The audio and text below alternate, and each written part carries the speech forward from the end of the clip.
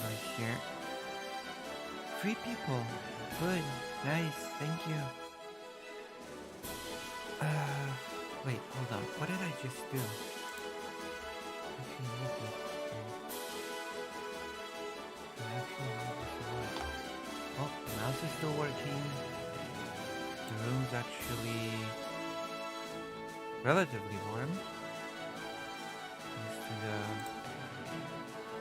heaters. 2 heaters that are in here.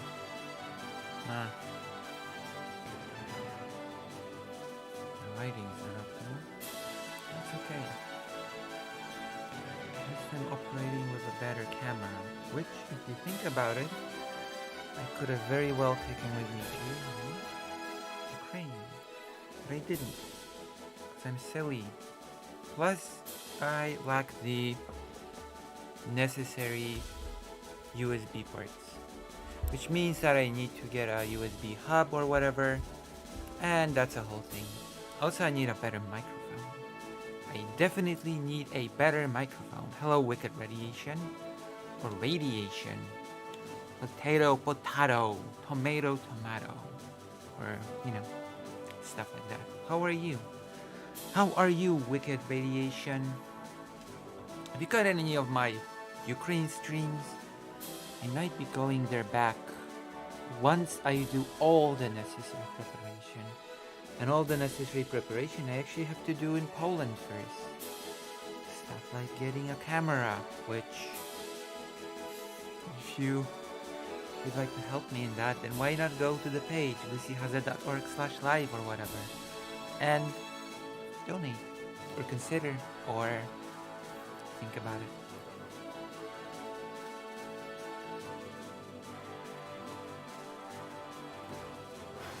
What's over your head? So, yes.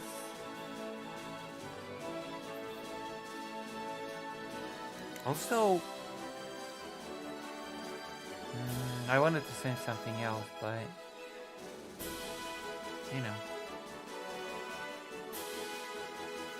I lost it. I lost what I wanted to say. I've lost it. Unfortunately, I've lost it. Ugh. How unfortunate it is to lose it. The brilliant thought that you had in your brain. The brilliant thing.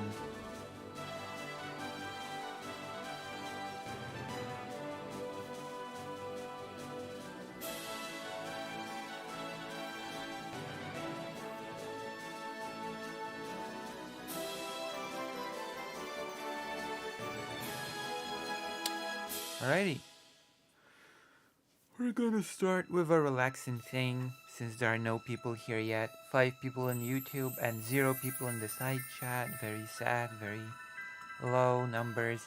Wait, maybe I could do something about it. So we're gonna start with a game plus react. The classic. Especially since there's been a thing that just came out and I wonder if it's even worth getting. I asked this question to a person and it's just been a confusing mess. So we're gonna go and watch a YouTube video that's gonna explain to us whether or not we should get that thing that just came out.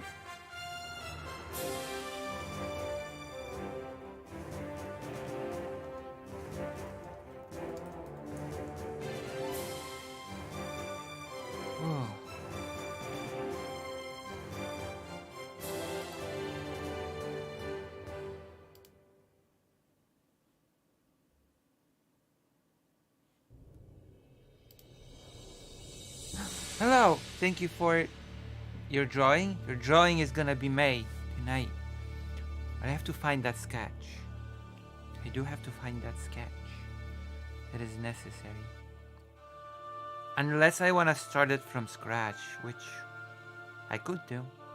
I could just listen to your description and start. Yeah, I'm just gonna start it from scratch. I don't care about that. Like it's like with that article. I lost the original ones when I returned from Ukraine. They do. They're a bit too long, so They're, maybe they're healthy. So, oh, I'm gonna make the game a bit quieter. Wave. Gosh. I have two radiators here. I have two radiators on. You know? I have two radiators on because it's so goddamn cold.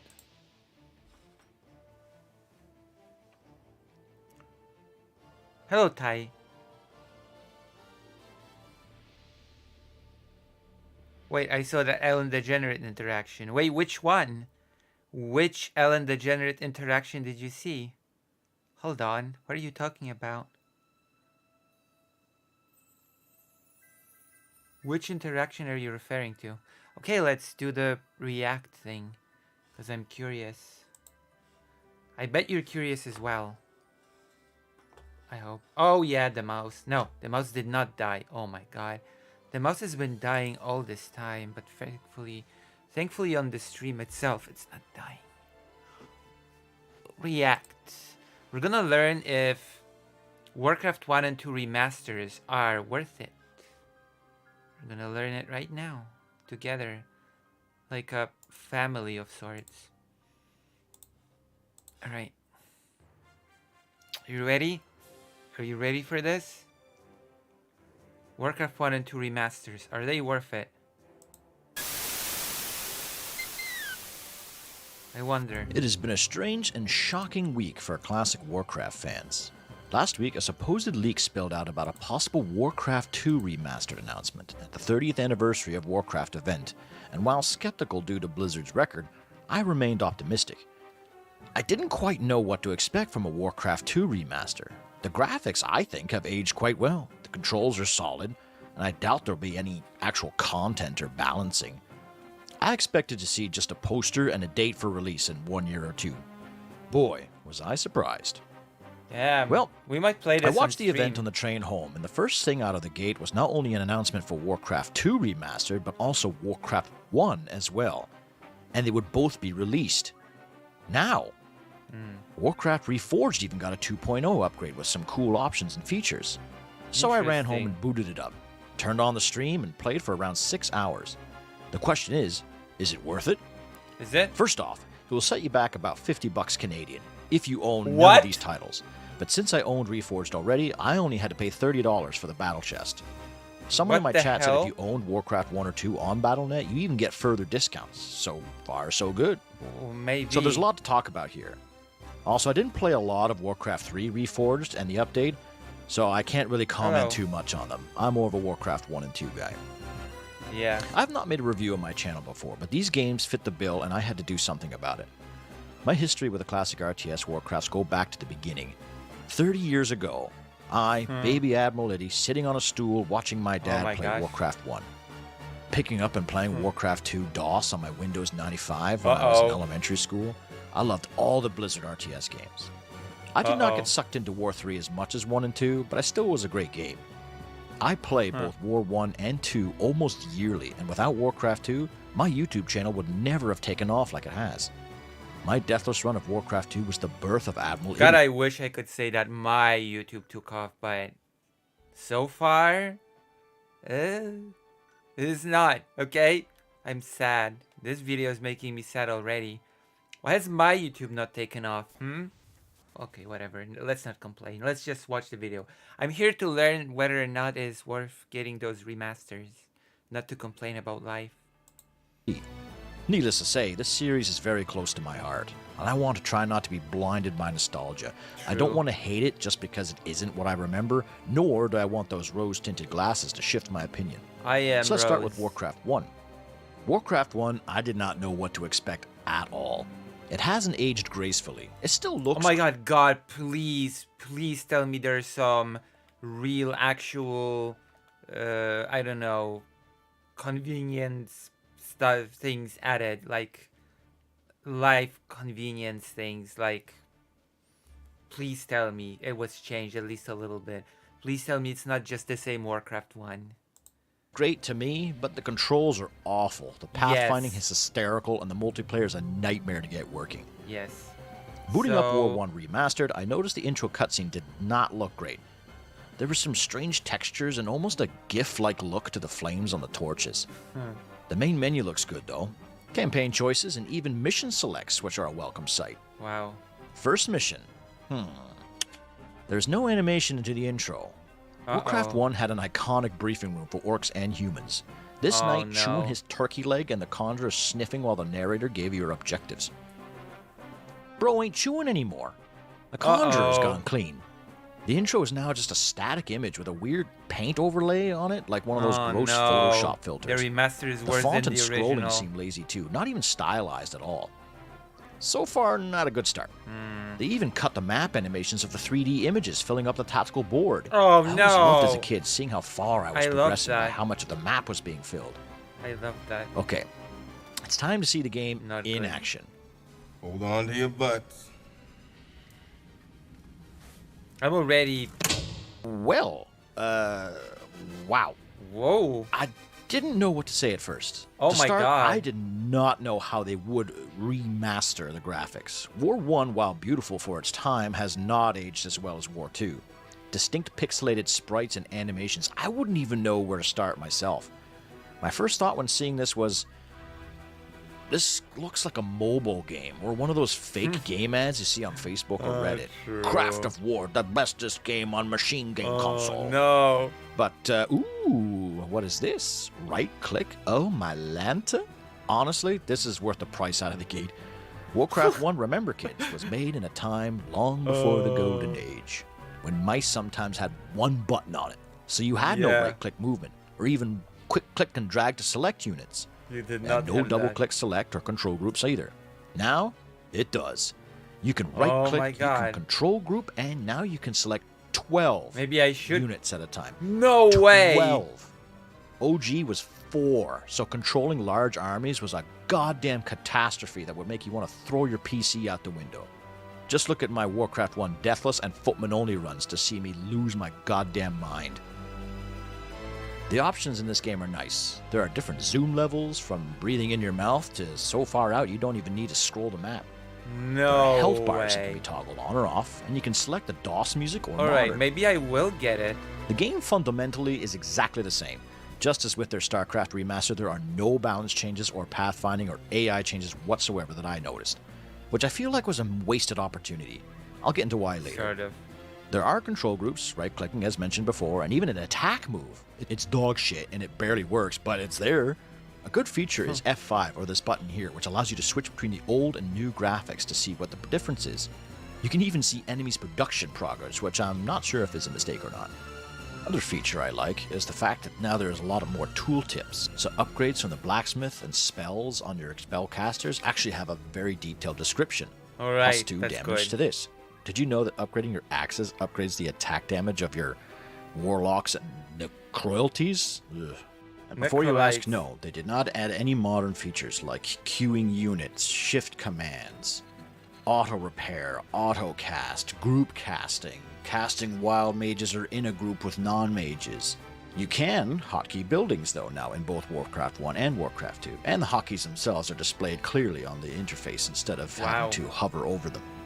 I am not a fan of these sprites. I'm not sure what to think. They seem a little cartoony for what I picture Warcraft 1 and its tone to be. That's The true. body parts seem to be disproportionate. I mean, this archer has huge arms and his legs are teeny tiny. This looks so The cute. animation of walking seems awkward too, not smooth.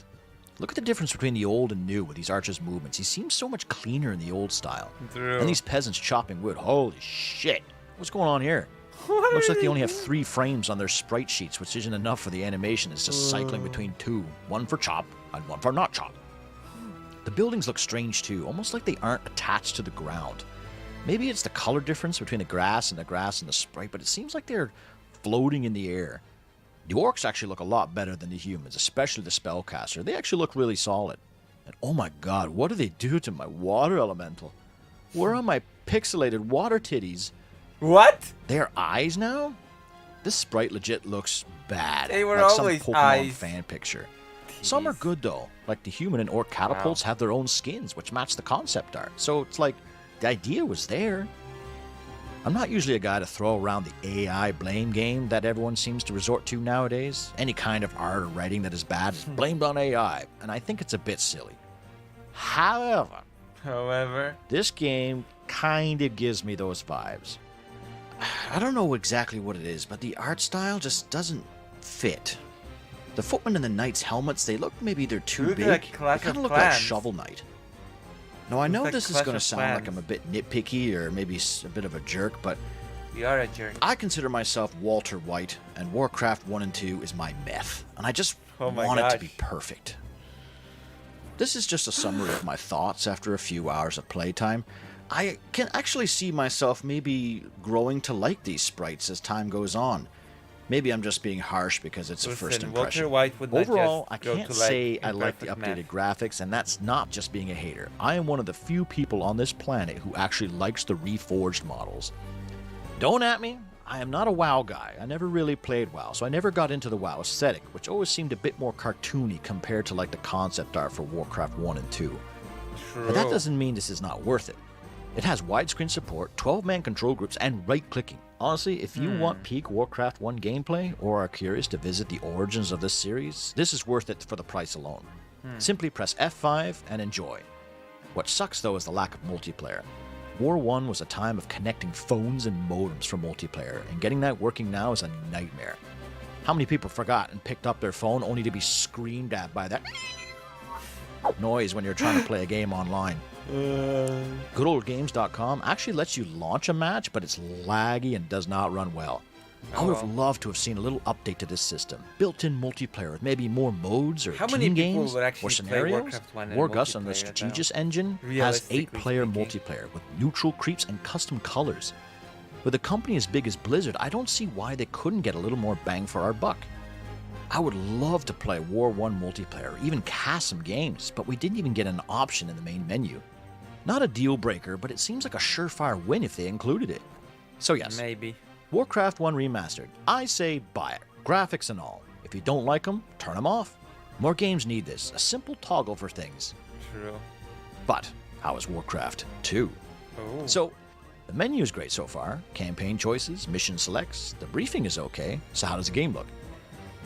Well, I'll be damned. It caught me off guard at first, but I will say this. I dig these new sprites. The terrain looks good. The sprites are good so far, except the peasant chopping wood. What the fuck's going on here? He's bopping to his favorite tunes while chopping. Overall, the graphics I think look really nice. The ships especially, I liked a lot. They even have a little water trail behind them as they move. It would have been nice to just have more though, which is the theme here.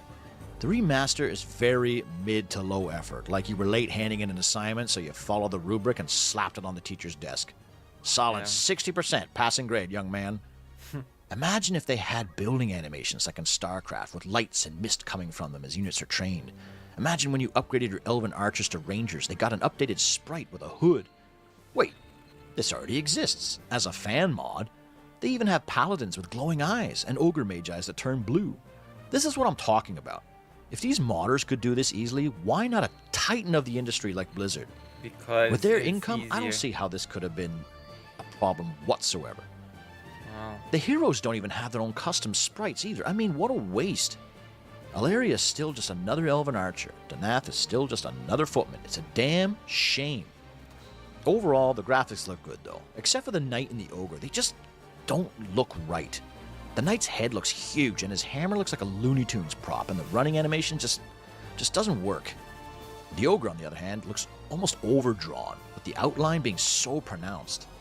True. Oh, and they put pants on my Griffin Rider. No pants on the ogre, but that dwarf butt was too hot to handle. Free the cheeks. Or give them all trousers. This takes me to balance, and nothing is new here, which means the meta is still Bloodlust Ogres for the win. I was really hoping for some balancing so humans are viable in multiplayer, or spell casting would be easier to pull off, but nope. Same limited controls and the same game balance. They did not even fix the ranged AI, so your archers and dragons don't deer in the headlights when a new target comes into range. Anything new to make the game a little bit more asymmetrical, you know? Maybe an extra armor on the footman. Maybe Bloodlust makes your ogres take more damage as much as give it. I don't know. I'm just spitballing. So how is multiplayer then? Well, it works. quite well, too, from what I played. It was easy to host and join matches, although the options How are is highly everybody limited. doing? There are no Will you get private or this public based matches, on so this you video? can't host with a password for your friends, and there is no I might get in-game it and play it alliance on options stream, or vision actually. sharing. So you cannot host a 3v3 and then have 2 people spectate without giving away your location. And without an observer option, like they added to StarCraft 1, it makes casting or watching multiplayer matches needlessly difficult. There are no even saved replays, so you can't watch your games afterwards. Just little things that they've already done for games like StarCraft that they haven't added here. It just seems lazy. There are no options for alliance chat without hitting Control-Enter every time, so miscommunication will be an issue. The War 2 USA server I play and cast matches on has more features than this remaster, and it's just too bad again. Apparently this game had a massive multiplayer scene back in the day. It would be great to see it again. Custom games are exactly the same. There are no options for teaming up with AI, save for making a map in the map editor, which we will get to. The AI itself seems exactly the same, except it doesn't break with the save and load glitch like the old ones. You can set up comp stomps in multiplayer now, and even give your team AI allies, but they still suck and operate as if you are an enemy, sending troops to your base, clogging up your shit while they get blasted in the ass. The multiplayer suite is bare bones, unfortunately, but in the end it does work, and it does allow you to play with people. I was creating and playing 8-player games with almost no lag or hassle. Broken record here, but it just could have been more. There isn't even a ladder or record keeping. Nothing to keep track of your wins or losses. Just... I'm watching to see if it's worth getting, actually. No spectators, better AI, no in-game alliance options, no modes like top versus bottom, free-for-all. You have to select 8 different teams for FFA. There are barely any options at all. The AI factions aren't even labeled correctly in the scoreboard. Literally every nation and clan is wrong, and the lore nerds like me, who love how they were originally color-coded, will get really mad. Well, this takes me to the map editor. Hey, do you remember the map editor for OG Warcraft 2? Well, you have seen the map editor for Warcraft 2 Remastered. It is the same map editor down to the same Windows 95 ass interface and font. Oh my god, that's not good. By the way, if you'd like to help me get stuff, then join the page and donate or subscribe. Thank you. Nothing new here. No trigger editors, no custom campaign options, no sprite customizations, nada, zilch. It does mean you can port old .pud maps into this one easy enough, but man, I was hoping for some custom scenario options like maybe orc heroes can regenerate health, or maybe allow us to tweak spells like Bloodlust so we can bounce the game for you. Nope. Maybe just had higher expectations for these, like not even any single-player maps or scenarios, but that's what I get for hoping. At the end of the day, are these games good? Yes, the best and most functional they've ever been. Are these worth your money?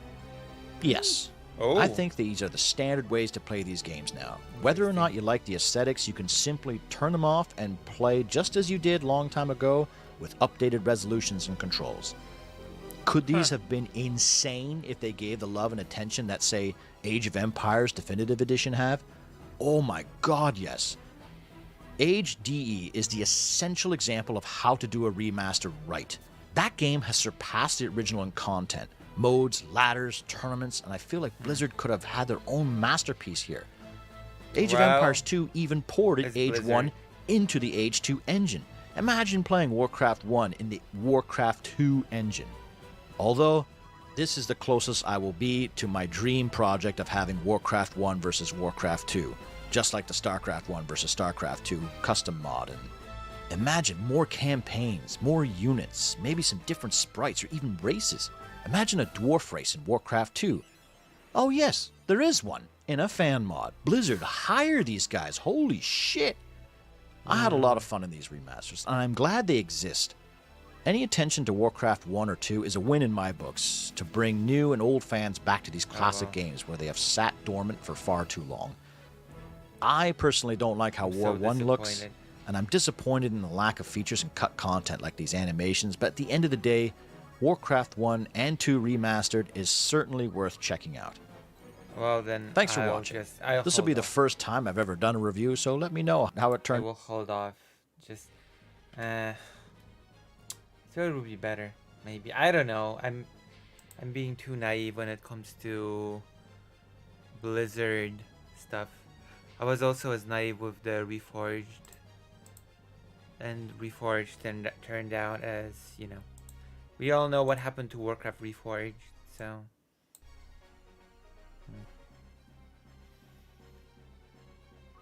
Let me see. Let's finish this map and then we're gonna do some Ukraine discussion. I've been... It was Activision Blizzard.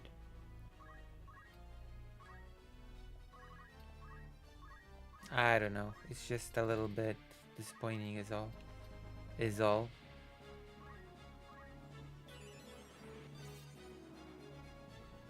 You know? Ugh. I had a very bumpy ride. It was so cold. And then I went to the wrong night bus and I ended up stranded in the middle of nowhere and was cold once more. Maybe I'm ill. And then I go back and there's no heating. So I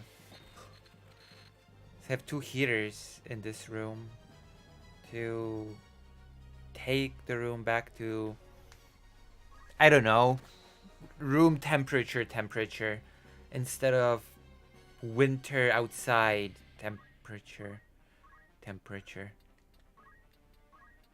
You know? That sucks.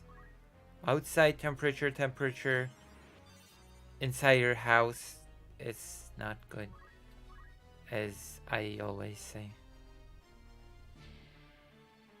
But you know, maybe I'm wrong. Maybe I should just be tough and withstand the outside winter temperature inside of my room. Make yourself known in the chat to tell me if I'm just being a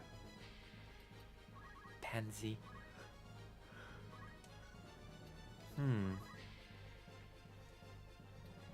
Alright, we're gonna kill them all with Phoenix Downs. 282. Thank you. I'm gonna have some therapy tomorrow. The problem with therapy, as with all things, is that it takes money. And the therapy that I attend costs about $100. Therapy costs me $100. It's pretty expensive. Well, I don't know, maybe for the US it's not super expensive. But in Poland, that translates to 4 times more money. So it's like a lot. $100 in Poland is a lot of money. But you know, therapy is important. And stuff. Therapy is really important.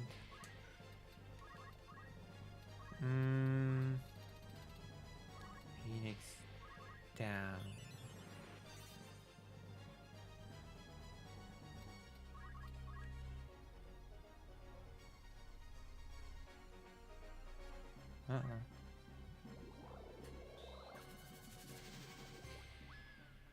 Well, oh. Why is it keeping... Calm down, Mrs. Top Laptop. Wow. Auto potion is not working today. Like, at all. Wow, the chat got so quiet. Are you all focusing on Final Fantasy Tactics, the super old game from 1 billion years ago? Well, this is the last enemy, so we're about to... It's about to be over.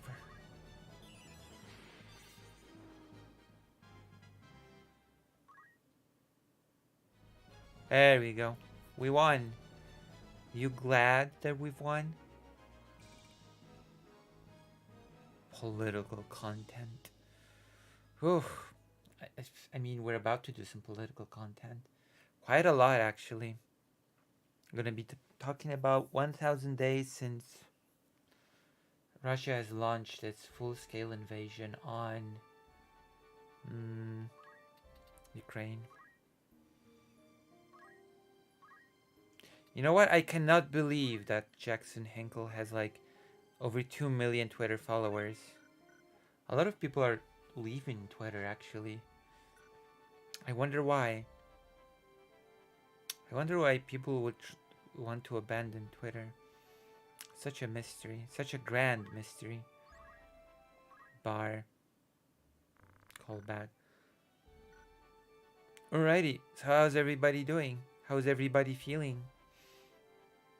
Seems like I forgot some of my HRT in Ukraine. But it turns out I have a full package of estrogen in here, so I'm not out of HRT. So that's good.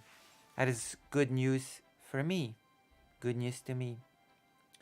I can continue taking HRT. And my doctor has not prescribed me more yet, so double lucky. If I did not have these hormones at home, I'd be screwed. Probably. Oh my god.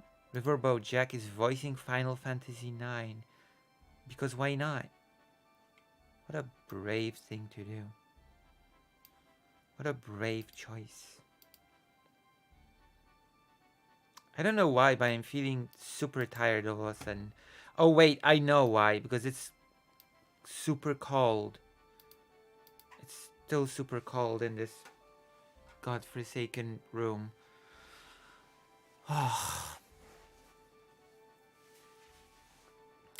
Like, it's warmer now, but when I came in here for the first time from, like, being away, it felt like I never left the outside. It felt like I was in a room that's full of stuff, full of books, one computer, but it's all on the outside in the middle of winter. And I was like, oh no. Oh god. I guess I have to turn on the heater. Hours later, wow, I don't feel any difference. So I brought in a second heater from a different room. And now, 2 heaters are working full time to make the room semi-bearable. I wonder what the temperature is right now in the room. It is not room temperature yet. I assure you, it's not, well, at least it's not warm yet. It's super cold still. Ugh.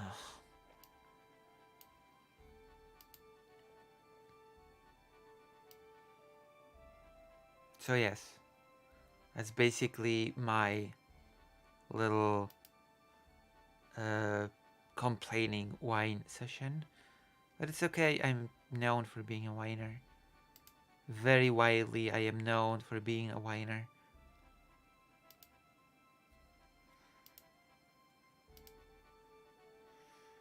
Wait, that's a sticker that I have? That's a sticker that I have? No way. Oh no way, this is a sticker that I have. That is so whack.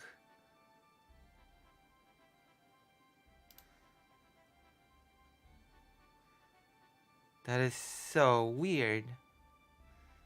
Oh.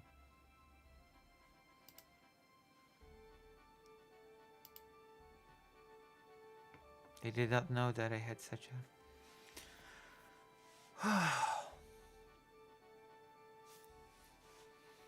Alrighty, so how is everybody? I'm gonna start a poll because I can see that the audience is being very asleep, just like me. I'm gonna start a poll.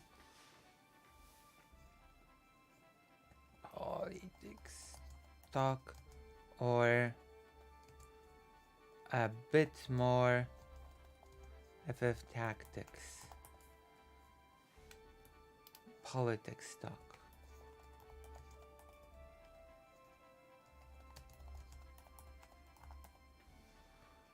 Wow. Oh.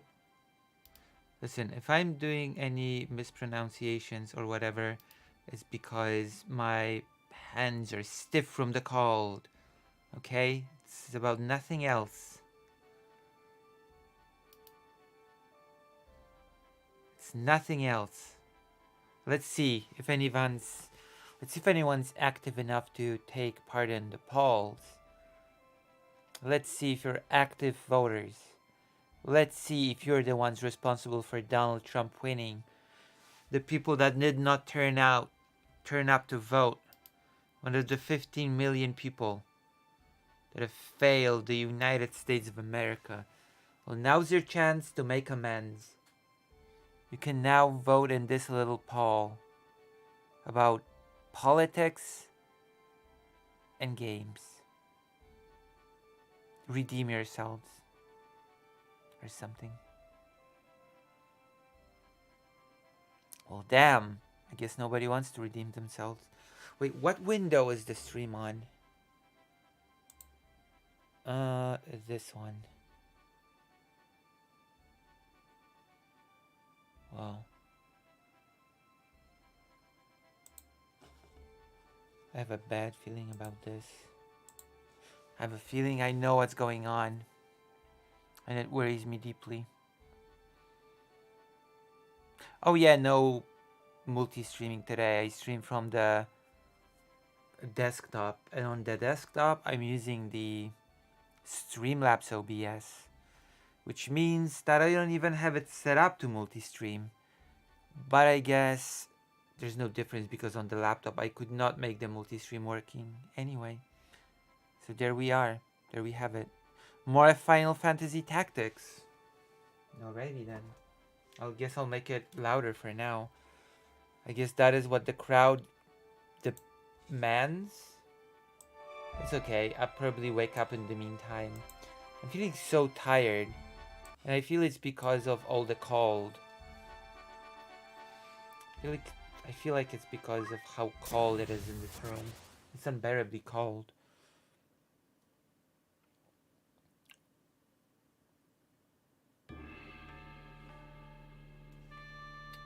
Here. Here. Here. Here.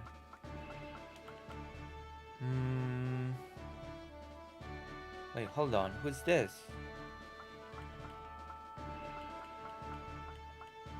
Alright, this is my squad. This is my team.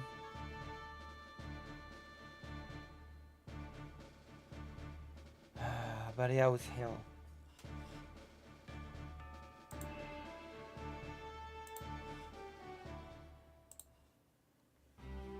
Oh, I did not expect this music to kick in, but it'll be fine. I want to finish all the bar quests before I move on with the story, actually, for some reason.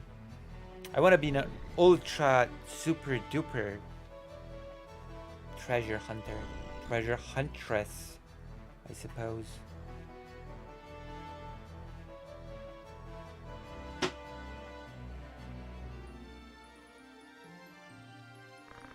Layer upon layer. Make your mark now. Haste.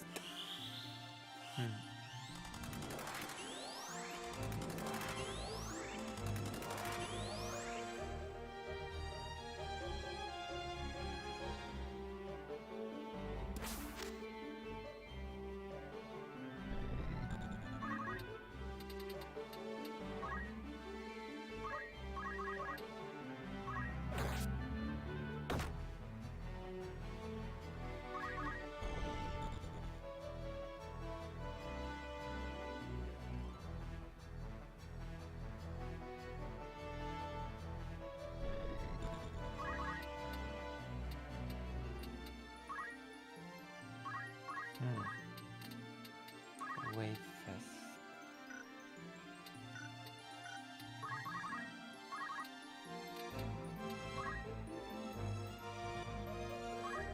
Wow. The chat is still so quiet. But at least there are more people in the chat. Hello, how are you? How are you, more people, when there was more people? So how are all of you right now in this magical moment in time.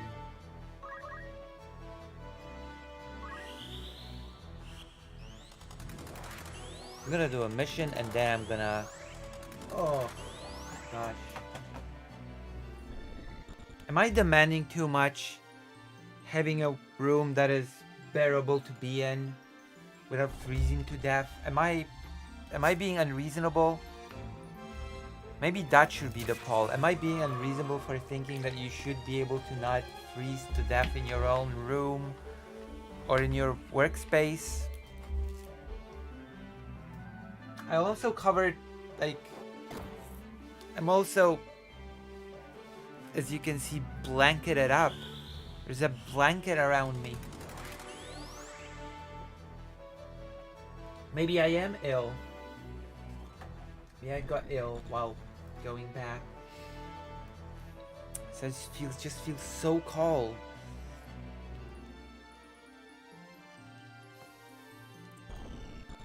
Oh. Feels so very cold, and there are two heaters here, not just one, two. Oh well.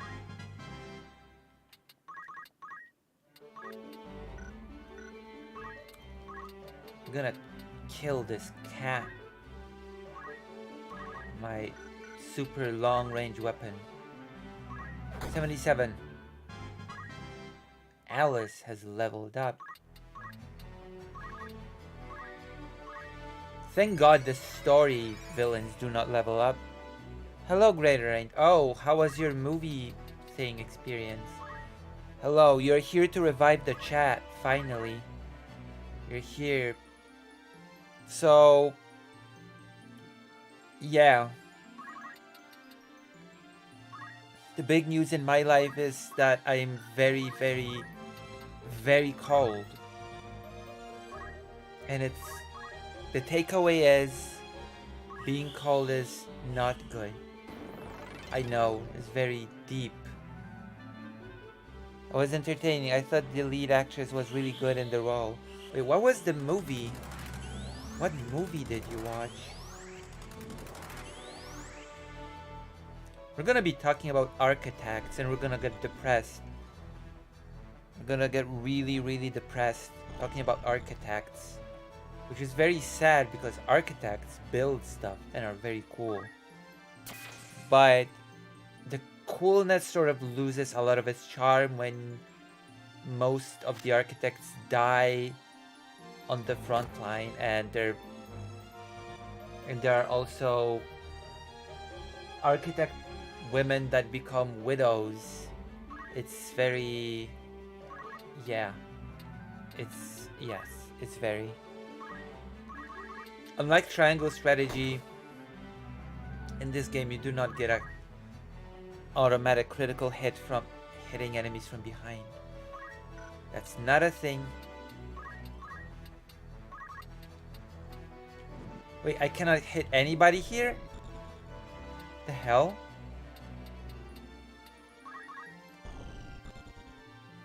Oh wait, is that the enemy?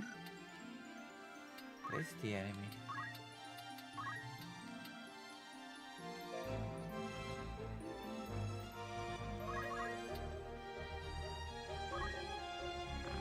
Cuts down to hell with your fingers. Secret fist. Death sentence. Thank you. What's Smile 2? It's a horror movie with the premise that seeing a demonically possessed person die will lead to the demon attacking the viewer. Basically, the main character went insane and dies, and the whole time you don't know what's real or not. Wow. Just like in real life. This is so deep. This is so deep. Like the deep. Oh, I'm gonna finish off the kitty cat. Watch me.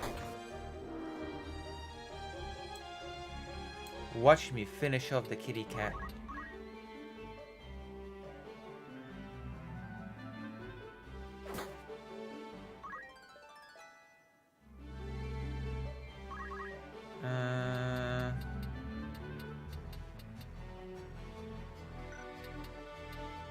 Alright. Hmm.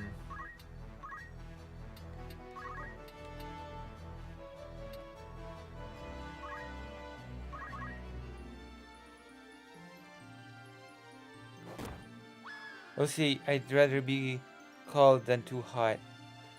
No, I actually rather be too hot.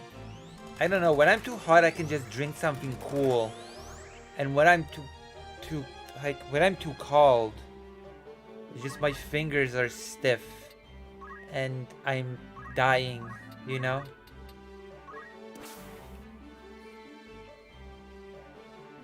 Like, I feel like I have many more tools to deal with being too hot rather than with being, you know.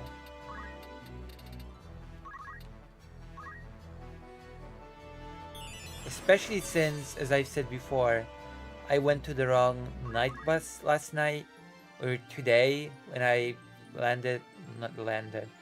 when I arrived at Warsaw. In Warsaw, I took the wrong night bus, so I ended up in the middle of nowhere, in super cold. I have to wait for an hour in the cold, and I had no options to warm up. Zero, zilch, nada. And I thought that was the worst. That was the worst experience ever. You know? It's okay. I'm home now. I am home now with no heating. Ugh, I feel like such a complainer now. I feel like such a whiner. Like all I do is whine and complain.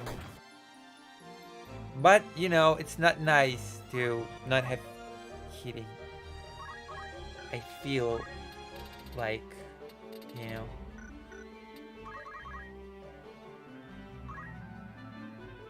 You feeling less angry having vented? Yes. Yes, I do. Oh? I do feel less angry. Furious. Enraged. Dr. Johns is not here. That is very sad. Dr. Johns is usually here.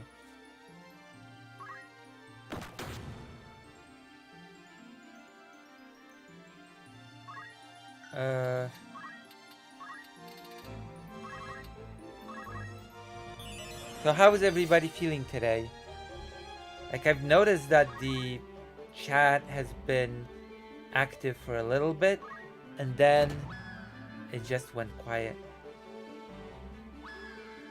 Yes. Death sentence. I do.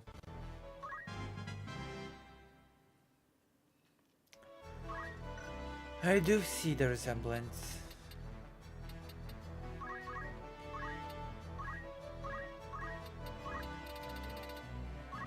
Do you see a resemblance between me and my father?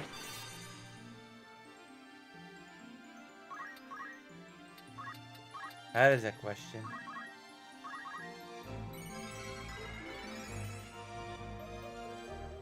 I resemble my dad. Playing CKP while watching you play FF Tactics. Oh, you're playing the family simulator. Missed! What a bad spell. Not a good spell. Uh-oh. Oh my god. The red thing is strong.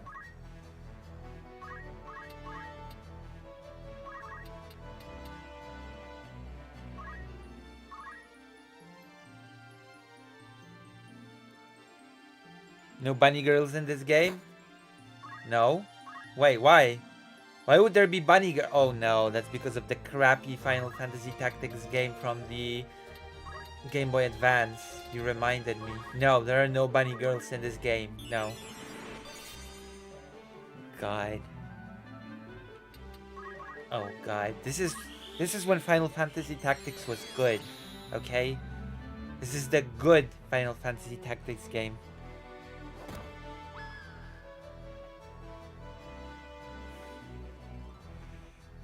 Between you and he, similar nose and similar eyes. You have.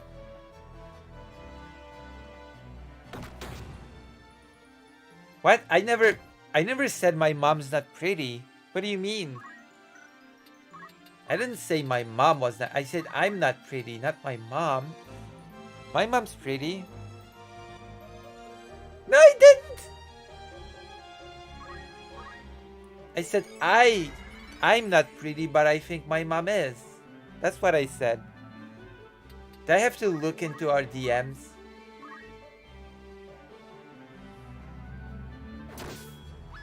Oh my god. What the hell? What was that? Did you see what happened just now? That time mage just bonked me to death. Okay, I'm looking into our DMs.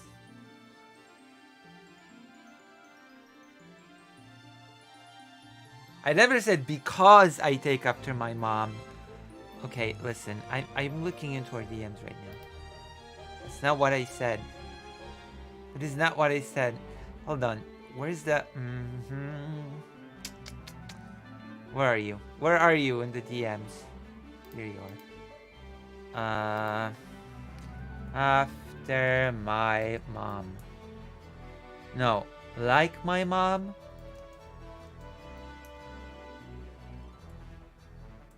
Pretty.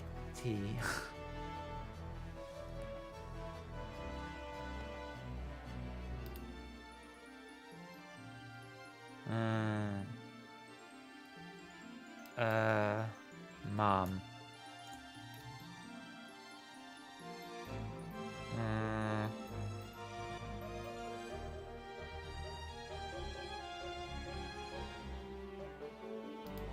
There we go.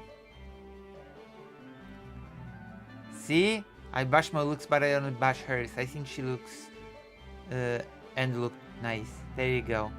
Evidence found. Evidence.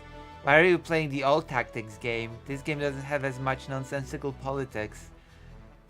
This game actually has good politics. Maybe. That was before Square Enix times. I never... No, I never call my mom not good. No. I only bash my looks. I don't bash my mom's looks. Listen. I don't bash my mom's looks. She already bashes her looks on her own. Oh wait, no, that's what my mom said actually. Maybe you remember that. That is actually what my mom said. My mom said, "You're ugly because you look like me." Yeah, that is what my mom said. So there you go.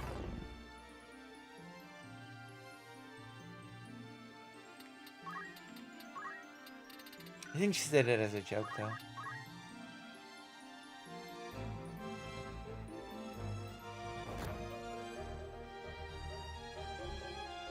You have very specific sense of humor in my family. That's a thing. Hey, we're gonna use the secret fist.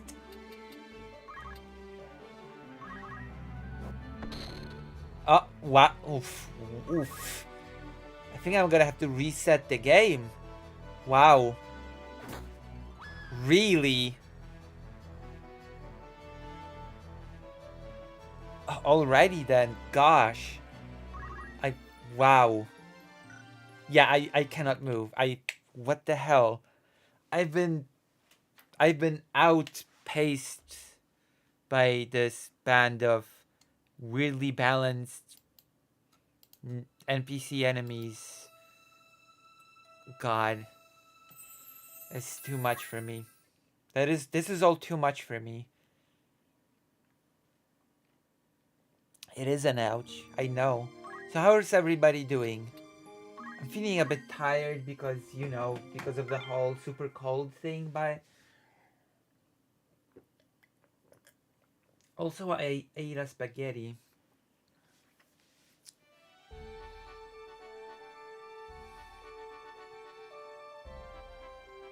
Just to find a more cheesy strategy. I want to master all of the jobs. Maybe that's my mistake.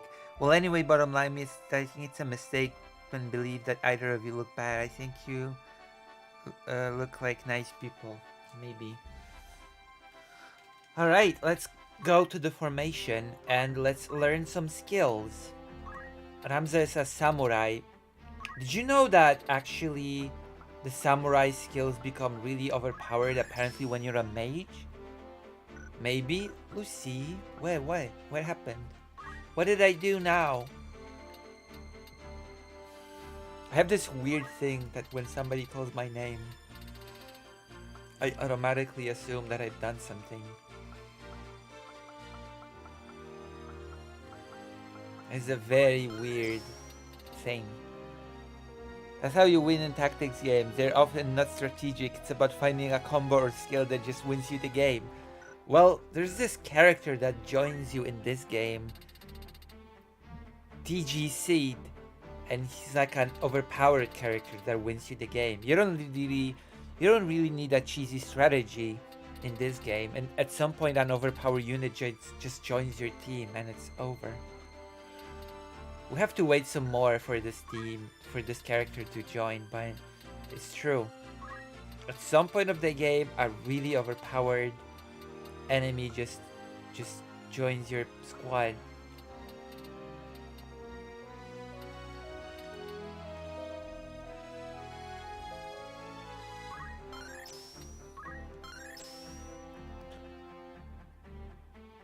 In progress, I suppose. You used to say just say no to the compliments.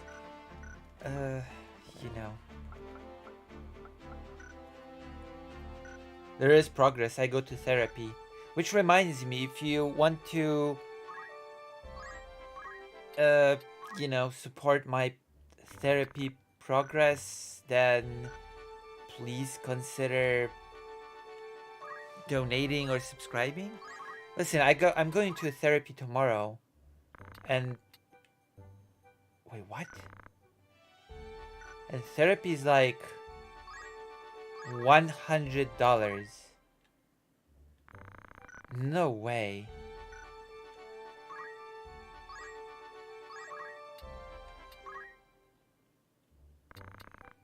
Holy crap.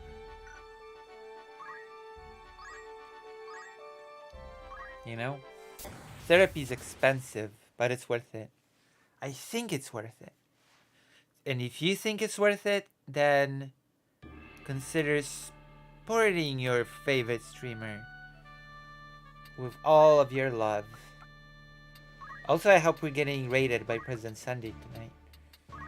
The new political President Sunday that is so political. What do you have therapy for? Or would you rather not elaborate on it?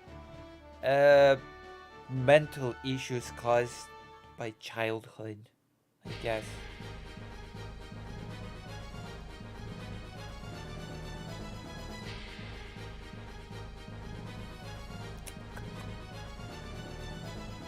Yes. I started going to therapy after, because at the end of last year I had a suicide attempt, and then I went to the mental ward, the mental hospital for a while, and then I came out of it. I left it, I was discharged, and then I started therapy, which I attend semi-regularly because it's expensive.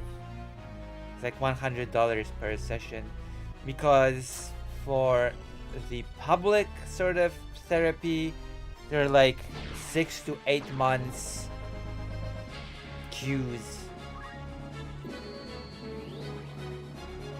Long queues for those. So I've been going private. At first it was less expensive, but they've changed the price to $100 at some point. No, don't. I mean, I'm better now. Also, thank you very much.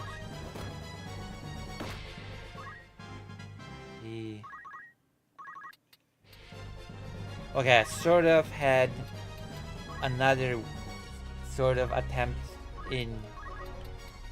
Well, that never mind. Let's not talk about that. Bottom line is, I attend therapy, and I have that therapy tomorrow. You know, it's gonna be great. I do like my therapist. She's very nice. I do like our thoughts. Layer upon layer, make your mark now, haste. I think I got a pretty good therapist. I mean, I don't have much experience with therapists, but as far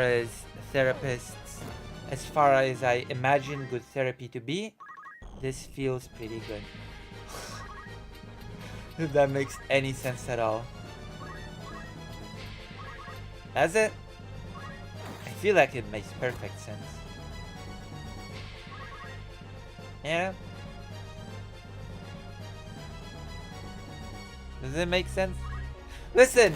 Be more active in the chat, okay? This last message cannot just linger in the chat for the rest of the stream. Come on! Oh my gosh.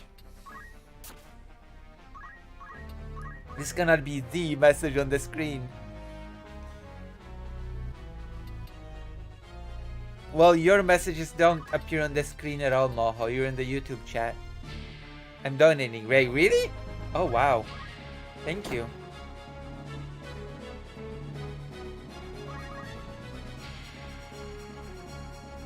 The therapy. It's at 4 p.m. as well. And I also need... Oh, I have to make a list. Hello, Tairyu. What is it? What is it, Tairyu?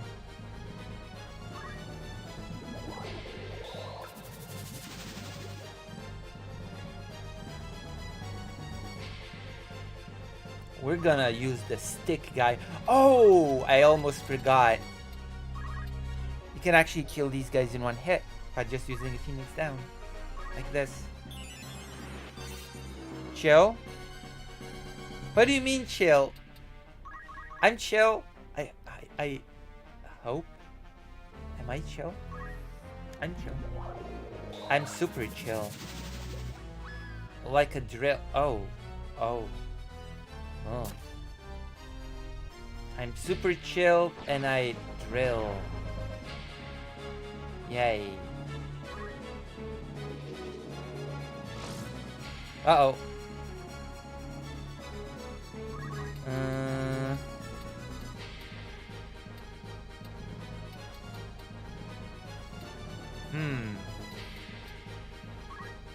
Great, I can do this.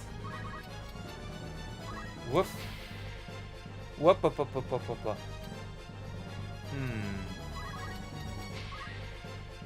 How do I resurrect this character? Actually, I unironically don't know.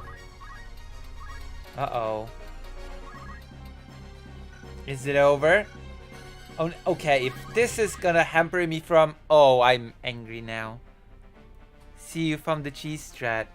That's not a cheese thread, that's an inbuilt feature in the game. It's just a feature of the game, that's not a cheese strat. These are undead units to just die from being fed a Phoenix down. That's not a bug, that's a feature. Uh-oh.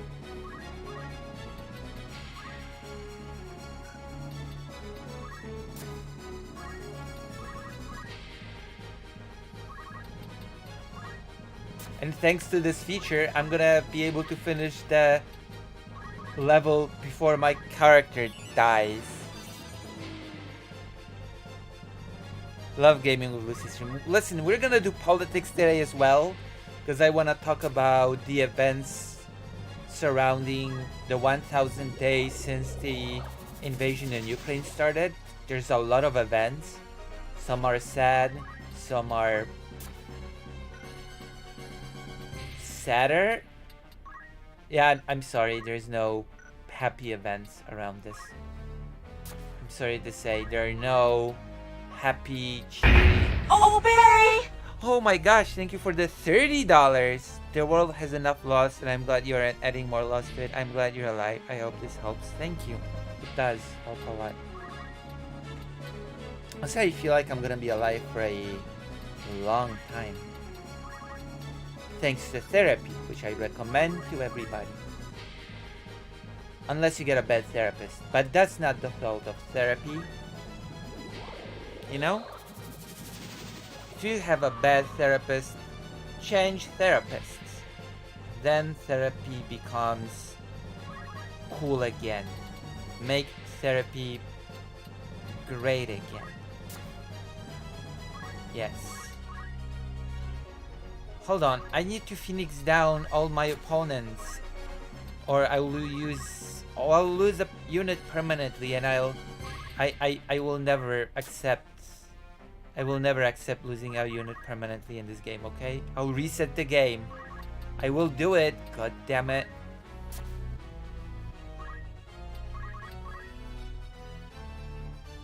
Burp. Move. Yes. You're dead. You're dead. Wait, what? I'm dead? Hold on, that was not supposed to happen. Wait, now I can kill you. One hit. Phoenix down.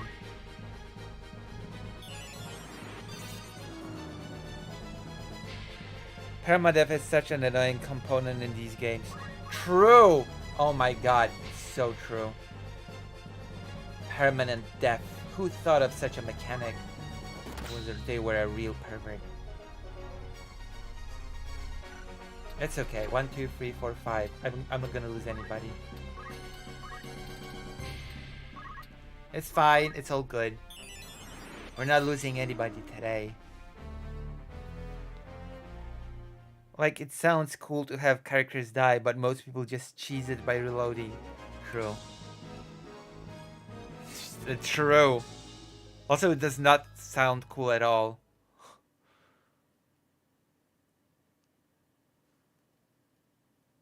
It does not sound cool at all. Actually, I'm gonna be honest. In the case of Final Fantasy Tactics, what it sounds like is when you permanently lose a character, it's basically game over and you have to restart the level. That's what it is, okay? It's not a cool feature. It's a game over for people like me that don't want to lose anybody. No one left behind. Some people don't care, but I care. I care a lot. I hope I care. No, I care. I do care. Call back. Very suspicious. Oh wait, I might as well shop. Have I told you that I really wanna... I actually really want to... Wait, what? There's better gear? Why didn't anybody tell me that there's better gear?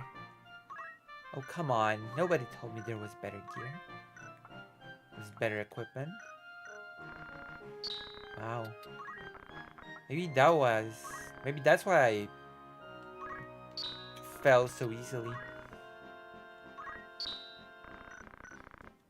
Alright, let's do this. So as I've said before, I want to do all the bar quests before going furthering the story. I think my meds got me crying more lately. Why am I weepy but less sad? It's still somewhat sad. I'm like hella emotional over nothing. I keep being super emotional, but I don't perceive it as nothing. But then people that are close in proximity when I cry, and I cry over the thing that I perceive as not nothing, tell me, hey, you're crying over nothing, and then explain to me why, and I'm like, oh, I guess maybe I am crying over nothing. And that's what happens. You know? It's a thing. What the hell? Why so many of those birds? And they can heal each other. This is gonna be so bad for me, isn't it? I sort of feel like I'm screwed. And those weird tentacle people, those weird tentacle Call of Cthulhu enemies, they can cause confuse, which is even worse than the healing chocobos. You know?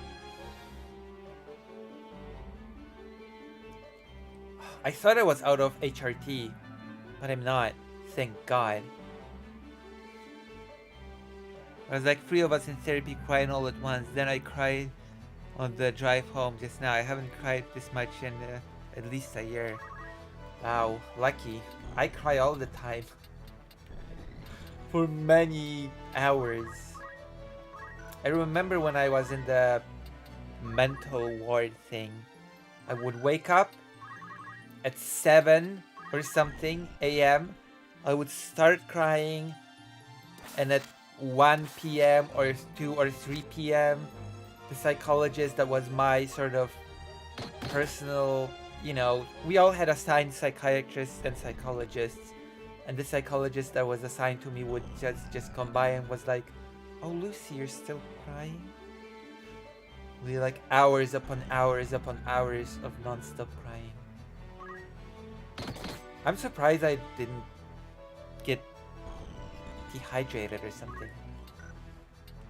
I mean, I probably did, but I also drank a lot of water, which in hindsight, it was a very smart thing to do. So it was a smart choice, you know?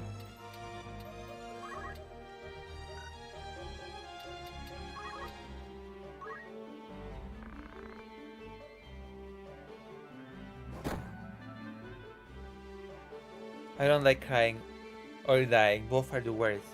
I think one's a bit worse. But I'm gonna let you choose which one it is. I'm not gonna decide for you which one's worse.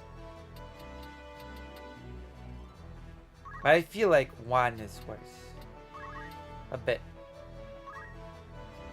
Just a bit.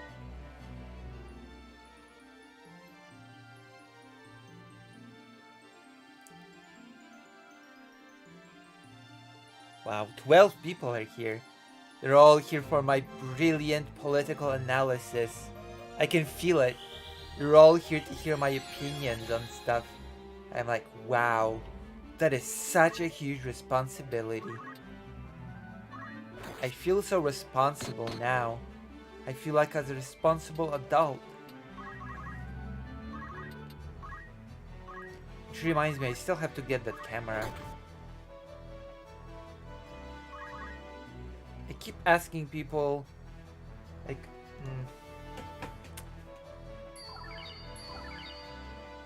I don't want to know which one you think is worse.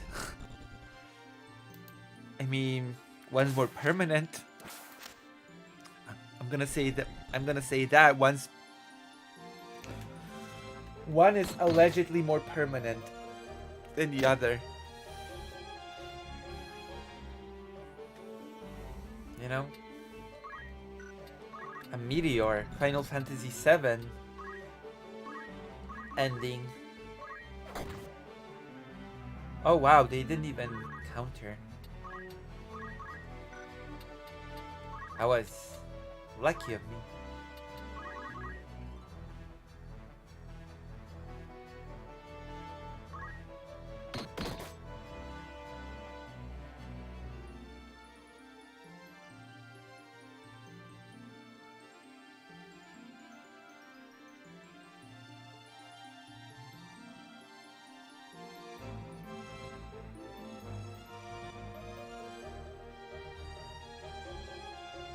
Alright, let's do this. You know what? I think I should finish the bird. Wait, what? I cannot? What the hell? And I would have finished it as well. This sucks. You suck, monk. I feel like I should be playing triangle strategy instead of this game out of spite. Okay, I destroyed one bird. Maybe I won't be spiteful after all. Spite is a bad emotion. I like see how the enemies can see your attack range, but you cannot see their. Have you ever played Vandal Hearts 2? That one had a really strange spin on it. You know how usually you take turns? You take a turn, an enemy takes a turn. So in Vandal Hearts 2, you and your opponent move at the same time. You move your unit, and the opponent moves their unit at the same time. You move simultaneously. So it sort of became like this game of you predict where the enemy will move, and you move where they will move in your turn, and you position yourself so that when they move, you move behind them and hit them. And because the enemy usually wants to hit you from behind, you just move where they will be when they will want to hit you from behind and hit them behind instead. That is what that became. Interesting?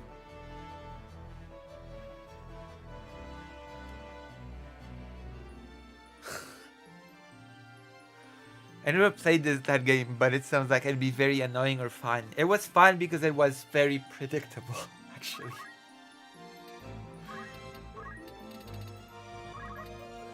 What made it fun is like it was extremely predictable, and because it was so predictable, it made you feel smart. I was like, oh yeah, I got these enemies all figured out, and it makes me feel really good about myself. It makes me feel like I'm so brilliant. Spite's kind of, I don't know, I think not all motivation is necessarily good. I mean, want for revenge is pretty motivating, but is all motivation always good? Kill yourself, bird!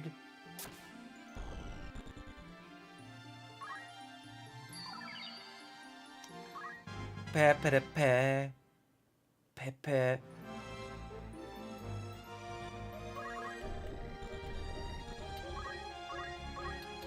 I think we're doing actually pretty good.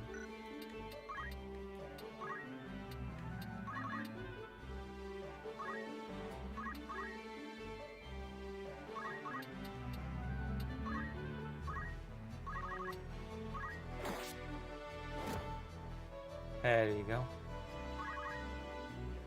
Bird! I'm surprised the bird did not heal.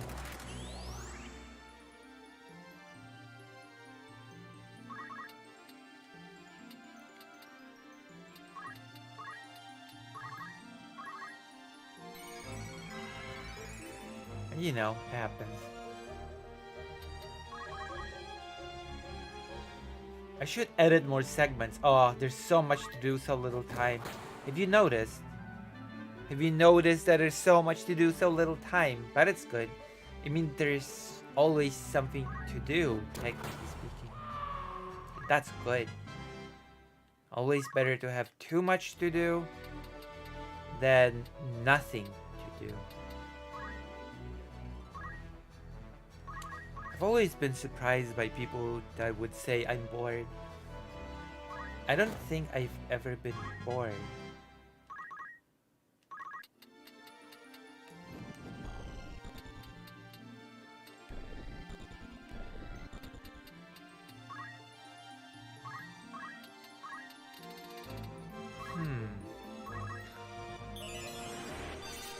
Oh, the chat's so quiet again.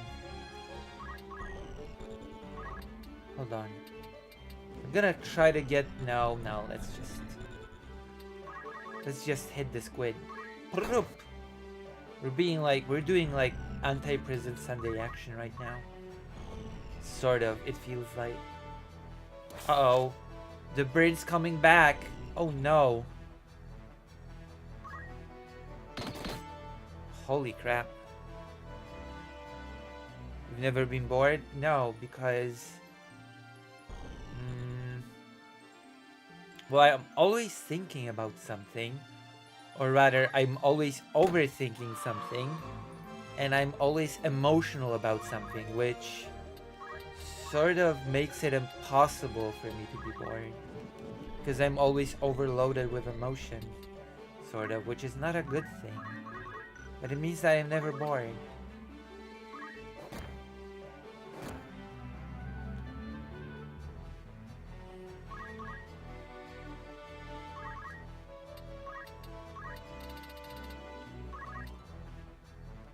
You know?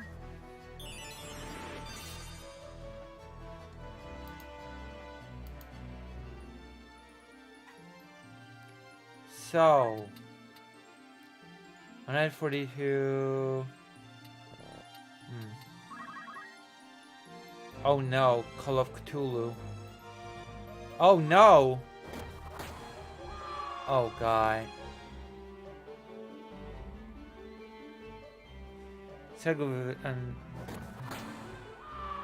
Oh gosh, wow. See, if we sort of exchange our powers, then we balance each other out. Sort of. Maybe. It feels like it.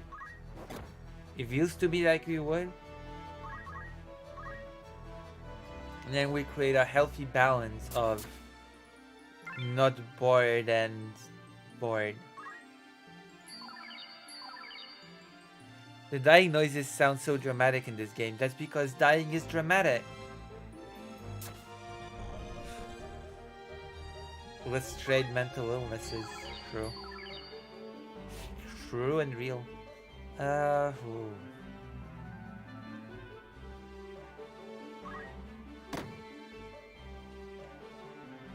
Just don't die. No promises. Especially since those pesky birds, like, they just heal, you know? And it makes it hard not to die. You get my drift? You catch my drift? I feel like I should revive this guy.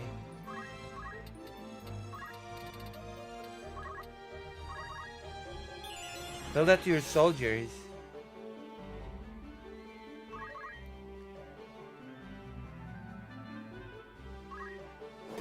They're mercenaries more than soldiers, to be fair.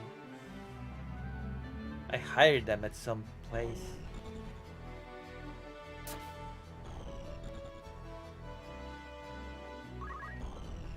I should kill this bird once and for all. Oh, I know. I'm gonna use the secret fist. You know, the one that gives the death sentence. Die! Yes! Finally. Alright.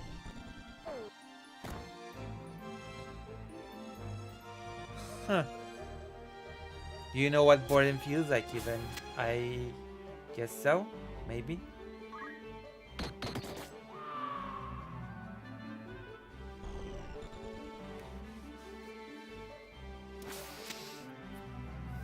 I imagine that it feels pretty dull. Ta-dum-tam, ta-dum-tam. I'm funny and you know it. I have a brilliant sense of humor.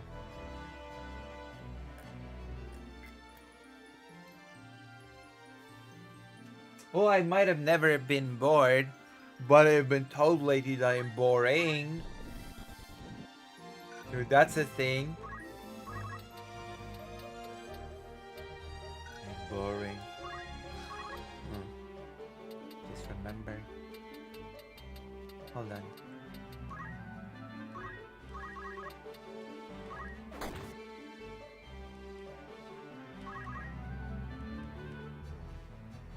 You're blowing my mind a little bit. How is that just a fundamental human experience? I don't know. I'm just always thinking about something and overwhelmed or something. It just makes me never bored. It's tiring. It is tiring not to be bored. Also, when you're bored, you can always just go to sleep, right? Or something. Or eat something. Well, gosh. Life's never boring when you eat something good, I imagine.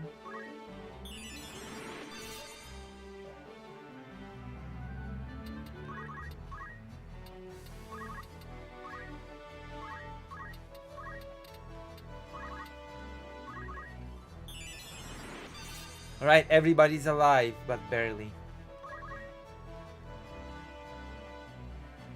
You're gonna kill me, bird.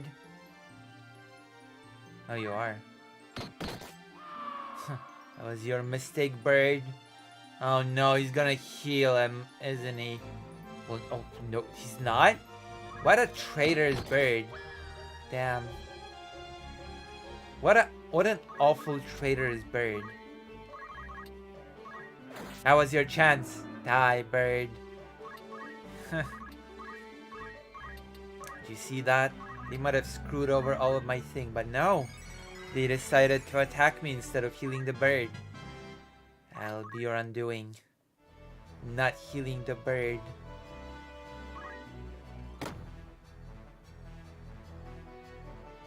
You're gonna regret not healing the bird. Boredom to me is like a feeling of dissatisfaction, not just with my current state of things, but with everything. It feels like I'm imprisoned by my own inability to feel fulfilled by anything in the world, even things I know I once enjoyed. This leads me to feel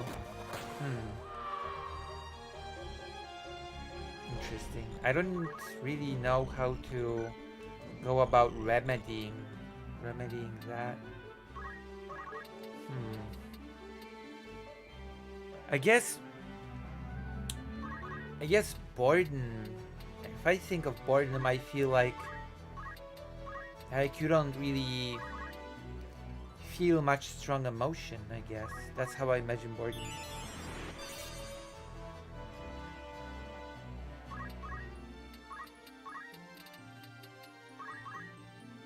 I mean, okay, I'm not. I feel like I can think of a few remedies, but I'm not sure. Is pot legal in your state? Might feel like stupid advice, but is pot legal in your state? Yeah, pot. Weed.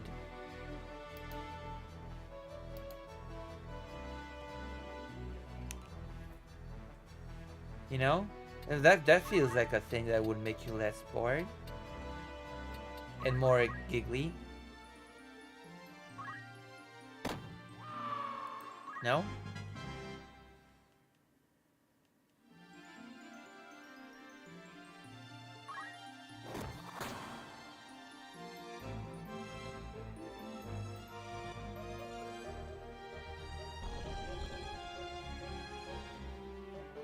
Giggling, are we? Oh, yes.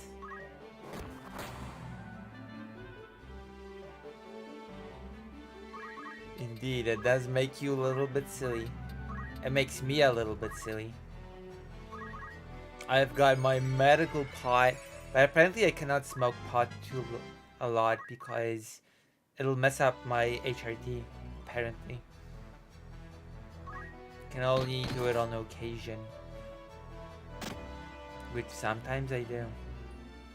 I mean, not really. I've done it once recently.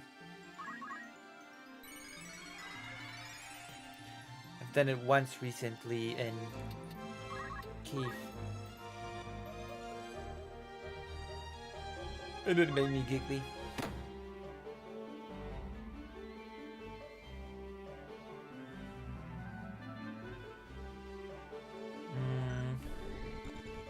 2 rounds till permadeath, 2 rounds till permadeath. I feel like I can get the bird.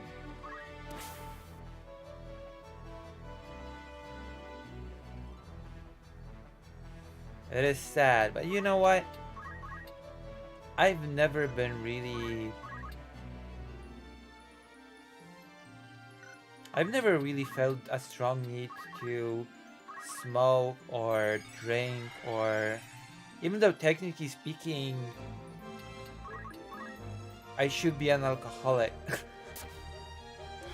Technically speaking, I'm made to be an alcoholic. As weird as that sounds.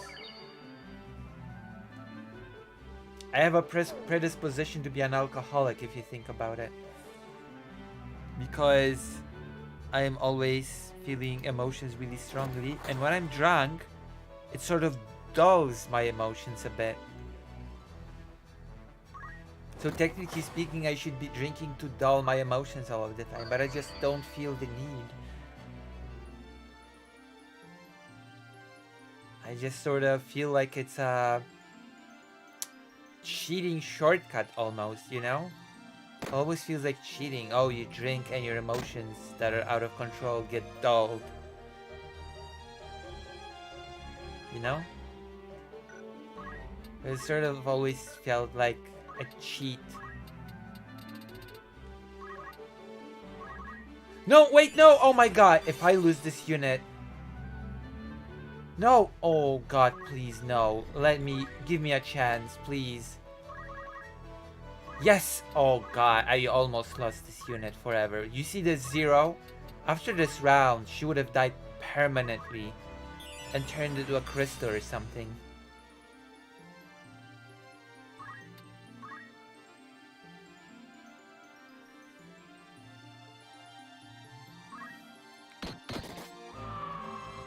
I don't feel the need to drink, which is a good thing. I think I have family history. You did mention. 0. Almost permadeath. I'm so glad that the Chocobo did not steal my crystal.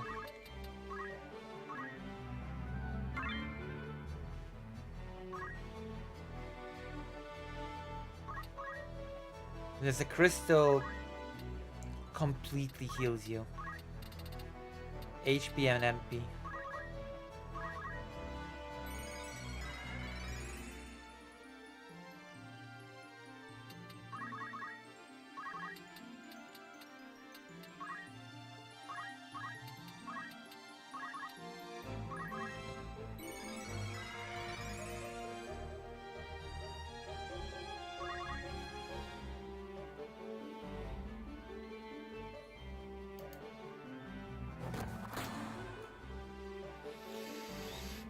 I suspect if I ever tried any harder substance, I would lose myself to it though pretty easily.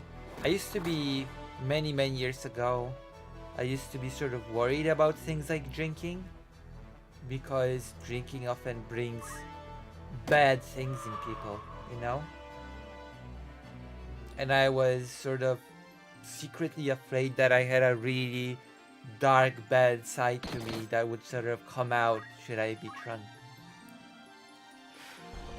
But I guess I got drunk and that never happened, so I guess I just don't have an evil, dark side to me that I was afraid existed.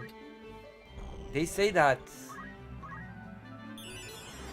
they say that alcohol is not really to blame for people being aggressive when drunk. They say that it just basically draws out what's already in you.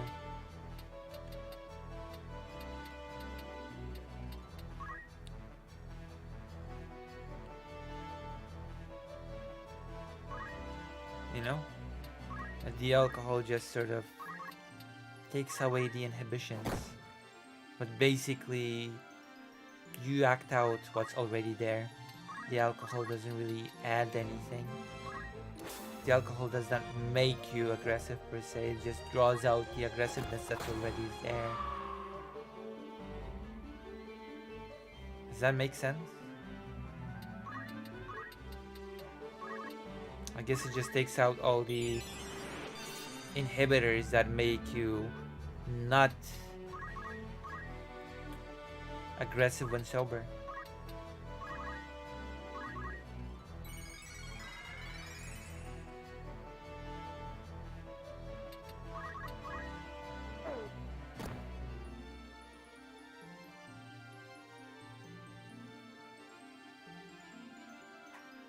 Oh, healing bird.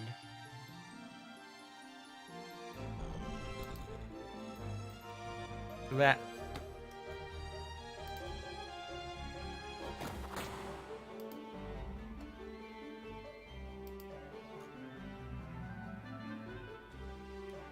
Very cheap. Very cheap item. I can afford a lot of Phoenix Downs. It is very cheap in this game. Also, if you enjoy my brilliant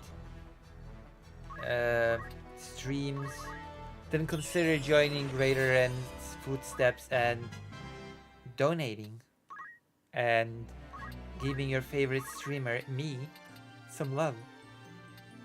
Have you considered giving your favorite streamer some love?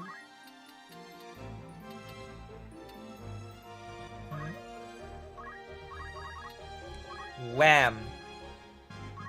Ramza is leveled up.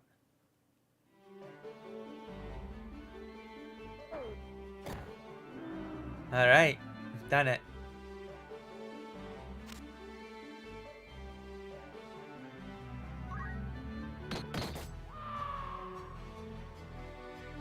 People are... Oh, God.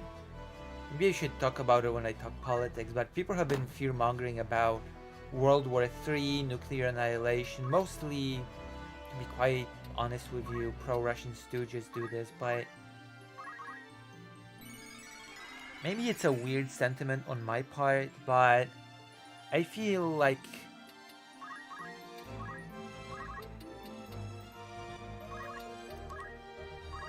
I feel like it's a very disgusting sentiment to want to sacrifice millions upon millions upon millions of people's lives. Like, many people are dying and you want to just sacrifice those lives for the sake of feeling safe about a hypothetical nuclear destruction scenario, you know? As long as a person feels safe, they don't care what happens to millions of people, displaced, killed, or whatever else. As long as they can feel safe about not being nuked. Possibly. Maybe. I think it's pathetic. Uh-oh. I have this thing on my phone that warns when there's an air siren, and it just went off. Apologies for the sudden siren noise. I just have an app, okay? That warns me.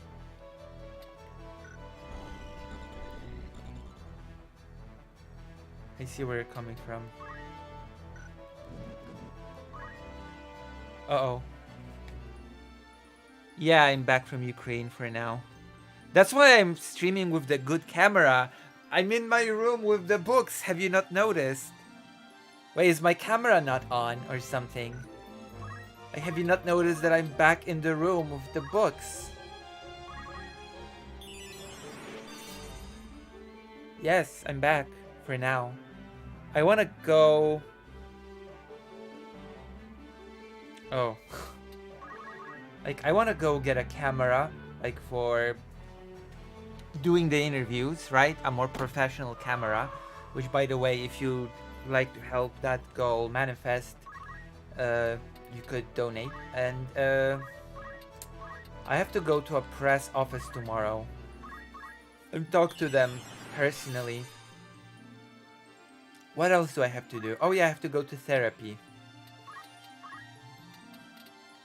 So those are my plans for tomorrow. The main plans. There's side plans, side quests that I gotta do. Like, I'm gonna go to a computer store. I'm gonna buy a thing that I wanted to buy in Ukraine, but I could not find it anywhere. But suddenly, I do a quick search on Google, and I found it here immediately. And I'm gonna get it. unless it's clickbait or something, unless it's false advertisement. I'm gonna go to the store, I'm gonna ask for the item, and you're gonna be like, oh no, we don't have it. Which happened to me in Ukraine once. That was annoying.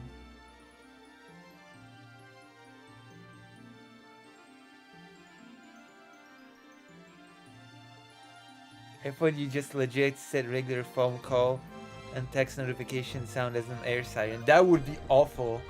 That would be an awful thing to do. No, I actually have an app that warns of where, you know, I will let you know. It would be pretty awful and cruel to just set your regular ring thing to the air siren. So you think about it. In my opinion, it's a pretty bad thing to do. All things considered, you know? It would feel like mocking the real thing and the awfulness of the bombings and drone attacks.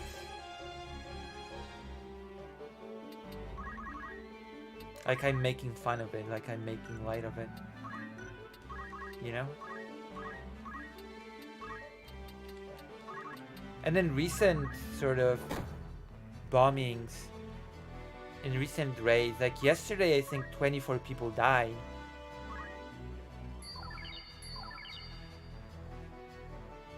So let's keep that in perspective, you know? People die from those. Which should be obvious, but maybe, but I probably still use something different. I'd probably still use something different than an air siren.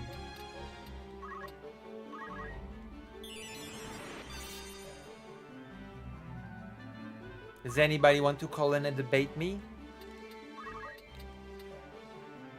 I talked today to a person that will want to... that started streaming recently and started streaming just like me, without a voice and without a face. A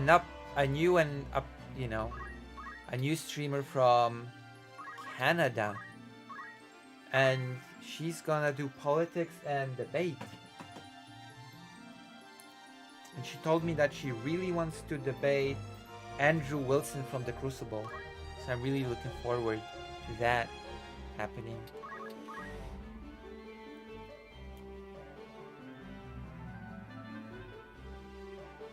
Listen, recently there's been this huge attack on Kyiv when I've been in Ukraine.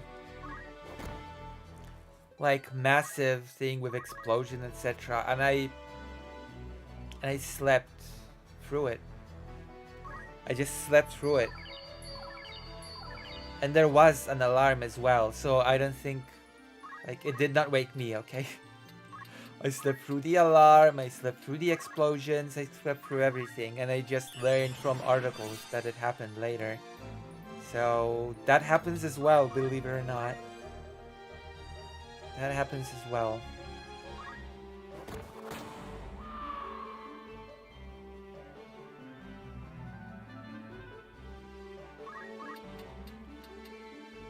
Happened to me very recently.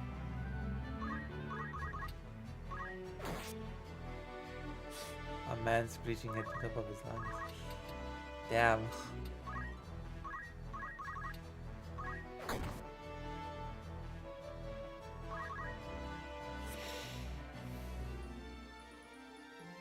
I turned on all my... I felt a little bit embarrassed because I turned all of my noises on in the phone. Like all of my jingles and sounds. And that means all the apps that warn me of air sirens are on as well. And it was like the middle of the night and suddenly on the bus, like this notification, here's an alarm. You better go into the shelter. Started talking in Ukrainian. I was like, oh, thank God the bus is fairly empty.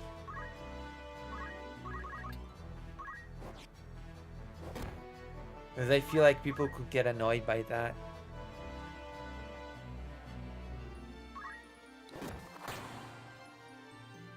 I was like, uh-oh. I did not expect that to be that loud. Uh-oh.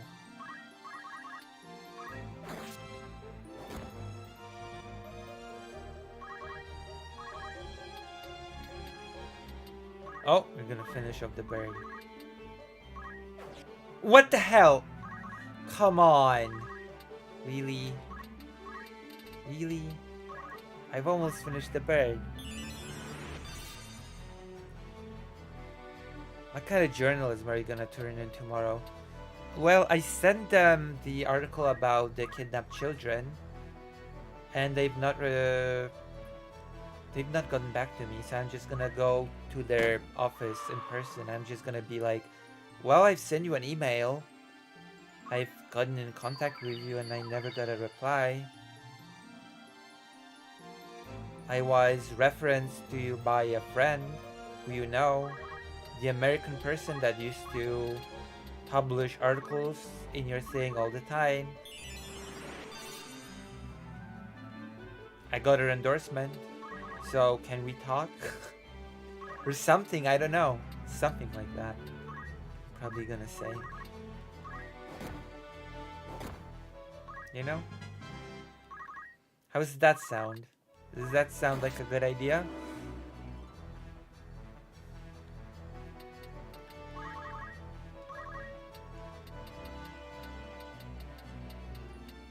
It was actually this moment at the border patrol when I don't remember if it was Polish or a Ukrainian guy. I think it was a Polish guy. The Polish guy was like, "Why did you go to Ukraine?" I was like, "To do interviews." And the guy was like, "Interviews? You're a journalist?" I was like, "Aspiring." Ay, ay, ay.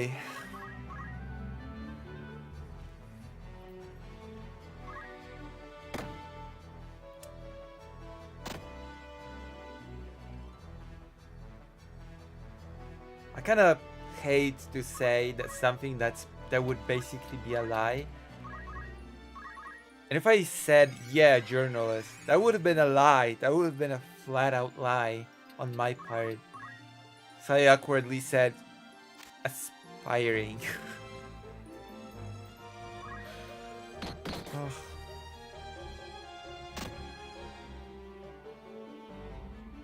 You know? The bird's still alive. Does that make sense? I hope that makes sense.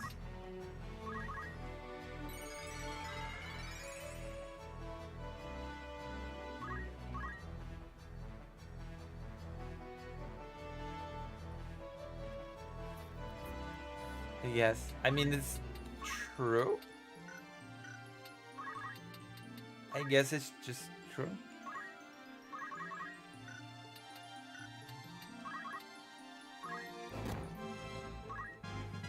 Ta ta ta ta.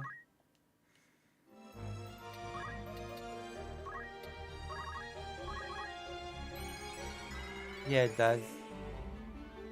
Thank you. Are there many people that sort of like throw around the term journalist even though they should never be calling themselves that in a million years? And there were many people, okay, not many people, there are at least a few people that sort of did the real journalist work, but where they were a lot more humble about calling themselves journalists. I feel like we should be a little bit more careful about using the term, because it feels like nowadays everybody's a journalist and a historian. Everybody's a historian journalist nowadays.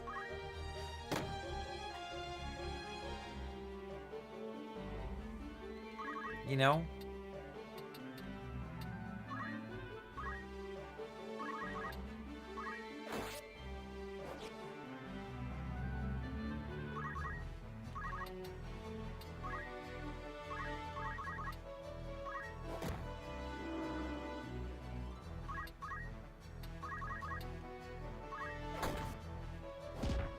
Whoop. Whoop, whoop, whoop, whoop, whoop, whoop, whoop.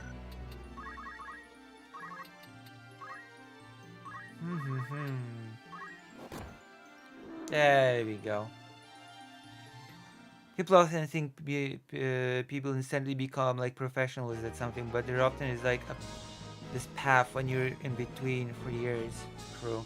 Although there are definitely people that I would call professional journalists. I think there's ethics involved in being a journalist. Not all journalists, quote unquote, here to are thoughtful of. Oh yeah, some are just propagandists that call themselves journalists. Jackson Hinkle. I don't even know if Jackson Hinkle describes himself as a journalist, but he is such a hack. Well, no, I think he did.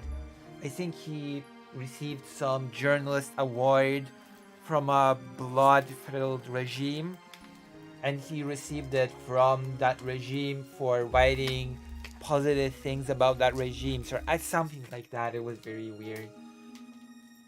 Jackson Hinkle, the biggest hack on the planet. One of the biggest hacks on the planet. Over 2 million followers on Twitter. I just cannot believe it. I mean, I sort of can, but... God.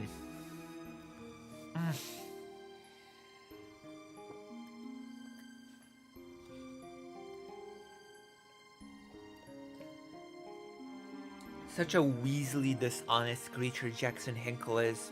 I've watched a few of his debates, and he always squirmed out of any sort of honesty. Also, he squirmed out of a boxing match with a streamer, but that's neither here nor there. That's Jackson Hinkle for you. And of course, he's a massive pro-Russia sellout. He's in Moscow right now, I think. I started a very spontaneous Jackson Hinkle rant, but that guy's just awful. Awful guy. A very repulsive human being. On many levels. You know? Wait, what happened? What hell? Well, what? I could have... Wait, what happened to my guys?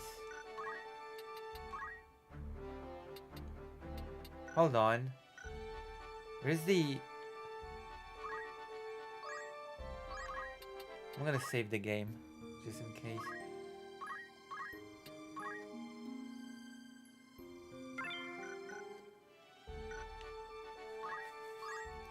Are any of you familiar with Jackson Hinkle? Or did my whole rant just fall on deaf ears? Wait, where's the... Wait, hold on. Where's the bar thing that I... What? The name sounds super familiar. You might have...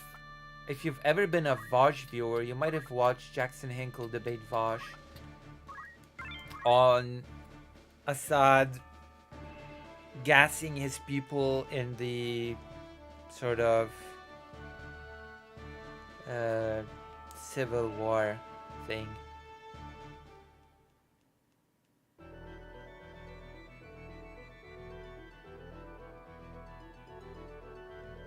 And he sort of played super mental gymnastics to excuse that it was... Oh god, I don't even wanna. And then he also had a debate on, I think, Taiwan? Also debated Taiwan. Of course, he's anti-Taiwan independence. That's like a litmus test. If you're anti-Taiwan independence, then you're just an evil human being. If you're anti that, you're just evil. If you're anti-Taiwan independence.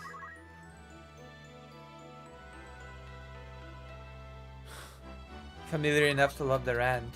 Thank you. DBZ debated him on Taiwan.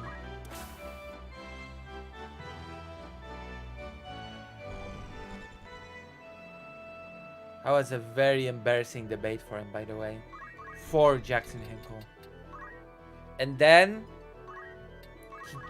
he made an open challenge for boxing for some reason. And then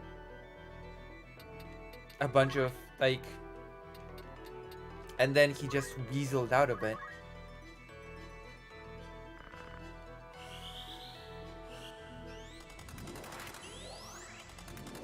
It was very weird.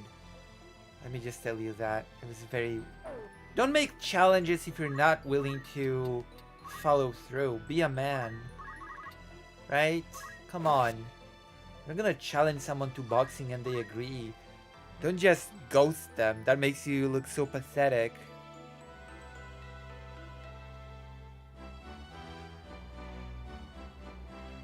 I'm for Taiwan status quo because I want independence, but I'm so scared. Maybe.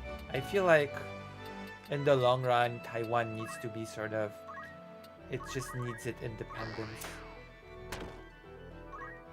Like China sooner or later will have to make peace with the fact that Taiwan is its own country now.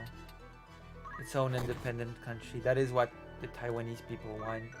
That is what everybody involved wants. Apart from the Chinese Communist Party. Which I don't really care for what the Chinese Communist Party wants, to be quite honest. They already broke their promises when it came to Hong Kong. You know?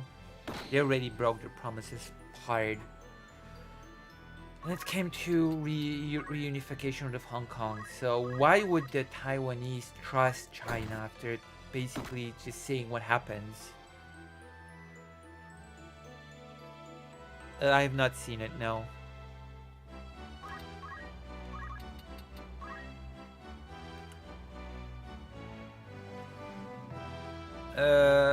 Maybe.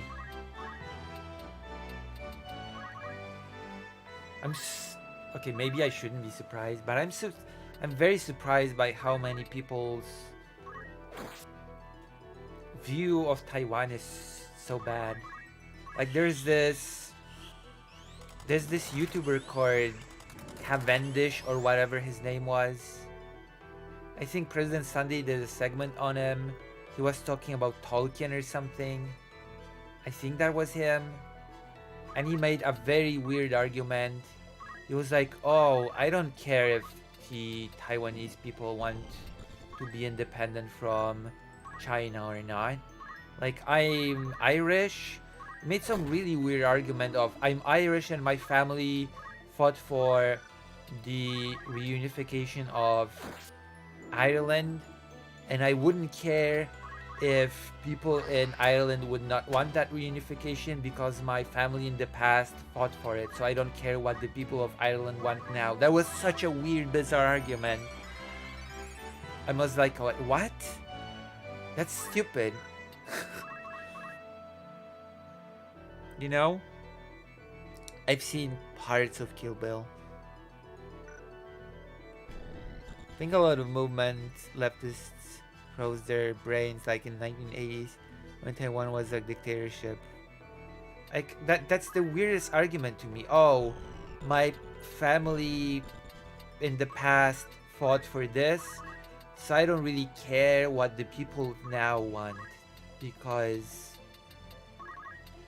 reasons. I just that's so silly. Don't you think? Don't you think that's just silly? Ridiculous? I think so.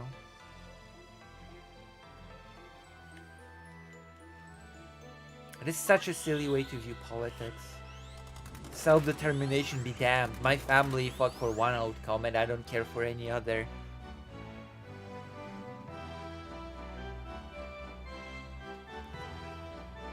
You know? Well, I've been raised in the Polish tradition of self-determination. Being Polish, I guess it would be weird for me to have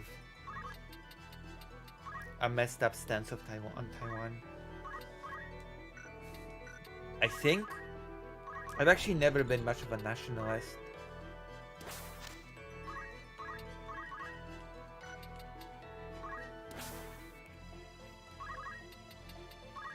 But I do believe in people deserving happiness.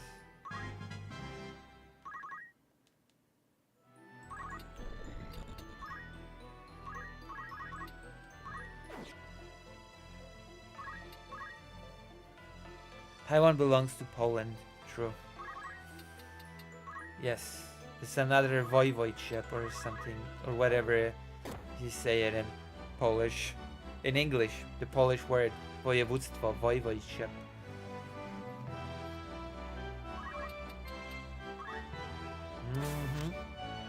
I'm gonna kill this person. Whoa! So how is everybody doing right now? Doing good? Alright. Alright. Oh wait, there's a... Oh, I thought there was one more enemy. Lucy has a map of Europe hidden inside of a book that is all colored and marked Grand Duchy of Duckies. True. Well, apparently I'm also a racist, but you know. Welcome back, fake Alec Kyle Parker. You should match or trump Greater Rain's donation of $30. Also, I've been branded a racist today. I thought you should know. That's my secret evil. I'm a racist. Or so Wix community thinks. Good. How are you? Pretty okay. I'm cold. I'm extremely cold. Boo. Lucy racist. Apparently, yeah. Apparently I am. Sorry. My apologies.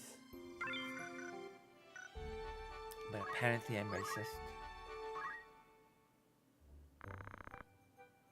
Wick is like this person that is a panel show. Report job. We left Voyagiri Strait City. We investigated the trade route. This job's a gift from God. This job required a keen sense of observation. Well, we sure worked hard for it. We managed to find it. We advanced through rivers and plains. Somehow we ended up in this strange place. Peppermint pushed on with courage into a vast ruin. This job was a big success. This is the way. Wow. Matoya Cave. No, okay. I've been actually called a racist because people talked about being half Jewish or something, and I said that technically speaking in the Jewish community there's no such concept as being half Jewish or quarter Jewish or whatever, or arbitrary part Jewish. And people in that group started saying that I'm saying racist things and that I'm being racist. That's it. That's how I was branded a racist.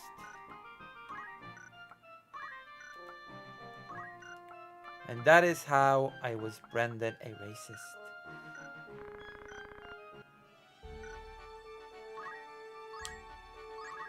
Lucy as a racist.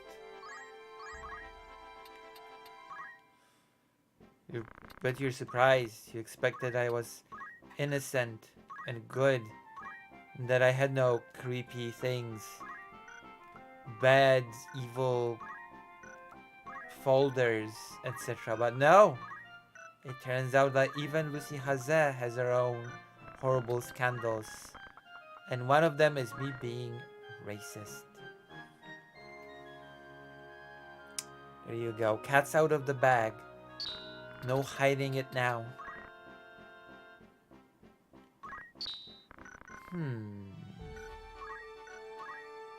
We should do the bar thing now. Wow. It feels like... Hold on. I feel like the chat is just speechless. You know? Lucy, why are you so racist? It's just... It's in my blood? Yeah.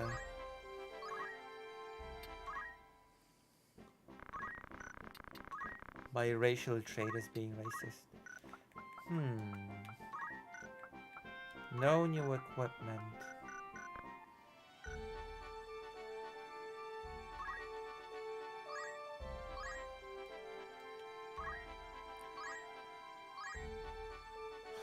Yes, axiomatically, right? That's right, I have my axioms grounded. I've grounded my axioms of racism. I wonder what President Sunday's up to. Let me check. Let me snipe President Sunday on the laptop and see what he's up to.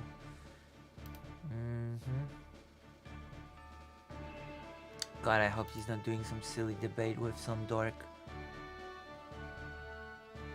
Oh yeah, I'm gonna react to a Vosh video. Because that video seems silly. Our best chance to stop World War III. God, everybody's just fear-mongering about World War III now, aren't they? They're all just fear-mongering about World War III. Leftists need to think more about, oh, guess we're doing a lot of... I guess we're doing a lot of React content tonight.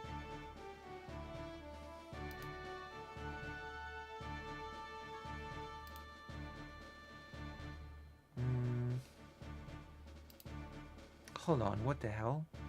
Wasn't President Sunday streaming or whatever? Stream announcement.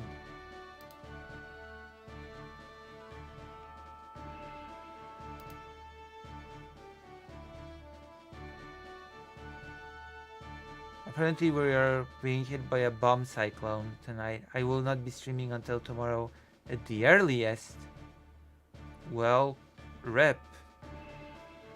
Rip. People should be coming to my stream instead, but you're not. Traitors. They're all traitors, aren't they? Hypers in chat as Xander Hall is fun to say. If you think President Sunday is being racist against me.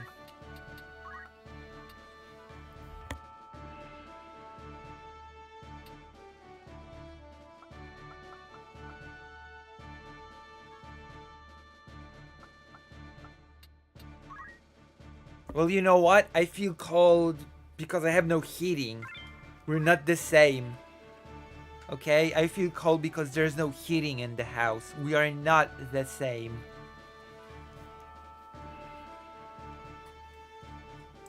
Yeah, I did the we're not the same meme. And it fit. It fit like a glove. Oh, my favorite music. Final Fantasy Tactics. I have a blankie. What is this? It's a blanket. I have two heaters. I have two heaters that are active right now in the room. And it's still cold. So, if you support me being not cold, then consider I don't have another blankie. Then consider donating so that I can get to therapy and get a blanket. How's that? Burning anger, rising, burst, wave, fist.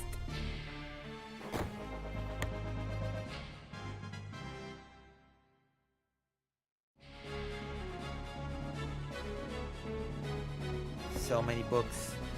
So many books, so little time. But you know what? We're gonna get through it.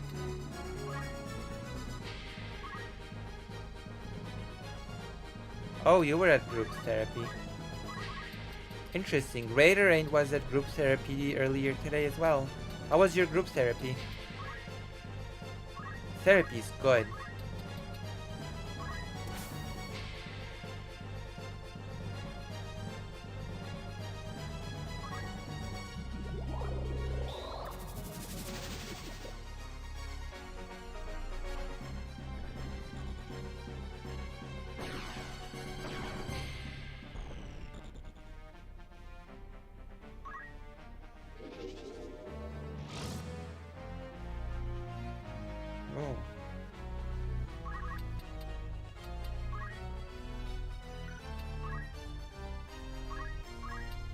I don't like this map.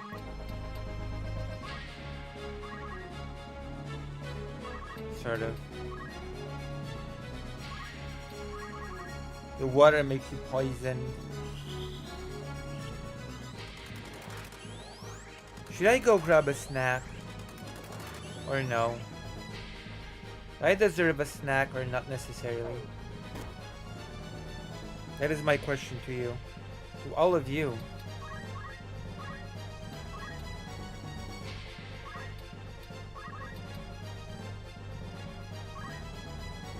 Yes, you deserve a snack?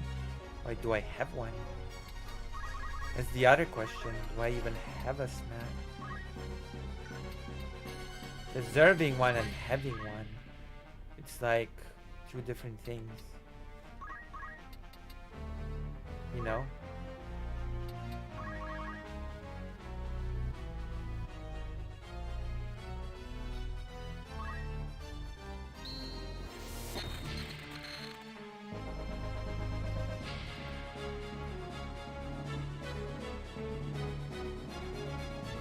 Okay, we're gonna do some more Final Fantasy Tactics, and then I'm gonna do the politics of 1000 days of Russia invasion.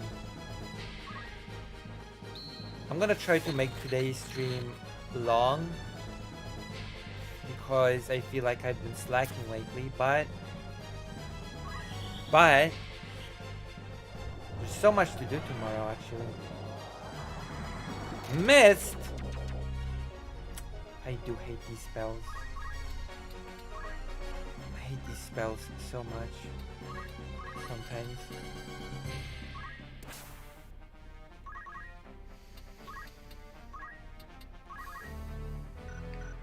Whatever.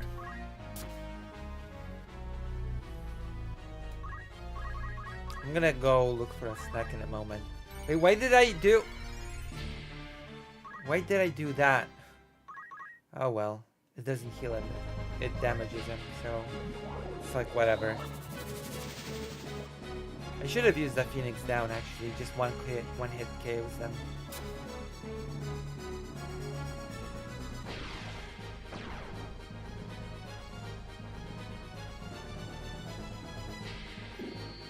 Friday's optional. Oh.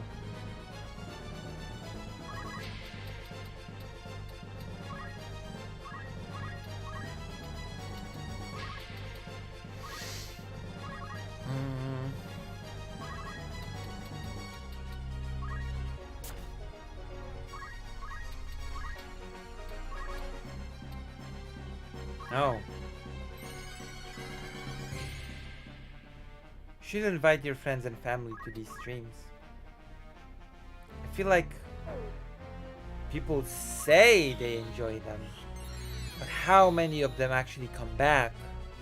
Now that's the real test of whether or not people like my streams. Not some empty mouth service. Is that right, Raider?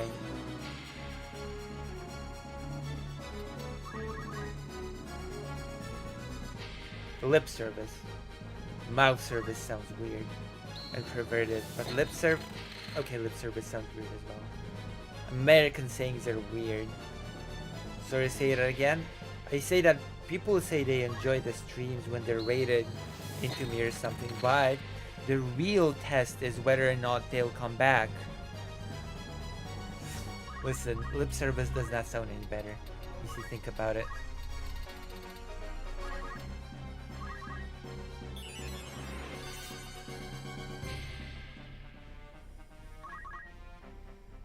You may think it sounds better, but it really doesn't.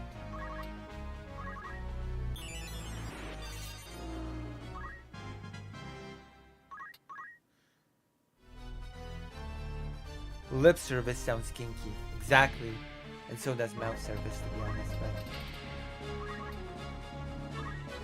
hello, Chum Guzzler.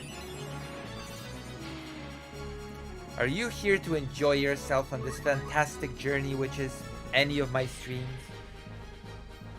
Are you finding this political commentator, super cool streamer to be super duper uber duper and you just feel compelled to join lucyhaza.org/live and become not white, I feel like that's exactly what you want to do.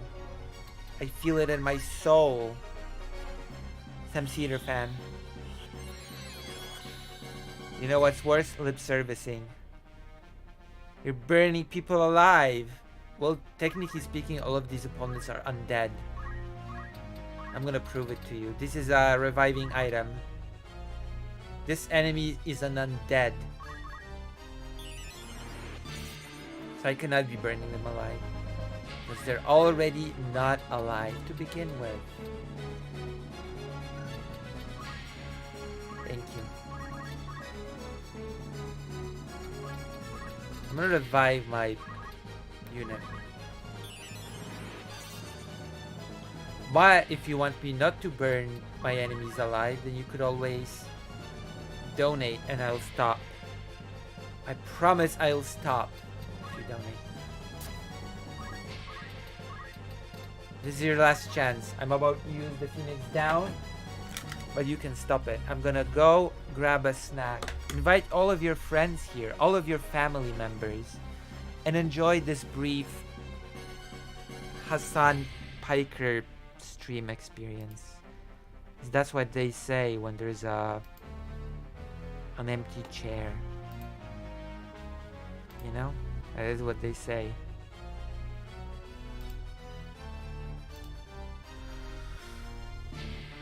Oh.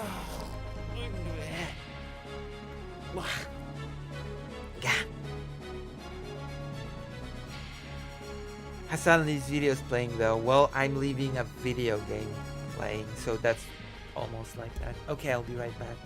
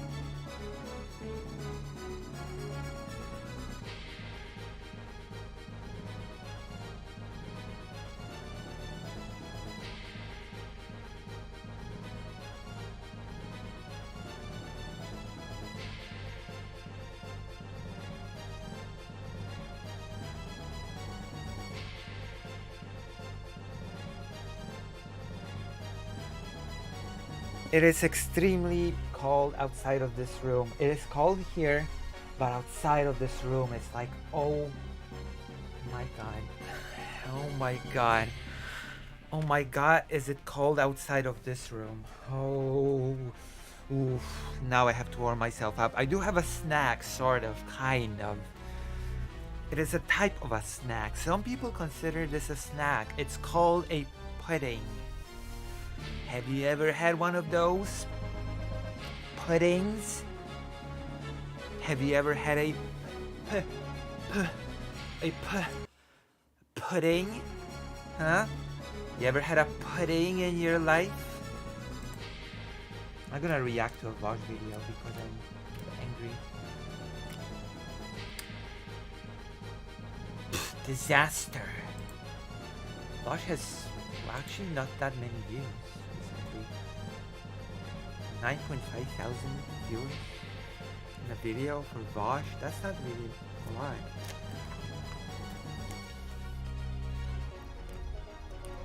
I'm used to bigger numbers from Vosh. Like 71,000 or 81,000.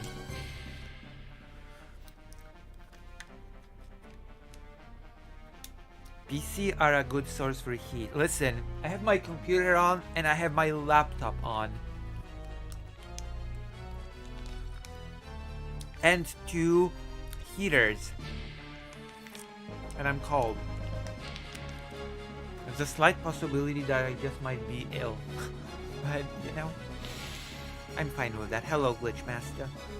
Would you consider donating? Because I need money for therapy. And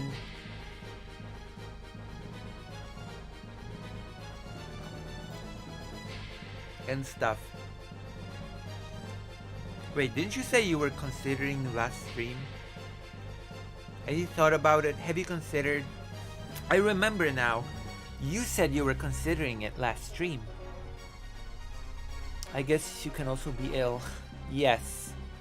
Is the insulation in your house bad? No. I just have no heating in the house currently. It's not about the insulation. It's just that my house has no heating currently. Outside of the electric heaters. I need to heat up the room that has been not heated up for 7 days that I've not been here.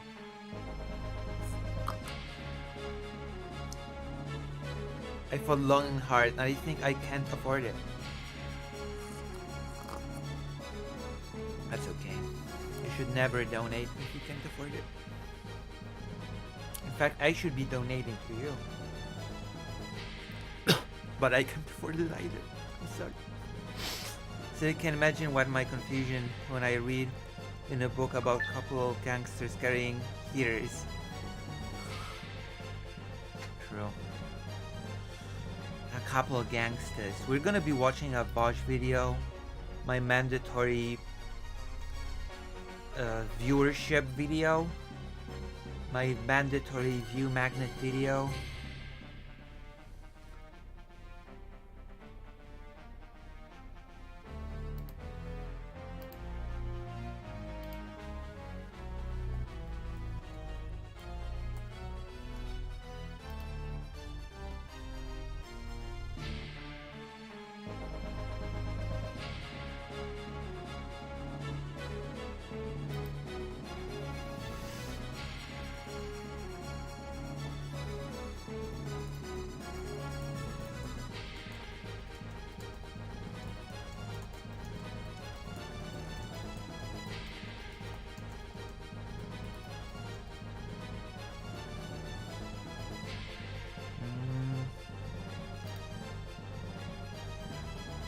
So yeah.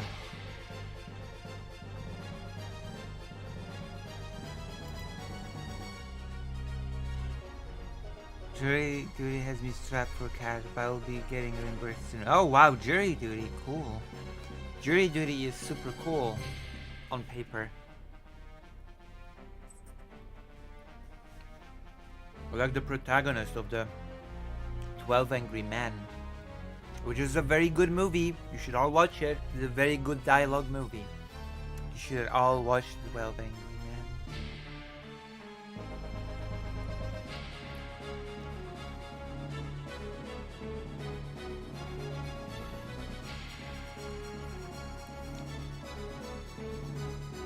God, I love that movie. I really like that movie. Okay, we're gonna be watching a Vosh video, which I sort of cannot find right now.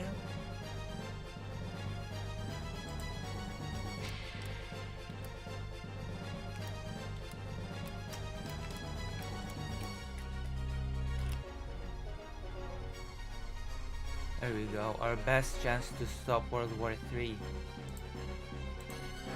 So, a lot of the right-wingers have been crying and scaremongering about World War III because Biden has allowed long-range missiles to be used in Russia. Finally, better late than never. I think it's far too late. And Ukraine, we're gonna be talking about this today. Ukraine has already used 8 missiles, ATACMS missiles in Russia. Bryansk, was it? Region. And it hit a storage facility of pretty good Russian weaponry. Very cool, very nice. And far righters, Russian shills, and idiots, you can decide who's who, started fear-mongering about World War III, nuclear Armageddon, Biden wants to throw us into World War III, Russia of course started crying about it as well, nuclear doctrine, blah blah blah, blah blah blah blah blah. Allowing Ukraine to use long-range missiles means direct involvement of the US in the war. Boo boo boo boo boo. We'll see, we'll see. I'm calling bullshit, of course, on all of that. And again, I'm gonna restate my sentiment that I've voiced just a few minutes ago. I find it very, very pathetic to be willing to sacrifice the lives of millions. And by sacrifice, I mean you don't care if they get displaced, you don't care if they get killed, you don't care if anything happens to them, as long as you feel safe in knowing that a hypothetical, maybe, possibly, nuclear scenario won't come to pass. You're throwing away people's real lives for the sake of you feeling safe and secure. So there we go. There you go. So I guess Vosh has made our best chance to stop World War III video. That's the title. I'm hoping it's just clickbait. I'm hoping there won't be anything really silly in it. I'm gonna watch it and I'm gonna see. Okay, I'm gonna watch it now. Only Russia can escalate. True. Is 12 Angry Men woke? No, it's not.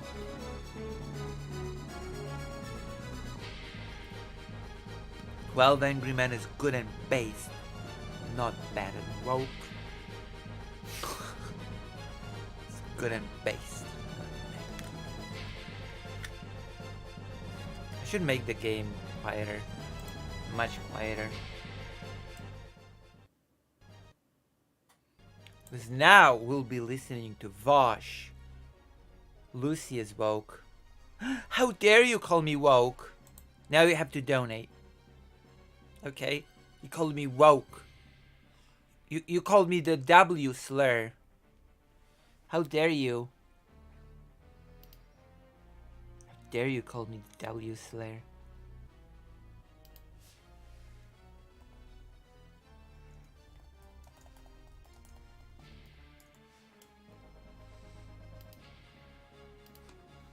There you go.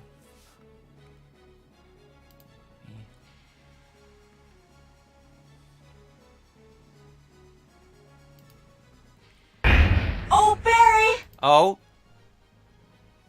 $5. Wussy is woke. No! Listen, every time you call me woke, you have to donate.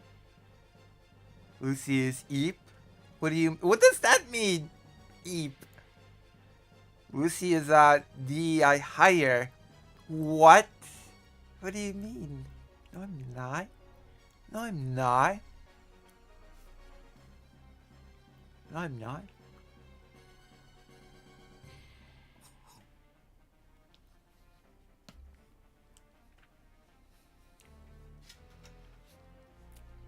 That's because I'm the Polish, trans, Jewish streamer that does politics. It does not mean that I'm the diversity, equity streamer. Higher. Oh, Barry! Woman equal woke. Yeah, you still called me woke, so I have to donate again. Thank you. Alright, let's watch Vaush. EP? What does that mean? Sleepy? Am I sleepy? I am a bit because it's cold. It's cold, so I am a bit sleepy. Okay, let's watch Vaush. Let's rip him a new one, maybe? I just had chicken. I do love chicken. I should eat more chicken. Actually, I ate KFC today. Never mind. I ate KFC today. I just remembered that I came back to Poland today. Wow. I came back to Poland today. I ate KFC.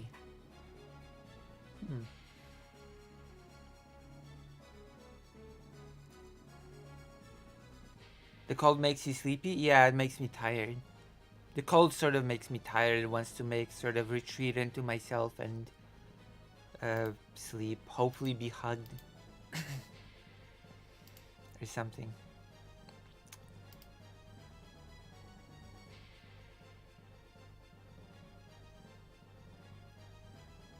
Alright, Vosh time.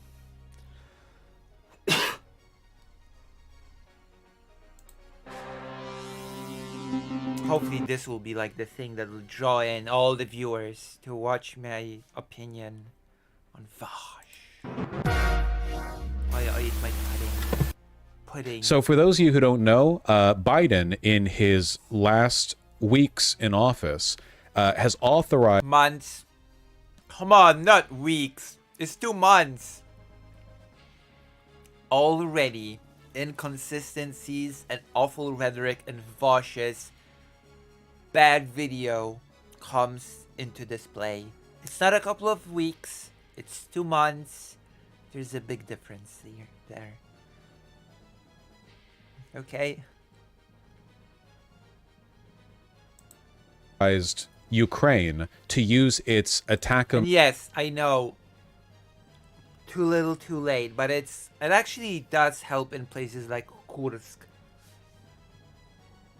So we can praise it a little bit, while also criticizing it for not being done earlier. But missiles to strike deeper into Russian territory. Missiles or missiles, I don't know. I prefer the missiles pronunciation. The reason this is significant... Also, not that deep into Russian territory. Let's not get overboard. It's 300 kilometers, okay? It's not deep into Russian territory. It's just deeper than usual. Also, Ukraine has been doing it with drones, so... Ukraine has been doing deeper strikes with drones.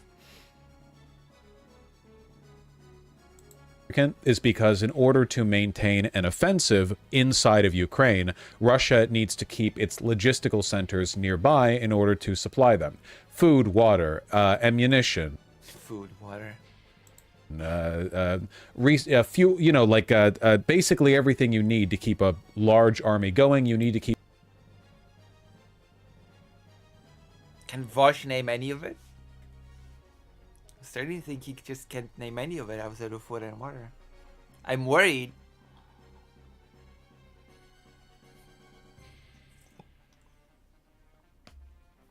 Our big boy political commentator Vosh cannot name what Russia has at its disposal to maintain its invasion. Worrying. Troubling. I'm kidding, I'm just being mean. Or am I? Keep supply centers nearby. This is one of the big difficulties with, like, modern conflict, where you can send drones and missiles can go hundreds of... So it's not nearby. Okay, it's not nearby. 300 kilometers. Or whatever. Or my mouse died. Oh, my mouse just died. For the first time tonight, my mouse died. Okay. It happened. It had to happen eventually because for some reason this mouse has been dying. I hate it when that happens. I'm gonna have to edit around it. Is it working? Yes. And yes, it is working. Thank God. Thank God for the mouse working. Also, let's go to FF Tactics.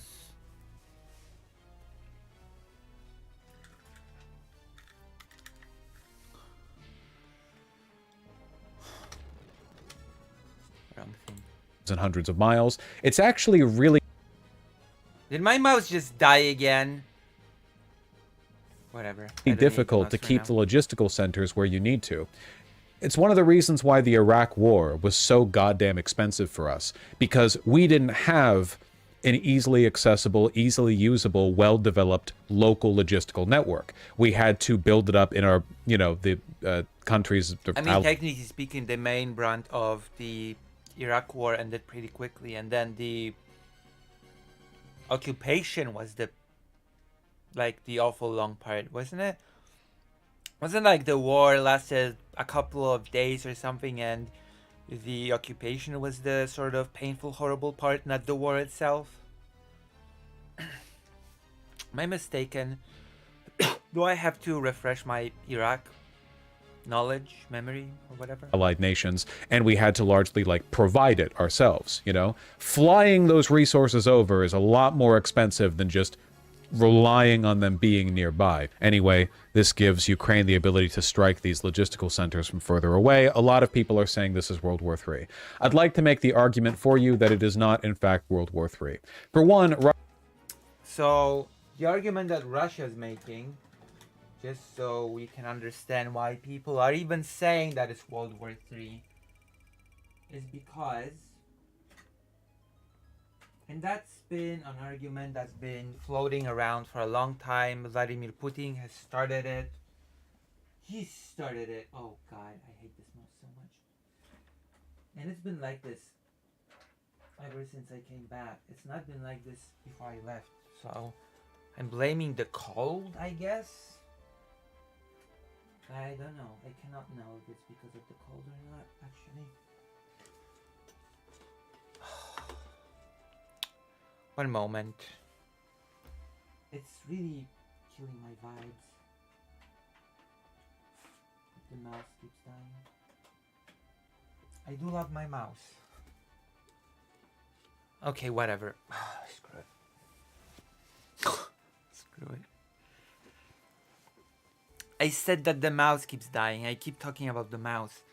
So the reason why people say it's World War III, and that's the thing that's perpetuated by Russia, is because Putin said, oh, the US does not have the capacity, the capability to know the exact location of these targets. Those coordinates have to be provided by the US, by NATO, for long-range missiles. And therefore, if Ukraine uses the long-range missiles to strike targets within Russia, that means direct involvement of the US, for example, in the war. It's now the US versus Russia and Ukraine versus Russia, okay? That means World War III. That's the logic behind it. Because to understand why it's nonsense, you also have to understand the logic of those who say that it is, that it will lead to World War III. All right. Russia has been threatening to, see this as an act of aggression and escalate and so on. They've said that about literally everything Ukraine and the West has done. So I don't think Russia's word on this. I mean, sure, but there is actually a difference here, though. As much as I think it's still a bluff, there is a little bit of a difference here, because so far, before, it's been mostly Russian pundits doing the threatening, because before it was just basically, oh, we will nuke you if you do this or that. But now Russia has actually changed its nuclear doctrine or whatever. So technically speaking, the threat is more serious. But I still think at the end of the day, it's still just a threat. You know, the nuclear taboo is pretty strong and nobody's actually willing to break it. Because when people say World War III, what they actually mean is nuclear war. Just saying. It does not mean conventional. When people say World War III about this war in Ukraine, they don't mean it's gonna turn into a big conventional war between many countries all around the world. No, people actually usually mean it's gonna turn into a nuclear exchange. This is very good. That's Russia also keeps threatening to important consider the war escalated. This is an act of war by NATO. They've been saying that all this time, you know? They've been saying this entire time. Like, it's not... They've been... For 2.5 years now, they've been saying this. All right? Ukraine is never going to win this war unless they can deal with the logistics centers inside of Russia and make it impossible for Russia to attack. I mean, it's questionable. Like, this thing alone right now is not enough to tip the scales of the war. Not nearly enough. Like, what Ukraine needs is for the West to get its act together, especially Europe, consolidate, and start really giving Ukraine what it needs in a timely fashion, quickly, and in good quantities. Did you know that, like, the US has given Ukraine 30 tanks or something, Abrams tanks, or maybe 30 something tanks? What a sad amount considering that the US has like thousands of those tanks. Like, what a sad state of affairs.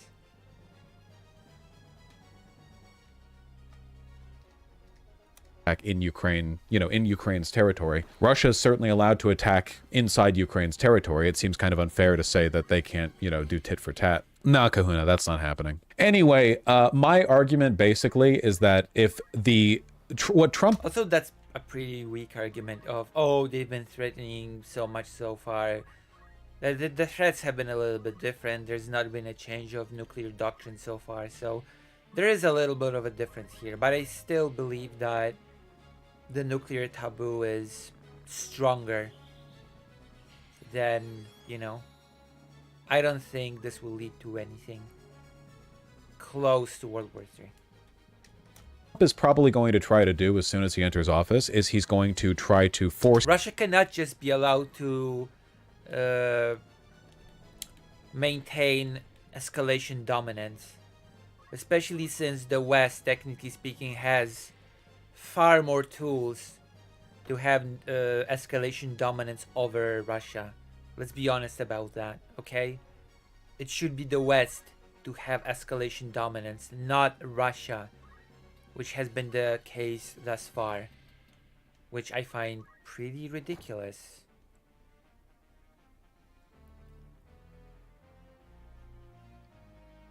Thank you for being here, Greater. I hope to see you again. Force Ukraine to surrender the territory that it has lost to Russia. Basically, end the war at its... Also, no.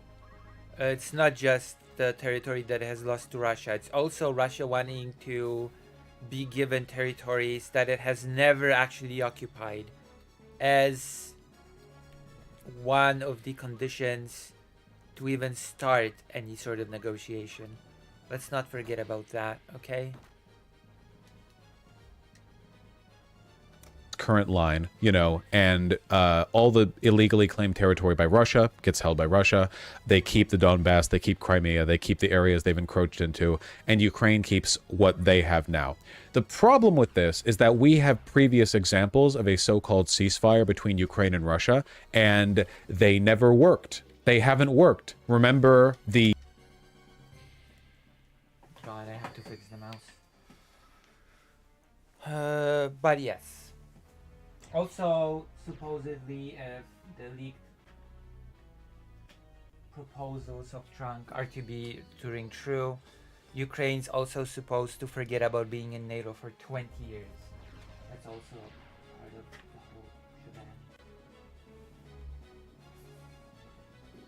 Oh, okay, mouse working again for now. annexation of Crimea Remember the invasion of the Donbass? Remember the Minsk 1 and 2 accords, both of which were violated by both sides, but I would argue pretty substantially, mostly Russia.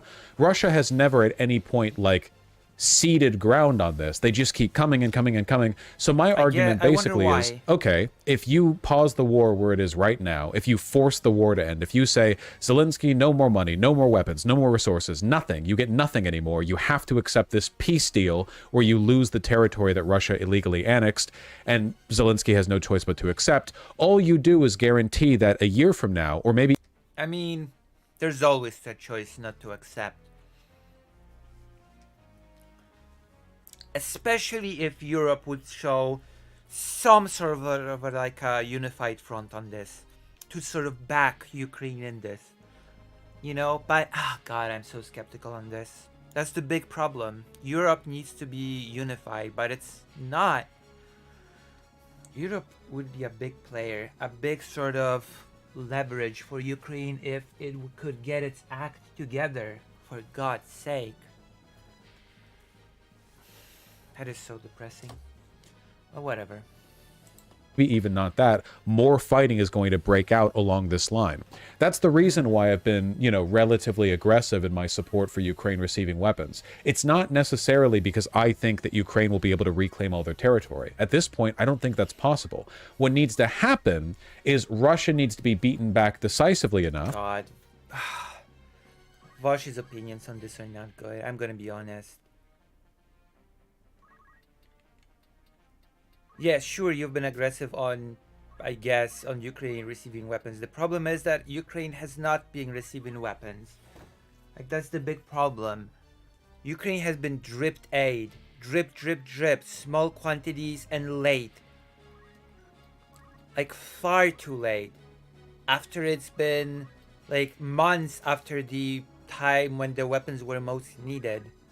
Like, it's not that Ukraine could not beat back its territories. It very well could, if Ukraine actually received the aid, or if it receives the aid that it needs.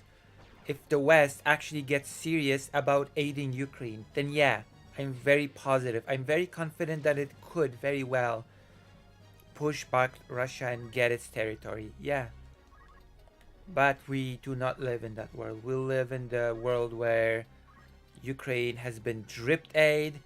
We live in the world where Ukraine has been shackled with tons of restrictions. It's infuriating, you know? And it's infuriating to hear Vosh say, oh yeah, I've been aggressive about Ukraine receiving weapons, even if it doesn't change anything about Ukraine getting its territory back. Listen, if the aid was actually adequate, then yes, Ukraine would get its territory back. Let's not pretend it's like, oh, no matter how many weapons and how much aid Ukraine gets, it could not get its territory back, because that's a blatant lie. That's just not true. And this sort of rhetoric just makes me angry, furious. Even along these lines, if that's what it takes, you know, for them to not keep doing this again in the future. What happens if they are forced into peace now? And by forced into peace, what I mean is Trump says, you know, Zelensky, you have no choice, accept these terms. And then a year from now, Russia starts like skirmishing over the border again. And of course, because it's Russia.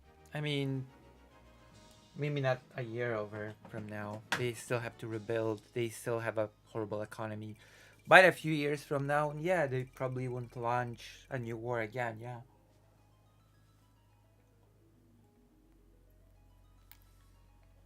Because what would stop them? The European peacekeeping force?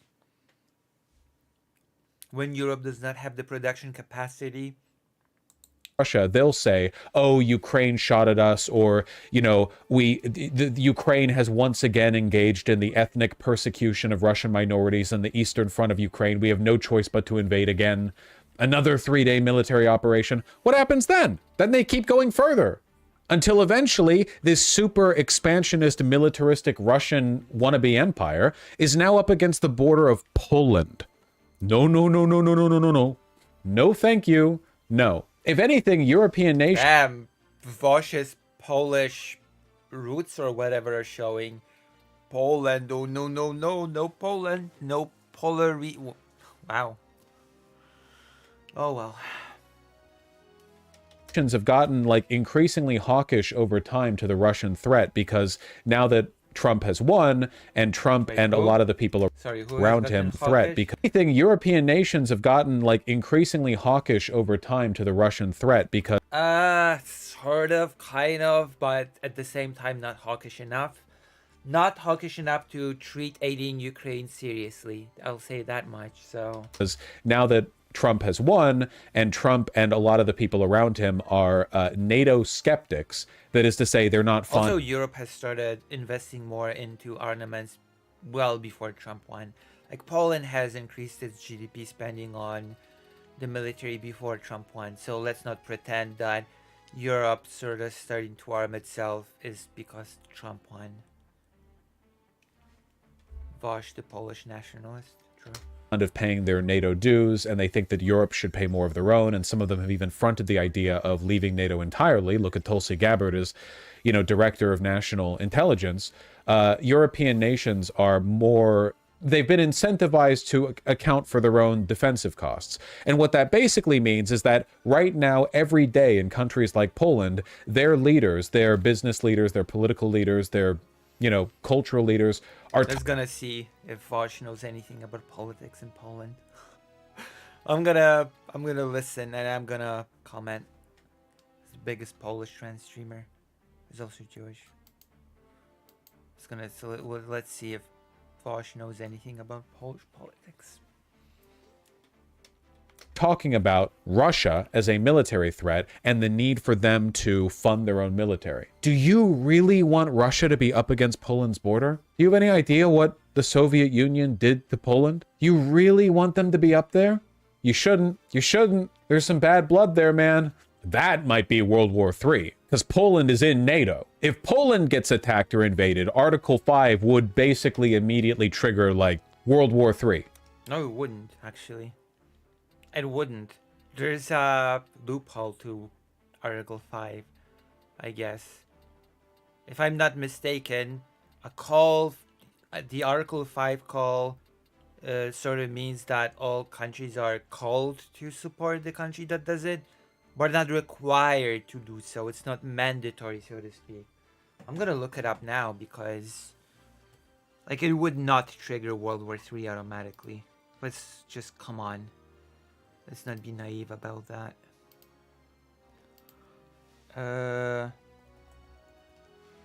Article 5, NATO. How do I even Google it?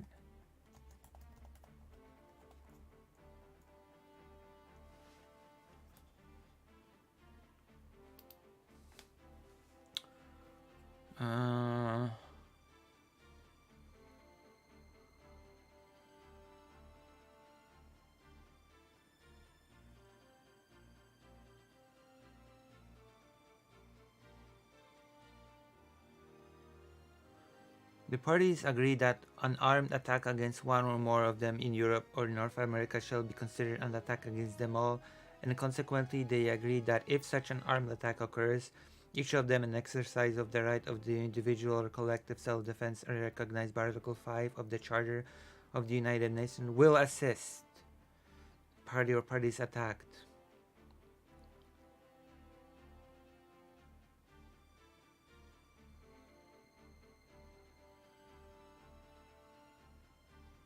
Individual and in concert with the other party, such as it deems necessary. Such as it deems necessary, okay?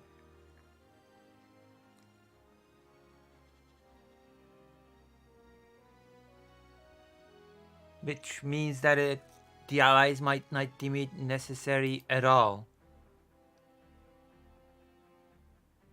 You know? I mean, Belarus is already next to Poland, and that's basically a Russian puppet state, right? Yes, correct. That is correct. Also, Poland is already bordering Russia, Kaliningrad.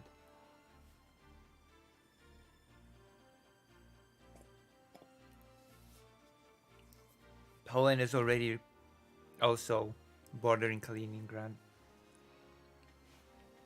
So no, Russia bordering Poland would not mean automatically World War III, or even the invocation of Article 5 would not necessarily mean World War III. The Western countries could decide, well, we could give Poland up if it would mean no World War III. Okay, Article 5 does not mean automatically that all countries agree to assist, as far as I understand it. That's World War III. Ukraine is our only hope at preventing it. Ukraine is the bulwark. Ukraine is the wall. Ukraine is the only country that can resist Russian imperial conquest westward without triggering Article 5. So Ukraine is doing all of us a service. They're preventing the damn war. Let's be real, nobody is triggering Article 5, though. You can think that, and maybe that's true. It would be like the end of the world, after all. But if that's the case, that's the same argument that one might make for continuing to support Ukraine.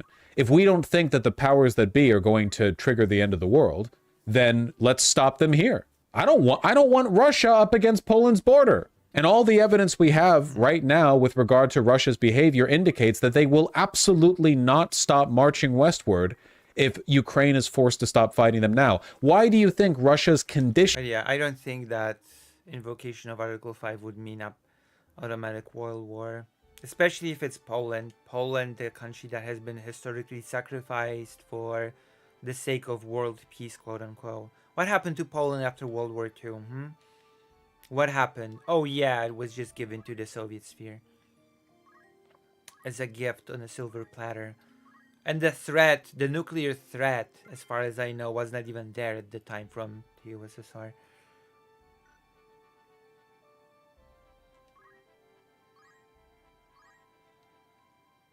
Ridiculous.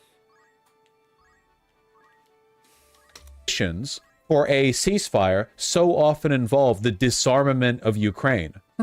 I wonder why, you know? Hey, let's you and I stop shooting at each other. We're definitely done shooting at each other. I no longer want to shoot you. However, as a precondition for us not shooting at each other anymore, I would like you to drop your gun and I will keep mine. But we're not going to shoot each other anymore. I would just feel more comfortable if you dropped your gun. There are many days of peace ahead of us if you will simply drop your weapon. Hey, we'd rather not be the wall. Thank you very much, Vosh. Yeah, do you think I support Russia? I'm sorry, you are the wall. I don't want you to be the wall. I want Russia to retreat and stop. That's why I support you guys getting the weapons. The alternative... That's not quite the correct description of things, but whatever. At least he is pro-Ukraine.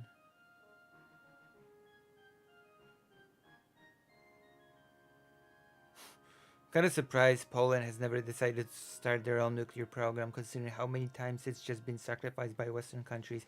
I mean, Poland just decided to join the European Union and NATO as this sort of safety guarantee. Poland sort of chose NATO. To you being the wall is you being the ground they tread on as Poland becomes the wall. It's not good. It's horrible. I want peace in Ukraine. It sucks. Why is Putin like this? Well, he's a dictatorial strongman who promised everything to his people and then failed to deliver on it, you know? Like, after the collapse of the Soviet Union and the gutting of the Russian economy by, you know, oligarchs and foreign economists, that's us. We're completely gonna forget about, oh, for an economist. I guess this is a small nod to the shock therapy thing. He strode into power and promised a resurgence, you know, a revitalization, palingenic ultranationalism in the traditional fascistic sense. The problem is that Putin hasn't really done anything to improve the lives of the people under him. So when you're in that position, you kind of have to... Actually, kind of, in a grim way, he did improve the lives of people. Okay? That is the most weird, grim thing of this whole war thing. So many people have received the money for the... So many people received money for, like, from the dead soldiers. You know how families received money from dead soldiers, right?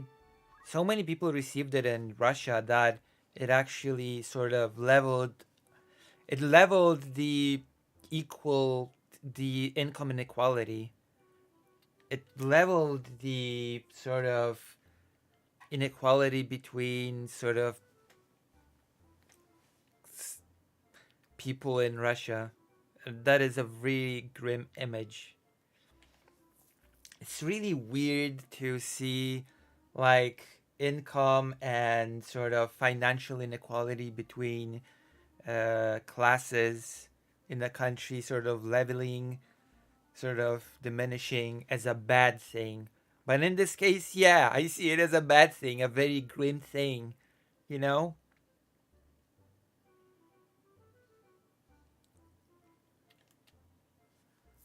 Oh, he sort of delivered now.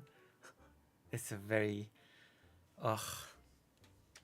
Declare war. So you get, Georgia, Chechen, the second Chechen war. You get all that business. Got to externalize the threat. Now with Ukraine. Well, yeah, to Jay, but I'd really rather it not come to that. Anyway, that's my argument for why I think that supplying weapons to Ukraine and being steadfast in support for them actually lessens the likelihood of World War III. I think that World War III happens when conflict is met between Russia and NATO, and that, direct conflict, boots on the ground warfare. And the only way to prevent that from being even a possibility is to make sure Ukraine holds. If we force Ukraine into a concession now, I think it basically just puts them technically speaking, what's stopping Russia from manufacturing such a conflict through Belarus? If they really wanted it. Just saying. Worse position in the future. If Ukraine, you realize that if Ukraine is forced to stop now, Western investment in Ukraine will be basically nil, right? There will be no investor confidence because Ukraine will be seen, rightfully so, as a half-controlled nation currently in conflict, even if the conflict is paused. What businesses are going to want to come into Kyiv knowing that at any moment the conflict could resurge, that this entire stretch of eastern Ukraine is under threat? I mean, some businesses are still in Russia. Auchan. I think Coca-Cola is still in Russia. So some businesses don't care.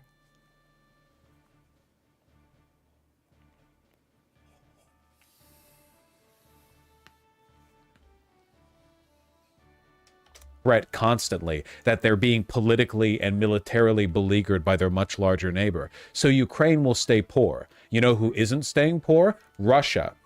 Because Trump is going to lift the sanctions, yeah. Sanctions. Trump's going to pressure the rest of the world to lift the sanctions. And Russia does make quite a bit of money on account of its massive territory and its oil reserves, and natural gas reserves. That would be a disaster. Russia can build up the funds necessary to continue the conflict. Ukraine can't. So if they pause now, maybe it takes a year, maybe 2, maybe 3, maybe it takes 3 months. But Russia will begin again, and Ukraine will be on worse footing. Come on, it will not take 3 months. Come on. Gosh, let's pretend to be a really realistic here. And yes, I've played a bit of Mystery Dungeon, yeah. Then than they are now. So I think this is our best shot. An alternate path to preventing the World War III or whatever would be deposing Putin. And I don't mean assassinating him or whatever. I mean establishing political and economic incentives to transition Russia into a better, less dictatorial governance. Good luck. And if you have any ideas in doing that, good luck, I guess, because that seems quite difficult. That doesn't seem likely to me. Trump, after all, quite likes Putin, so he's not going to facilitate that. I think it's bad that a leader of a major world nation keeps invading people. Good luck doing that even with a president of the US that does not like Putin, to be honest with you. Just good luck. Have fun. No, I think it's bad when we do it. I think it's bad when they do it. But, whatever. Anyway, that's my perspective. Your perspective is... whatever. It's better than being anti-Russia.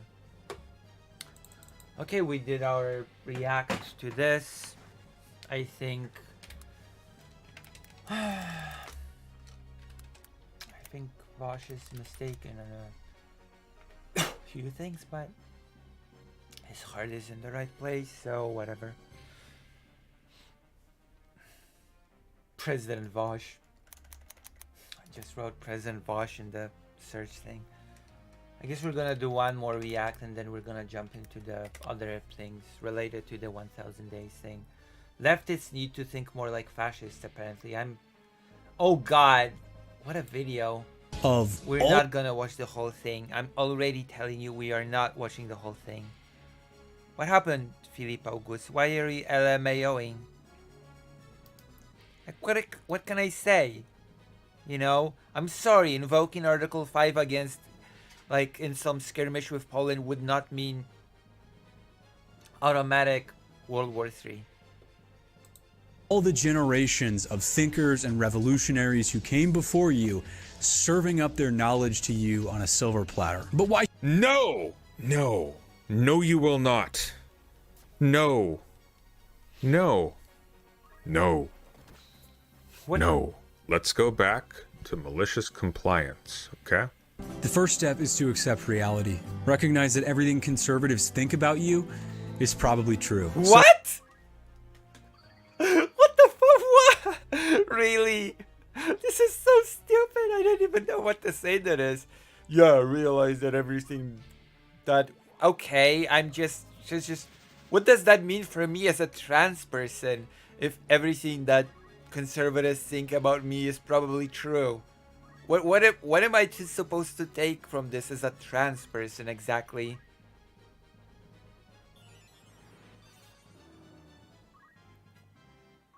I don't even want to know what that should mean for me.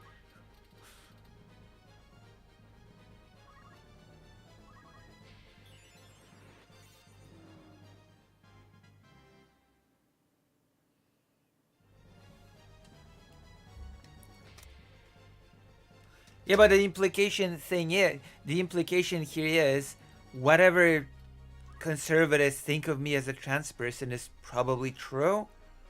So I guess I'm just a delusional guy. Thank you. Thank you, person that President Sunday's reacting to. Very useful advice. How about no? True.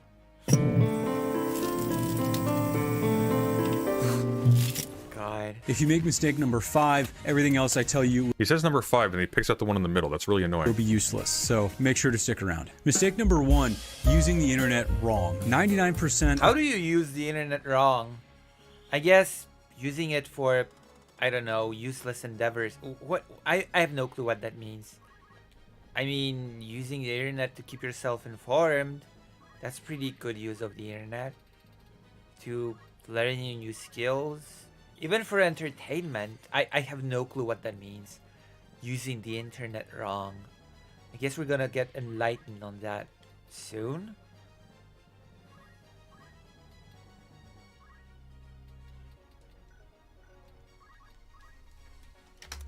Of leftists will never contribute to the movement. They'll waste their entire life constructing these niche micro-identities online. If you're tired of living a meaningless life, I'll show you the way to become an action taker. But you have to understand one thing first. Your beliefs are irrelevant if they don't change your behavior. If I was to take the most extreme internet dwellers and strip away the symbolism so that you could only judge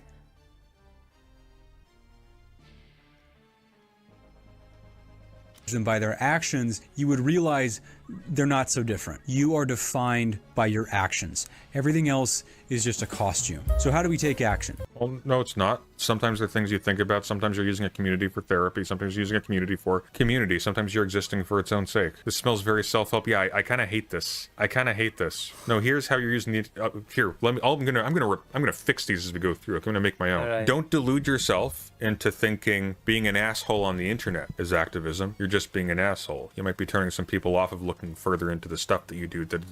And you're probably indulging in antisocial tendencies that will carry over into your real life, or you're using it as escapism so you don't have to develop in real life. That'd be a misuse of the internet. Tyler's community is full of people like this. They just comment constantly, all day long, 24 hours a day. Usually about me for some reason. Community is full of escapism so you don't have to develop in real life. That'd be a misuse of the internet. Tyler's community is full of people like this. They just comment constantly, all day long, 24 hours a day. Usually about me for some reason. It's very odd. Bad use of the internet. Unless you're in my position and you make money off of it. Okay, in that case, fire Did away. you just say Kyla's or Tyler's? But a misuse of the internet. I mean, North Koreans seem to think that. And it's not using the internet, not going out there and hitting the pavement. That's not how that works. I think the problem that most beginners face is that the internet is such a good, cheap substitute for politics. So if you want to do something real, you have to cut out the substitute. I don't have any social media on my phone. I don't even have the YouTube app. Give an example. What are they supposed to That is so stupid. I'm sorry. If you just lock yourself of all social media, that's one way to keep yourself out of being informed. Like, there are people, for example, when it comes to Ukraine, there are sort of soldiers from different regions that are on Twitter, and they inform of the situation on the front line, and following them keeps you more informed about the war. And that's not a substitute for politics. They're just keeping yourself more informed. It's good to be more informed. So just cutting off all social media is ridiculously silly. I'm sorry to say, okay? Thank you, fake Alec Carl Parker. You still have not donated for the last calling me woke thing. do? What are they going to do? Dull. It's not because I'm like some sort of disciplined. See, here's the problem I'm having with this right off the bat. He's going to be saying, like, do actual politics, don't just be online. Like what? What do you got in mind? Do you mean... Exactly. Do you mean go visit your DSA? Do you mean, It's ridiculously silly and ridiculous and silly. Hello, Vodka. He's a Tyler. Okay. Hello, Vodka. You mean help out at a soup kitchen? Do you mean go door to door? Do you mean what? What are you doing for all that time? Reading? That's a good use of time. Canvassing for progressive victory. That's it. But there are a lot of reading that you can get from social media, and I mean meaningful reading, because again, you can get writing by people who are active in politics themselves and give opinions. You can find articles on social media that are worth reading. So cutting yourself off from all social media is just stupid. There are media sort of things that operate on YouTube, like UATV English, that operates on YouTube.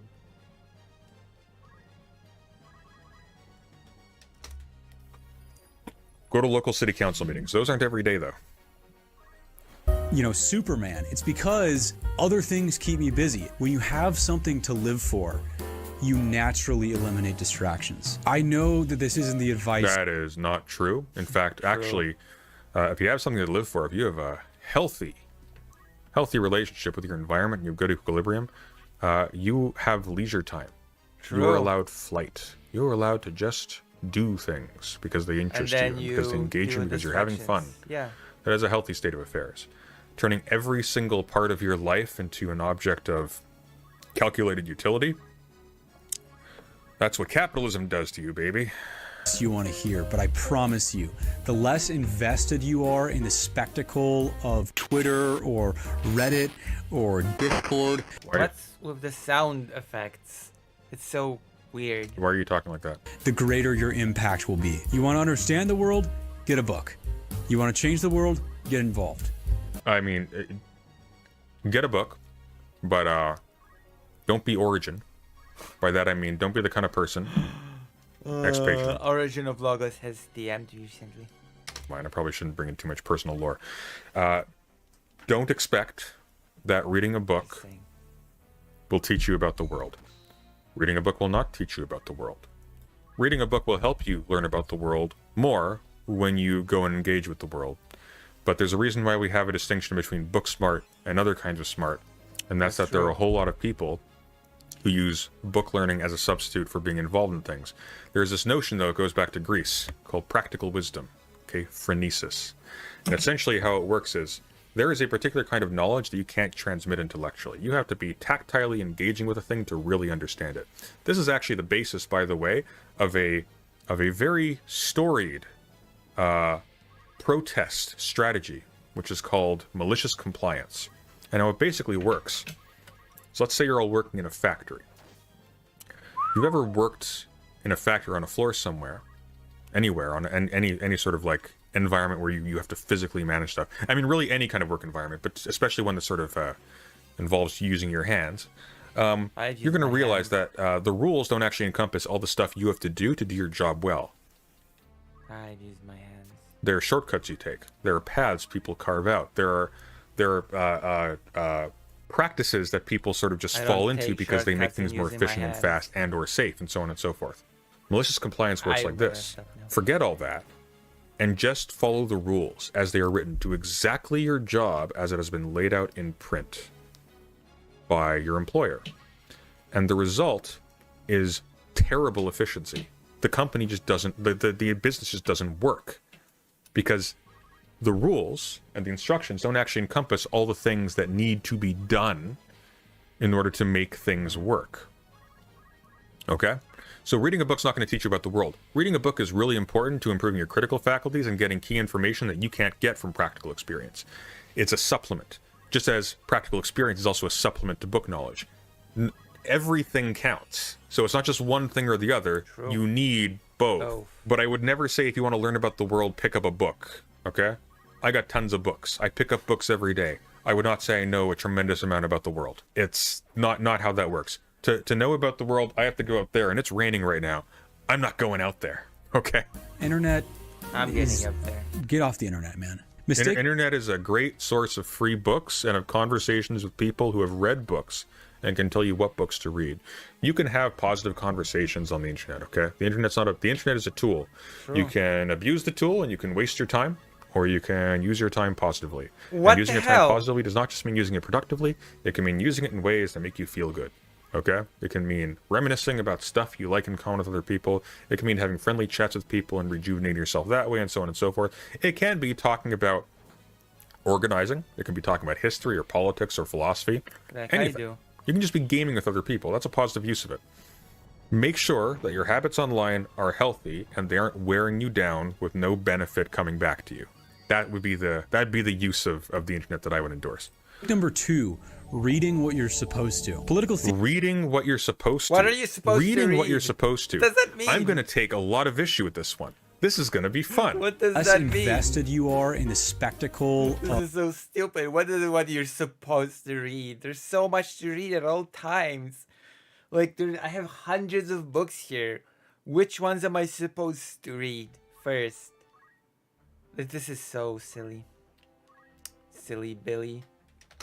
Okay, I went to go back. And what you're supposed to. Reading what you're supposed to, okay. Reading what Get off the internet, man. Mistake number 2, reading what you're supposed to. Political theory is super important, but you're probably not reading it. And I think I know why. If you look forward to reading theory like you look forward to going to the dentist, then I'm going to show you the method I use to make theory interesting. I learned this lesson the hard way when I was 19 and I tried to read State and Revolution. I picked the book up from the library. State and Revolution? Really, darling? I was super excited to become, a real intellectual. Problem was, you picked up a pamphlet-length screed by a political activist? Why? Barely understood the words I was reading, much less their historical context. And as a result, I got almost nothing out of that book. And I hardly touched theory for like 3 years. State and Revolution, by the way, don't. If you want to understand Marxist theory, read Marx. Start with Marx. Marx is accessible. There are good commentaries on Marx.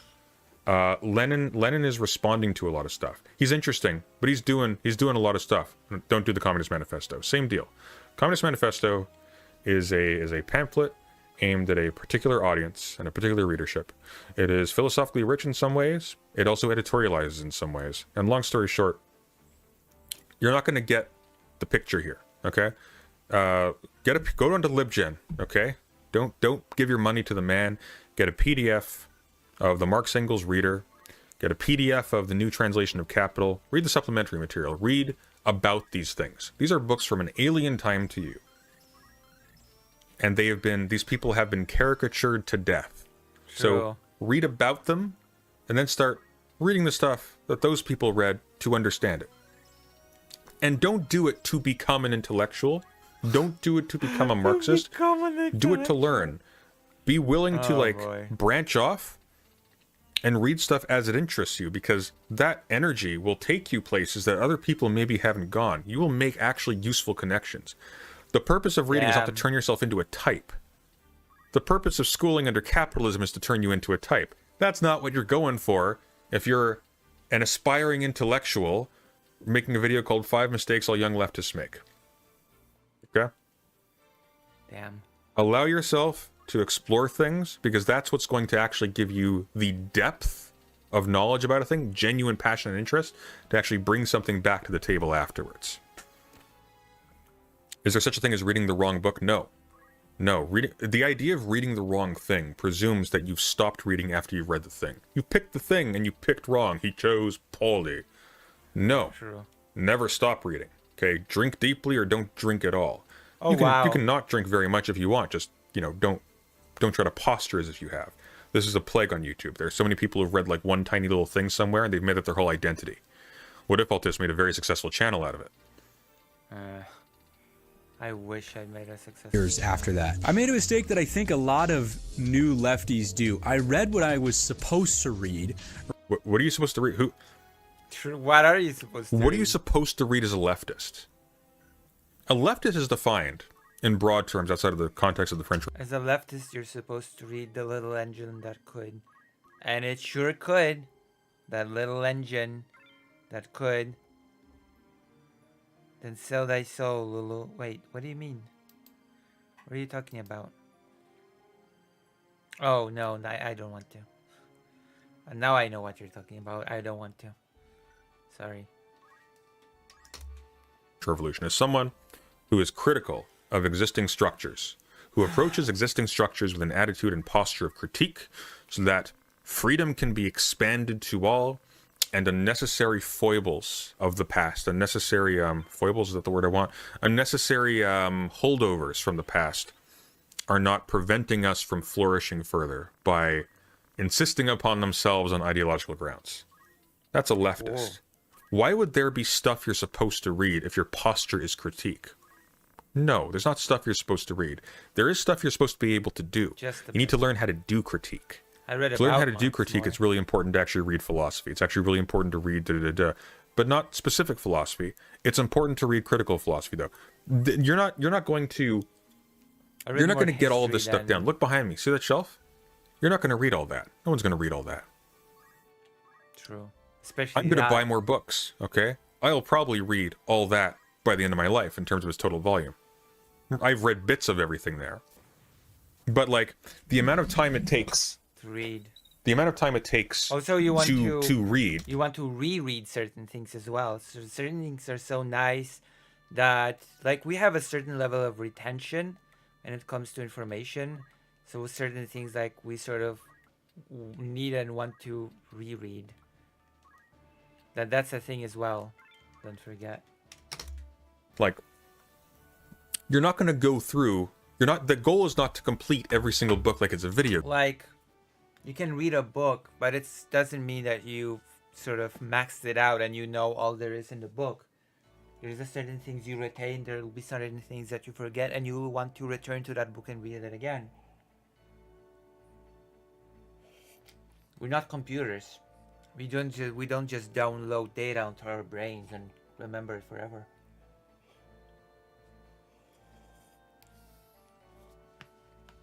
That is sort of, sadly, not how we work. You know? Game. That's why you revisit movies, books, etc. The goal is to acquire knowledge and intellectual skills and tools so that you can approach stuff in your life better, so that you can contribute to future conversations being done better. You're part of a massive conversation. The job is not to put all of this into your brain before you die. True. It's not how it works. Because A, you won't. You can. And B, all you'll do is produce copies of the same person if you're all reading the same stuff. We need people who are going in different directions, and you know what direction you need to go in because of what drives you. Or what I thought I was supposed to read without knowing why I was reading it. If it feels like you're just giving yourself homework when you pick up theory, that's probably because nobody has ever bothered to explain to you why reading theory is important. So I'll tell you why. I also, by the way, I know we have a theory meter on here. I know we refer to it as theory segments. I really hate referring to writings as theory, okay? Thinking about things, contemplating things, stopping, it's not praxis, it is sitting back, processing, building connections, being creative, so on and so forth, okay? Why you do it is because it interests you. And that's it. That's it. Read, or what I thought I was supposed to read, interest me. without Did you say knowing Brianna Wu was on why Piers Morgan again? No, Brianna Wu wasn't on Piers Morgan. Brianna Wu was on trigonometry. I was reading it. If it feels like you're just why reading theory is important. So I'll tell you why, in the form of a story. When I was a kid, my Wow. brother would always be telling me about this great idea he had for an app that would connect your phone's microphone to like an audio library, so that when you heard a song you liked at a party or on the radio or whatever, you could find out what it was. Years later, I discovered that that app already exists. It's called Shazam. That's what it's like to not read theory. You will spend This your is today's sponsor, brought to you by Shazam. entire life reinventing the wheel. But if you do read theory, you will find the crystallized knowledge of all the generations of thinkers and revolutionaries who came before you, serving up their knowledge to you on a silver platter. But why? No! No. No, you will not. No. No. No. No. Let's go back to malicious compliance, okay? Sovereign citizens do this with the written law. De Anima by Aristotle on the soul. If you read that from the perspective of someone who doesn't understand, for example, what the soul is translated from in an ancient Greek text, then you might go into that thinking that on the soul is about the little ghost man who pilots your flesh machine body like a Gundam pilot. This is not what Aristotle is doing. Gundam. The crystallized knowledge. This is precisely what Marx was actually writing against when he was critiquing the political economists, which is they get the products of history as things that appear like crystals, and these end up standing in for and obscuring the very real processes that led to their invention, that led to their emergence. The crystal. Because once you have the thing, the history of how it came to be that thing. A lot of ideas are not really theory anymore. Like the idea of a nation, for example, used to be a really new, complex things, but now everybody understands they live in a country, in like a country. I mean, people always understood they lived in a country. It just meant different things in different periods of time because countries were not always nation states. Thing is lost, and you can only speculate backwards from the thing that you now have before you and the thing it's arranged next to for where it actually came from. The reification works. So you do not get crystallized knowledge from theoretical writings, and in fact the reason why we You get have food for thought, though. You do get food for thought from theoretical knowledge. of canons, quote unquote. The reason why there are key moments in philosophy where there are really big important books, sometimes small important books, that everybody has to read to understand philosophy, quote unquote, is because these people, one and all, are critiquing each other. You're looking at the thing that came before, and they're going like, oh, that's interesting. See, when I read you, you assume this. Is this assumption, which you are not which you do not raise to the level of being analyzed itself, you sort of just presume it. Is this thing, Always about is this to kill presumption Ramza. justified? Let's try to justify it. Oh no, we can't. But this feeds into all of this, so on and so forth. You don't learn the crystallized knowledge of the past by reading. This is one of the reasons why modern history books about ancient events keep on coming out over and over again, because we get new information that changes how we actually understand it. Yeah. We also lose information that changes how we understand. Also, history is, you always learn fragments. You can't learn the entirety of history. You always choose selected fragments and selected interpretations because history is also narrativized necessarily. You know, you always learn new perspective on a given event, new information on a given event, and new ways the history is narrativized. Especially, there are some bad ways to narrativize history, like from the position of a nation state that sort of does this weird, let's just call it, projection of nation statehood into the past, which basically states that everything was always leading up to a country becoming a nation state, and basically that the people here living in this area, we're always a version of this current nation. That makes sense. I don't like this sort of way of approaching history. Understand it. There are history books written very, very long ago that have approaches to events that are inflected by discourses, the details of which are lost to us. We don't have access to those because they weren't in writing. These were embedded sort of within the culture of the person who wrote the historian. Knowledge is not crystallized in books. Books are a way of providing access to discourses efficiently, without needing the author or the participants of that discourse to be alive. It does not give you crystallized knowledge at all. If you think by reading a book you know a thing, you are wrong. You can verify information using a book. You can be guided through discursive processes, and you can learn how to think better from books. But it is not the case that by reading books from the past, that you will therefore internalize and absorb the crystallized knowledge of the ages. That is not how that works. You will not become smarter than Aristotle by reading all of Aristotle. You will not become, and so on and so forth. It's not how you do it. Why should we care what these writers have to say anyway? Isn't theory just the collected works of a bunch of dead white men? And as far as the second question goes, no. But you wouldn't be a fool to ask, is this stuff relevant to us in the 21st century? I mean, a lot of it is, let's be clear. That's not to the favor of dead white men. There's a reason for this. But if you're talking about like Marx and previously, a lot of it, yeah, actually.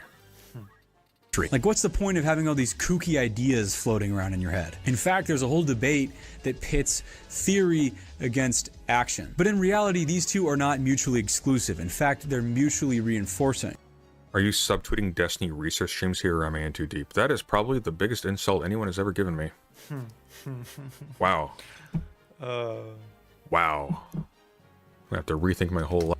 If you like what I do, if you like my streams, if you like anything at all, blah blah, then you should subscribe and donate. I believe in you. Life. Reading theory is pointless if you don't apply it to the world. And taking Why do you think so? Why do you think reading theory is pointless if you don't apply it to the world? What does that mean? Who told you? Why do you think so? True. Because here's the thing, I guarantee you, he's not getting this from Kant's theory and practice, right? This guy is not talking about theory. This guy is talking about Marxist, Leninist, specifically pamphlets. He's talking about getting your talking points. Getting your talking points and the data points to back them up. I'm calling it. That's what he means by theory. Dear friends, this is not what doing theory actually entails. Action is pointless if you don't have a concrete strategy. So now you know why you're reading theory in the first place. Some theory, quote unquote, can be a great supplement, right? If I go to Ukraine and do interviews about the war, I do interviews about the children being kidnapped by Russia, then it could be, for example, a good supplement for me to be knowledgeable at least a little bit on the history of children being kidnapped during wars, like during World War II by the Nazis, right? And it would be doubly good for me to be knowledgeable about that, considering that my grandfather was basically one of those kidnapped children by the Nazis during World War II, but that's neither here nor there.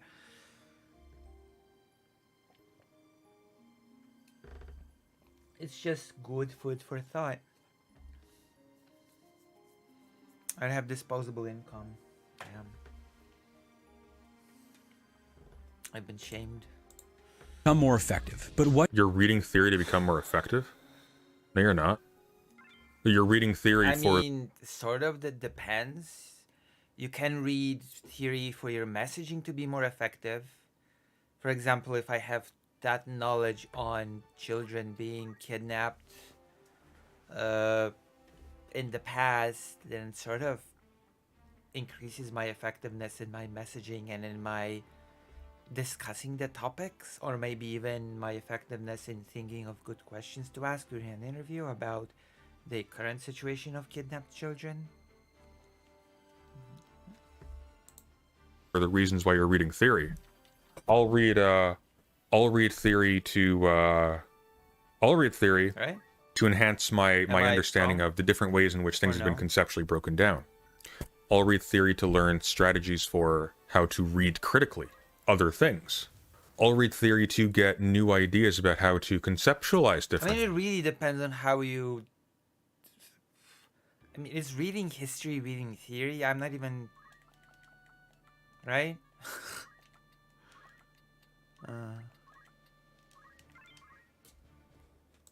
things, or in certain kinds of what's the word I'm looking for? Not didactic. There's something else. Didactics. I've brain. lost the word. But like there I are never lose words. there are I'm a writings whose genius. function is to critique assumptions. The purpose is not to make yourself more effective in the world. The purpose is to open new doors in the domain of theory, in the domain of philosophy, and so on and so forth.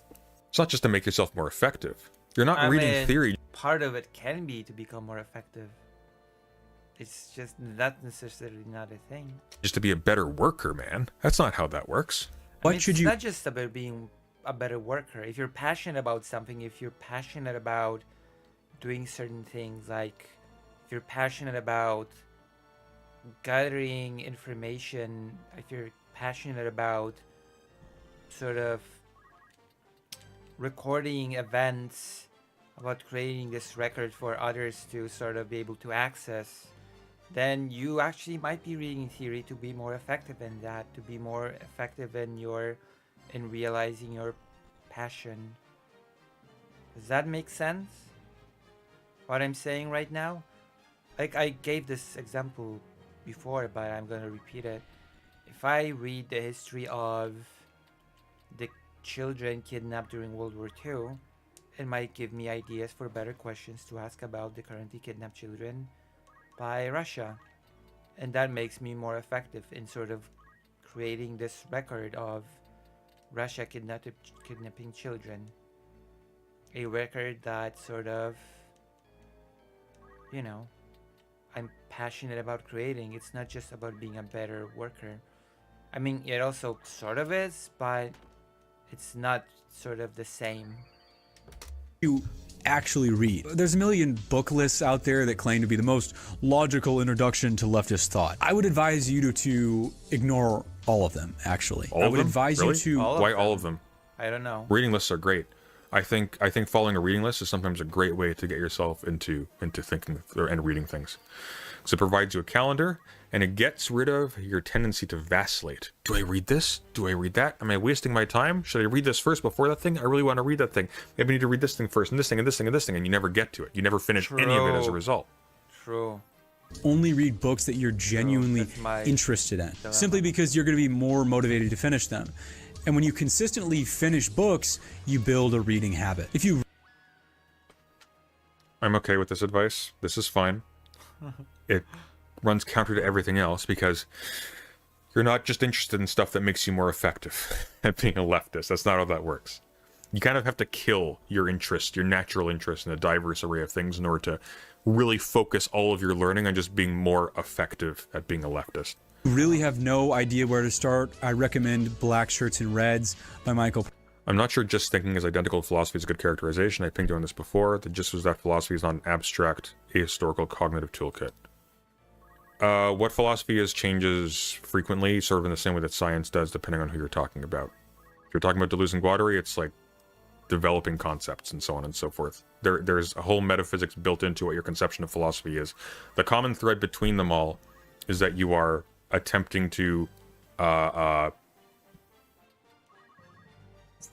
think about things. You're attempting to think about things with an aim to understand them. Same. I attempt to think. Parenti. It's a great primer on Not talking about Deleuze. Well, that's your problem, though, because Deleuze has a theory of philosophy, too. So you can't just insist that philosophy is one particular thing, as much as I'd like to. the origins of Like if I was talking about Socrates' or Plato's understanding of philosophy, that's radically different as well. Like radically so. Now you're talking about introducing an entire metaphysics where there's this capital T truth out there that you have a tendency towards. It is your lodestone, your center of gravity, and that's the thing you were drifting towards. That's philosophy for Plato. fascism and the secret history of the Striving towards, rather. You can never reach it. War. I know this isn't the sexy answer. For the sake of your ego, you're going to want to read some more advanced material. Now, if you've already developed a serious reading habit, be my guest. Go ahead. But let's be honest, your attention span is deep fried by the internet. You probably scrolled down to the comments and looked at the recommended feed like 10 times in the past minute. Here's my challenge. If you're not able to get through at least 200 pages per Your apathy, DM me your objection and I'll read it out, okay? week consistently, then your main task is to get in the habit of reading. I'm talking real books. Twitter does not count. Mistake number 3, thinking wrong. There's one toxic trait that I've noticed in nearly every baby leftist, and it Weak. My grandfather would be annoyed if I didn't get through 200 pages of book within days. I guess my grandfather just had different standards than this guy. will slow down your progress immensely and make you generally unlikable. I remember one day I was telling my friend Just don't do things wrong. True. Do about my things TikTok right. profile and how I was Right wing. planning to grow it, Thinking wrong. and he said, "Do you really want to know what I think about your profile?" And of course I say, "Yeah." And he said, "I think you come off as an arrogant prick." That hurt me, because deep down I knew he was right. When you first learn what capitalism is and you start to recognize the invisible hand of the market, No. He did not. He did. No. Yes. Jesus. What up? Oh my god. What up? He did not. He did. Get over it. Okay, get over it. He did. and of course I say, "Yeah." And he said, "I think you come off as an arrogant prick." That hurt me, because deep down I knew he was right. When you first learn what capitalism is and you start to recognize the invisible hand of the market absolutely pummeling everyone around you, The invisible hand of the market. Oh my god. Oh my god, man. Yes, that thing that was vaguely mentioned. The invisible hand in Adam Smith does not refer to the market. The invisible hand in Adam Smith refers to the tendencies of different people to work in particular ways as if guided by an invisible hand. It's actually part of a moral theory. When people like, I don't know, Milton Friedman or whatever. Milton Friedman? I think of Milton Friedman. Hang on, fuck. I want to make sure I get the name right. Okay, My brain's not working. my advice is to probably try to cut these sort of things out in editing for your VODs, okay? Milton Friedman. When people like Milton Friedman talk about language like the magic of the market or the invisible hand of the market, what they are doing is they are presuming that the market, the economy or whatever is like a closed system and it's perfect, okay? It is ecological balance, ebb and flow. Has anyone's ever seen The Network? It's a really fucking good movie. That's what they're doing. This is not what Marx is doing. This is not what leftists are doing. Leftists are not treating the economy as if it is a closed, perfect system. Sublime, flawless. That's not what leftists are doing. At least leftists know what they're talking about. What Marxists are doing, what Marx is doing, is he's talking about how... He's talking about how... How do I want to put this? I'm trying to think of how to put this without just ripping off of... Look.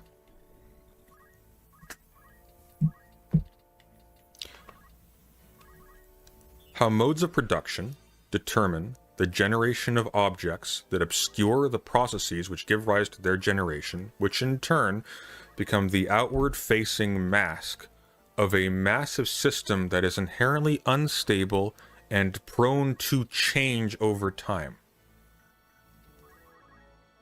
Okay? Okay. It is precisely because there is no invisible hand Cool. in that sense that modes of production What do you mean? give way to other modes of production. The different social arrangements dissolve or crumble into other ones. In all fairness, he probably just used the phrase from common parlance, never read Adam Smith, might have not even known it was from him. Yeah, but that's the problem, because he's telling people that your issue is that you're thinking wrong. True.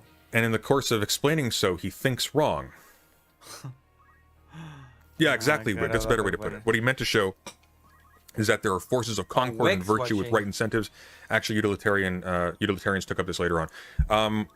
I am not an expert on Smith, but I know an expert on Smith through Jalma. Know of one. We're not actually super well acquainted. But what people who actually read Smith will tell you is that if you want to understand the wealth of nations, you got to read his theory of moral sentiments. You have to, because fundamentally, So much to read. Smith is I not already have history to a read. writer of economy So in the much modern history. He's not. God. He's not talking about, he's not a theorist strictly of expenditures and so on and so forth. He is a theorist of history. everything. He's engaged in a political But if theory. you're a history Very broad. whatever of everything, then you're nothing. Capitalism is a Marxist understanding of capitalism is not recognizing how the invisible hand of the market is kind of a dick. It's not about the invisible dick of the market. That's not what that What? means. What the hell? The invisible dick of the market. You can become self-righteous. You can start to judge people for not seeing what you see. By the way, I always do that. really, Harper, you don't say. Evil Morty, thank you for the 10 gifted memberships. very I much want appreciate gifted that. membership. For not acknowledging the From Evil cruelty Morty. and injustice that our system is built on. Cultivating humility is not just a moral imperative, it's also a strategic necessity. Pride Indeed. will paralyze you. It will convince you that you have nothing left to learn and therefore stunt your growth. So how do you maintain your conviction without being arrogant? The first step is to accept reality. Recognize that everything conservatives think about you is probably true. So Again, why am I to take from this as a trans person? Oh wow. All the conservative people calling me just a deluded man. I guess they're right. Hola. Es muy bien. Like, come on. That's the stupidest part of the whole video. How about no? Yeah, how about super no? yeah, congrats, you're awake. You know the truth. Now, what the real truth? game begins. And you are an inexperienced, uneducated, So stupid. undisciplined, low-level scrub. But guess the fuck up, samurai. We got a city to burn. Okay, now that he's lectured us about being arrogant, let's see what his comments are like. What's it going like down here? Do we have critiques? No, everybody's just glazing him. Damn, I wish I was always just I hate this so much. This is awful. This is terrible. This is It terrible. happens. Oh my god. It Oh, this makes happens. me so sad. Oh, come on. We're doomed.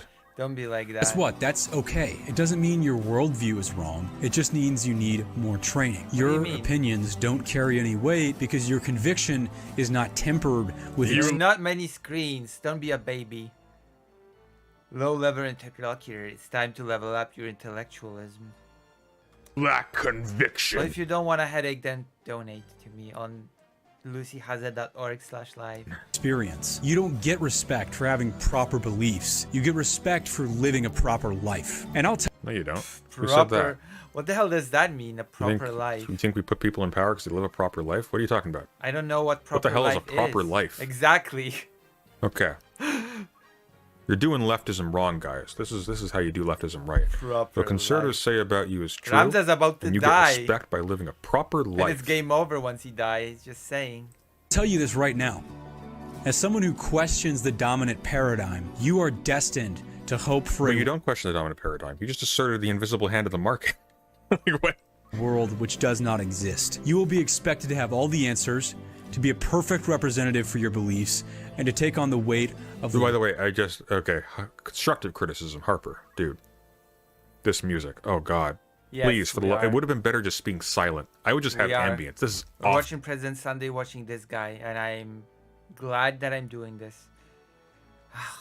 The title of the stream is the 1000 day invasion thing, but I feel like I might not do it on this stream. I feel like maybe I'll just prepare better and do it tomorrow, because I feel tired and there's not many people. I feel saddened by the facts of the matter. But thank you all for being here. You are Chaotic King. This Are is you a having fun doing it? conservative psyop. It's not a very good one. It's not really exploding that much. World. That's not fair. But you don't have a choice. What you do choose is your response. You can either crumble under the pressure, or you can True. use it to transform yourself. I The second crumble. step to getting your The conservatives are right about you. Transform yourself into something else than the conservatives think you are. mind right is to cultivate a scientific spirit. My commitment is not to Cultivate a scientific spirit. I don't know what any that man means. or any ideology or any nation.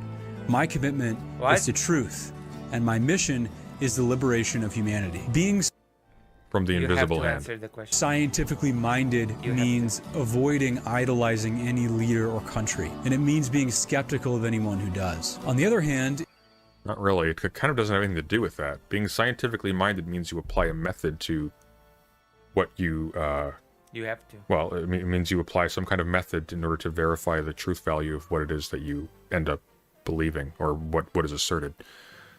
When you're talking about science, you're talking about the use of You method, have to. fundamentally.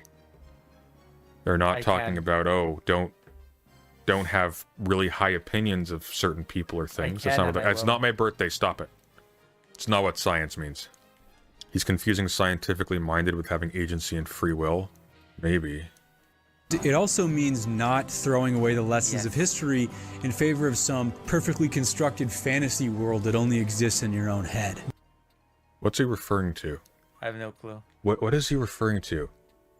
Because the only thing I can gather from this is, listen, leftists. If I've said it once, I've Also, said I have to finish fake Alec Hal Parker's what's it called? Commission. it a million times. Communism simply doesn't work. That's all I'm getting from this. You're hearing There is voices. no perfect That's formula. not good. There are only successes and failures and lessons. Mistake number 4. Okay, that's fine. That's fine. I'm okay with that. I'm fine with that. The I'm last not line. fine. That's okay. He brought it back a little bit. Neglecting physicality. Let me take a wild guess. What? Neglecting physicality. That's what? In your own head. There is no perfect formula. There are only successes and failures and lessons. Mistake number 4, neglecting physicality. Let me What? Neglecting physicality. By the way, editor, maybe not a terrible thumbnail idea here. Kinda. Maybe. Lakeside Miners, thanks for the $2. Happy exiting the womb of the womb owner day. I hate you Trying to make you answer the question. so very, very much. You cannot fathom the extent of my contempt for you. Jesus, President Sunday, calm down. May every Just crack an you step innocent on viewer. break your mother's back and the backs of every mother Wow. you know her like. Let me take a wild God. guess. Some days you feel great. You're loving the process. And some days, all your goals seem pointless. I know I've been there. The question is, why? If you're a Answer. recovering nerd like me, you're not going to want to hear this. But the truth is, your mind and your Recovering- body are inseparable. Recovering nerd? Okay, here we go. Good advice. This is actually good advice. Okay? This is good advice. Thank you. I've got an exercise bike right here. Oh, wow. How And I have impressive. found that if I use that before stream, I am happier, I'm less likely to be at the end of it, and I'm losing weight, and it's great. It's making me a lot more efficient and a lot less stressed out, and I'm reading faster again, and it's good. Because apparently, I had a very unhealthy relationship with work, and I was slowing down as a result. Ah. I'm now reading 30 to 50 pages a day, and it's great. This is good advice. But you're not a nerd. Your nerd cred, I am skeptical of. You have a very Cred. normie attitude to reading. You are not like us. We are not the same. That sense of doom you feel isn't the objective truth of the universe. It's just the truth of your perception. This feels I don't think we needed to be told that, but thank you. like it shouldn't work. But I promise you, if your mind is stuck, you have to move your body. You cannot logic your way out of depression. So how does exercise Well, not with that attitude. actually help us? That's true, actually. But Also, you cannot just exercise yourself out of depression either. I'm just gonna say that you cannot just exercise your way out of depression. As much as you cannot just logic your way out of depression, you also cannot just exercise your way out of depression. So there you go. Hitting the gym will not cure your depression. by the way, you can't logic your way out of depression. Although, like, positive thinking can help depression. Everyone's different, but as a general rule, you don't just tell people to reframe their thinking in order to get them out of depression. Depression is like a complicated thing that does not mean you are sad or unhappy. It means you have a whole lot of stuff going on that is causing you to slow down and to be hopeless and dismal and unmotivated and heavy and so on and so forth. The problem is that we've been trained to live passively, spun out, scrolling through the decline of Western civilization. Decline of Western civilization is such a funny thing. Jesus. Okay, so I guess that's where this is coming from. The presenter used to be in his head too much and just reading all that time and getting a mix of activities that were right from, I guess. Can that cure depression? Can what cure depression? Not being depressed? I see. Okay, so the cure to... Oh my god. He was doing so well. He was doing so well. What you need to understand is that the reason why you're all so depressed is that you're just doom scrolling through the decline of Western civilization.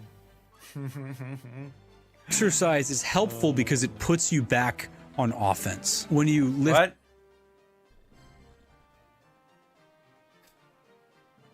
I have no clue what that means. I'm afraid. No, he was not doing so well. Look, my standards were low, okay? My standards were low. I'm trying to be...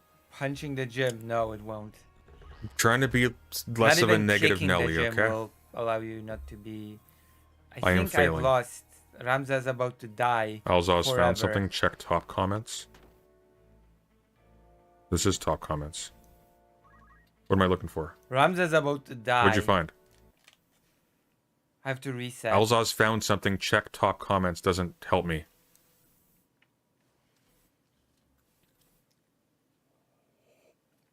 Was he doing well? A guy just said start lifting. I mean, that exercise is good for you. It is That's pretty not good. that's They won't not cure bad your advice. depression. That's fine. At the very least, if people like jog a little after this, that's not bad. It's bad. Rickside, thanks for the 199. Happy birthday. It's not my birthday. Stop. It is not my birthday. 12 Stop beers. saying it's my birthday. Happy birthday, I am President not Sunday. amused. Stop saying it's my birthday. It is not. Happy birthday, President Sunday. My birthday is in the winter. It is not winter yet. Winter's coming. Midwestern Marx wants to talk with him. Oh. Isn't that like... Oh, he is there. That is Midwestern Marx. Wait, who is that again? Oh my god. I remember this guy. Horrible, Oh, horrible it's this guy. creator. I'm not a fan. Not I a remember fan this guy. either. I'm not a fan. It's all I coming went from together. the depressed Oh my god. Why? Ben Shapiro Why is the previous video still playing? No clue. Where is that even coming from? I don't know. It's your. Why thing. just I closed the window?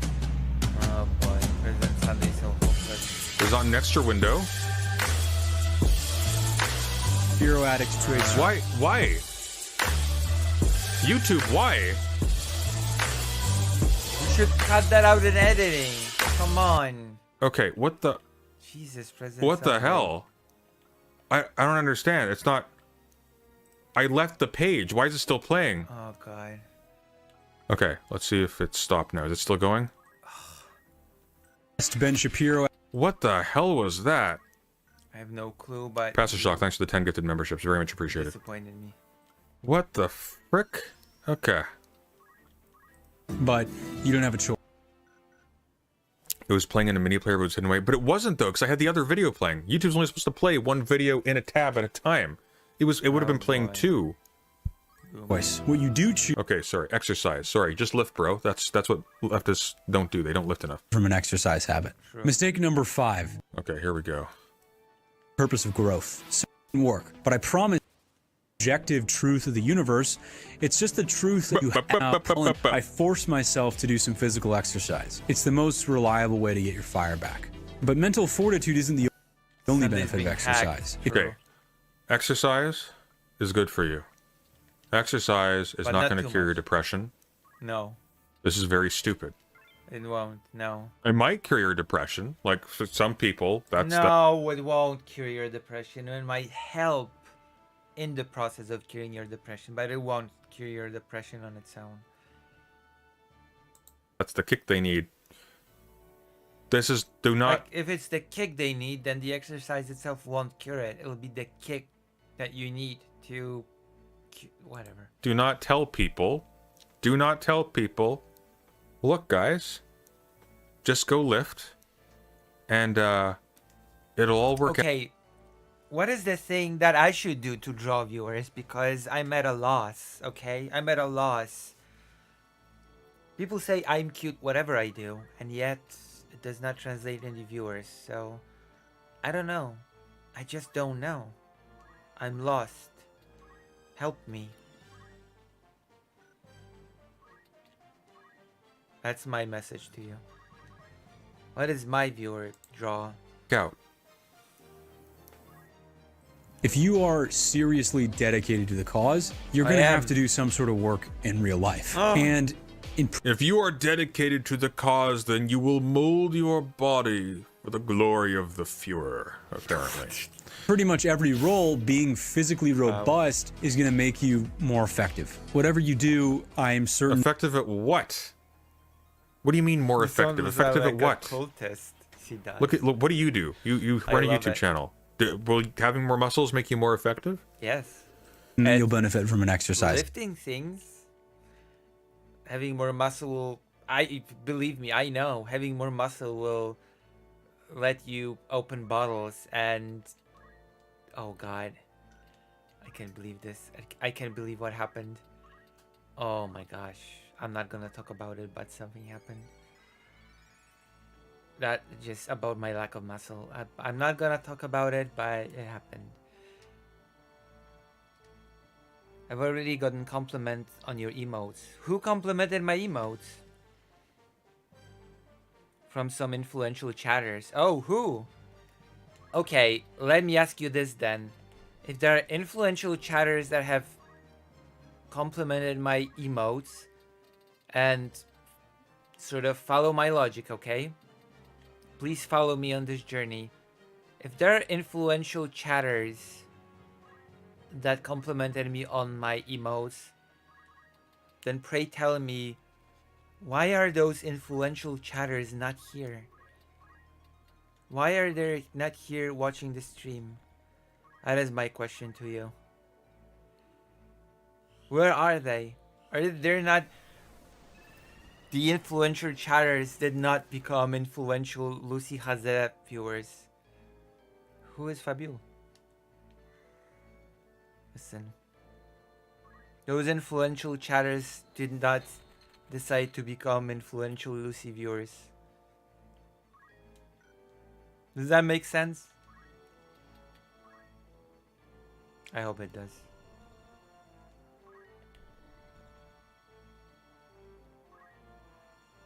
Does it?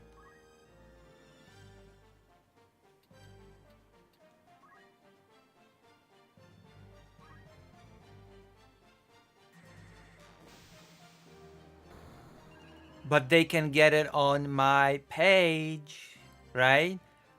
lucyhazet.org/live. They could get my emote on the page. Or on Twitch if I can get it figured out.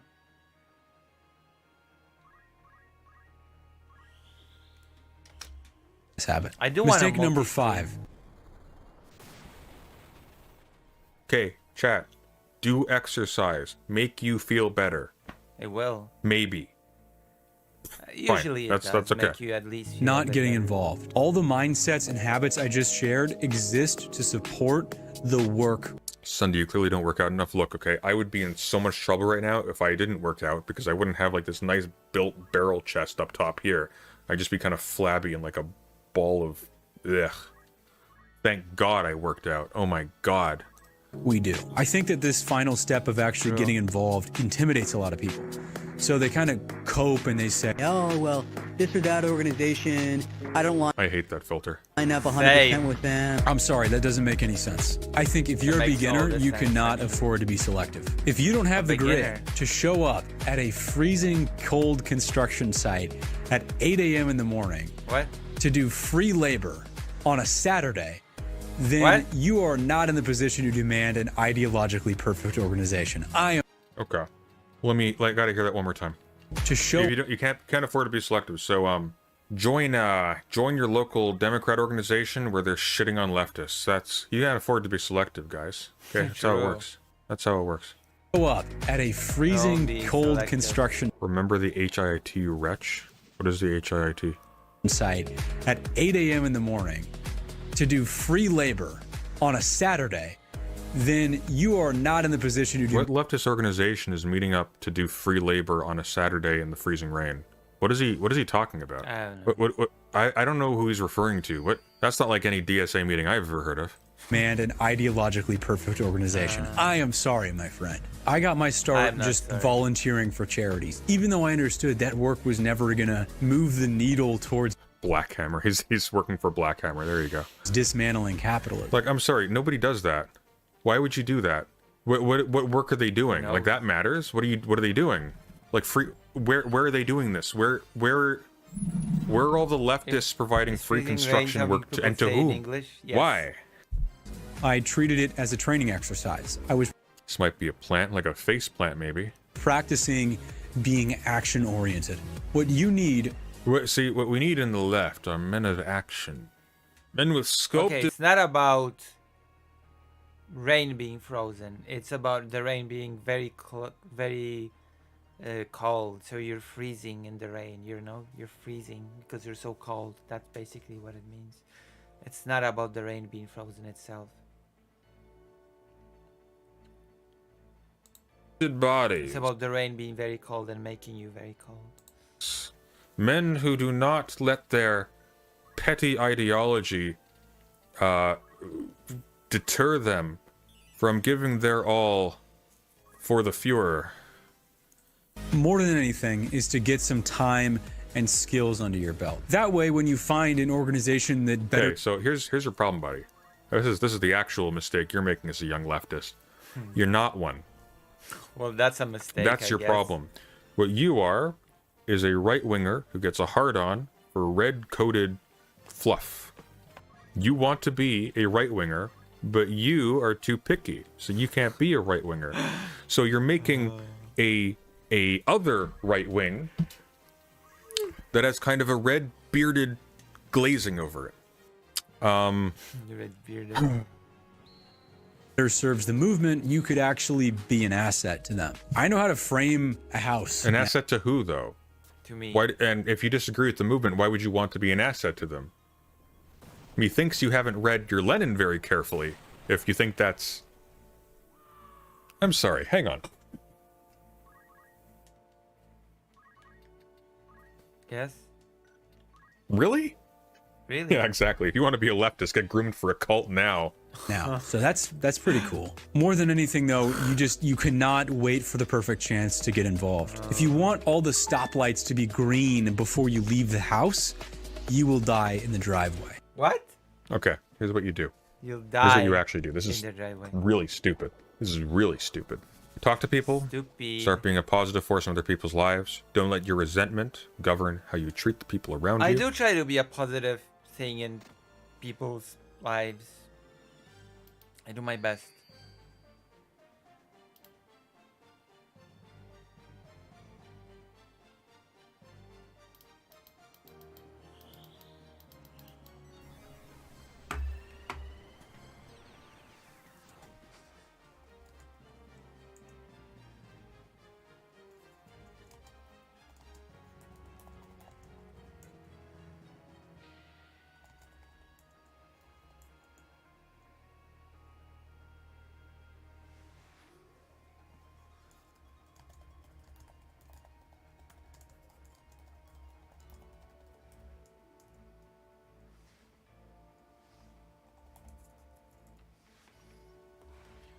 I have to revive this thing.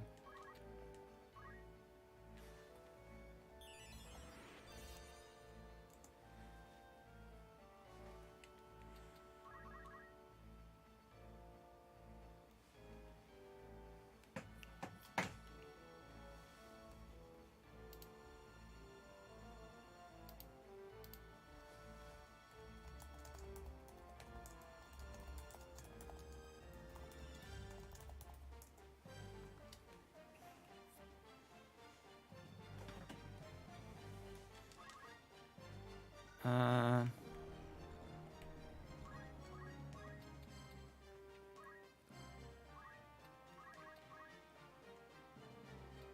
Hold on. Oh, drought. Let's go. Kill the enemies. Die. Perfect. Someone's hurt. Have conversations with people and learn what makes them upset, what they're struggling with, and so on and so forth. I do like to Start learn reading what widely. makes Start people reading stuff about history. Start upset. reading stuff about the news, so on and so forth.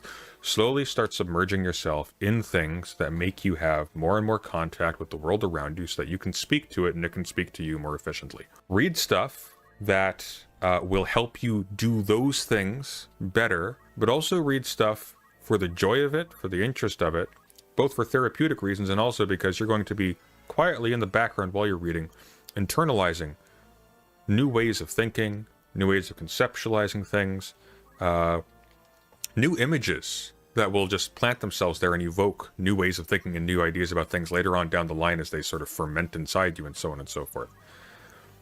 And then look at what people are doing and get involved in something that seems like it's having a positive effect or something that you can have a positive effect within. That's what you do. That's true. None of this bullshit. Get on the exercise bike, start lifting, make yourself into a strong man for the cause so you can be a pawn for someone's little vanity project being a micro Bolshevik in a first world country. That's not how that works. Don't do that. You want to end up like a pathetic Haas wannabe. Do that. Oh my god. You know what? Oh, I'll share snap. one last thing that I regret before I Okay. sign off. When I visited Central America to do infrastructure work, I was appalled by the poverty that I saw there. Okay, so that's what he's talking. You have to... Here's the deal, guys. Okay. You are not allowed the luxury of an opinion unless you go to Venezuela. You say Venezuela? Venezuela. Last thing that I regret before I sign off. When I visited Central America to do infrastructure work, I was appalled No, he said Central America. by the poverty that I saw there. I kept asking myself, like, why are these countries so poor? Why are these children that Why did I hear Venezuela? My brain's not working. I'm so tired. I'm encountering never going to have the same opportunities that I have? Looking back, that was one of the first things that awakened me to the reality of the Central America for infrastructure work. I am... Sounds bullshit, by the way. He's got a photo of himself. He looks like younger. I'm thinking high school trip. What? They do those. Yeah, I know Venezuela is in South America. My brain crossed out Central America instead of Venezuela. I think it's because I was reading an article on Venezuela recently. Yeah, school program. Nothing wrong with that, by the way. Everything's wrong Christian with missionaries? Yeah, maybe. Oh, maybe actually. that. Maybe. That's a possibility. I don't want to speak for him. There are like I wanna secular speak schools for that him. do trips like this too. That's a thing. I want to speak for him. But if he's essentially doing what Tyler's doing, which is, yeah, if you're not in the military, shut the fuck up about military stuff. Like, which is kind of the vibe I'm getting, where it's like, yeah, unless you're like a manly man and you've gone to Central America to help dig ditches in the I freezing mean, rain. I'm not sure if Tyler is active. I mean, I'm not a big, viewer of West Side Tyler, but I don't think West Side Tyler believes that if you're not in the military, you should shut up about the military. Like, didn't he have a conversation with Dylan Burns about the military in Ukraine? And I'm pretty sure Dylan Burns is not in the military. Oh, whatever.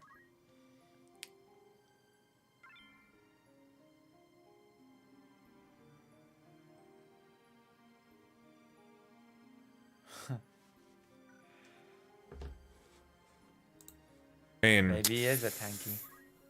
Sit your ass down. That's kind of what he's doing. This is all very creepy. Maybe. He did say he was formerly conservative, right? Did the he? capitalist system. But it took I don't me. But here's the remember thing, that. though, and I'm always skeptical of people like this. There are some people, like myself, who start off conservative and then sort of work their way out of it intellectually. Then there are other people who just kind of flip. And they flip at the onset of a media career. That's my interesting. God. You can actually go back in my channel. You can see very early on, I was a conservative while I was making my YouTube videos. This channel started off conservative. I became a leftist over the course of a year of doing YouTube. Okay. I was on my way already for other things, but like it took place during that time. This guy seems like someone who decided, I'm going to brand myself as a leftist who escaped the right-wing pipeline. There's a whole genre of people like that. A lot of grifters who are like, I used to be right-wing and now I'm a leftist. That's a thing. It is a thing. I don't know for sure that that's the case with this guy, but like I'm getting those vibes. First of all, because here's the deal. If you are a young leftist and you are an ex-conservative, 5 mistakes all young leftists make is a strange thesis to publish. Because why on earth would you be in a position to make recommendations like this? I'm not aware of you. I don't know who you are. I haven't seen you run anything or accomplish Oh, I anything. don't have enough This just gel. seems like a business You angle, like Lucy? which I wouldn't care about if you did it well. But this Okay, is now you just slandered me. Okay, now you just slandered me, and you should donate to make it up to me. Especially since I'm gonna finish stream soon. bad advice mostly. This is anti-leftist advice, actually. It's the kind of thing, though, that feeds into a lot of like pro-Putin, red fascist type stuff on YouTube. So I gotta wonder. Is this not just a Jackson Hinkle wannabe getting his fresh start? Years to fully understand how imperialism had devastated Guatemala or any of the other countries I had visited. I That's wish I would have had the clarity to get in the fight a lot sooner. That's a picture of a bulldozer. That's looks like a landfill. And that looks like you almost caught a photo of the Flash, but you missed it. Countries I Oh, there we go. Okay. What are these images supposed to tell me exactly? When would he have gone to Guatemala? Guatemala's like crazy corrupt. What was he doing in Guatemala? Do we know anything about this guy? Like, does he? had visited. I wish I would have had the clarity to get in the fight a lot sooner. That's why I put together a full 1-hour deep dive into the secret history of the 20th century. I'm talking about God. sabotage, Oh, no. genocide, Oh, Barry! propaganda. They do not. I like how the scale is sabotage, genocide, then Thank you for the $5, which means that we've made $55 tonight on stream. Thank you. propaganda. Not teach you this in school. Watch that video. I wonder what this guy's position. Philippe August, you should lead by example and go to the page and donate as well. I think Theory Bros equally fade into putting stuff on YouTube just as much as Action Bros. Yeah, you were. On Ukraine is. Charitable. Speaking of U.S.-backed coups, Wait, what? I Oh no. I wonder what this guy's position on Ukraine is. Yeah. Speaking of U.S.-backed coups, I actually kind of wonder. Let's see, what do we got here? He's got to have Ukraine. He's going to do it. The Banana Wars, Russia. Oh no. Oh, he's going to do it. He's going to do it. Yeah. Korea, China, Albania, Guatemala, Iran, Indonesia, Congo, Cuba, Operation Condor. All good so far. The domestic war. Afghanistan, Nicaragua, Grenada. Let's go into the... Russia. Let's check the transcript. Okay, fingers crossed, okay? Maybe he's alright. No mention of Ukraine. That's good. That's good. Okay. Let's see what he says about Russia. Let's see what he says about Russia. Project. Ultimately, though, it wasn't enough. In fact, I'm somewhat persuaded by the argument that U.S. and allied entry into the conflict actually served to aid the Bolsheviks by allowing them to credibly paint themselves as patriots, resisting a foreign coup attempt. Okay. Shitty other video. This might not be terrible. But never trust the hope. It has forsaken these lands. Nope. Okay. So thank you. We're gonna raid into someone now because I have a lot of work to do. So who do you want me to raid into? Philip August? Who would you have me raid into? Please tell me now. Now is your chance to shine and tell me who I should raid on YouTube. Thank you. I'll see you tomorrow. I will see you all tomorrow. I will definitely fulfill the topic from the I'll fulfill the topic of the name of today's stream, okay? We will talk about the 1,000 days of Ukraine and of invasion of, you know, of the war. We will talk about it. I promise. Oh gosh, I promise. I'm sorry for not having done it today. I'm a bad person. If I can, if they have the permits. Movie extravaganza. Okay, let's raid them.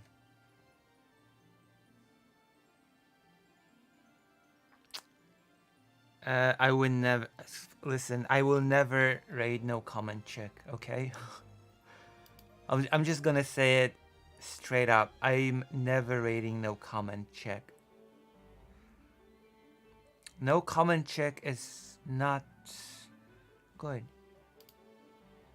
Maybe I'm mean, but I'm sorry. I just no. Please don't suggest that I should raid no comment shit.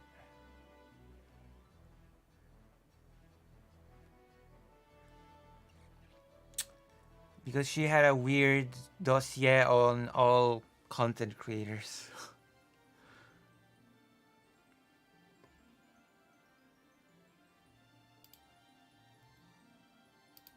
And she has a weird never mind. Plus she does not like me. I'm in White Forest. I have a White Forest account.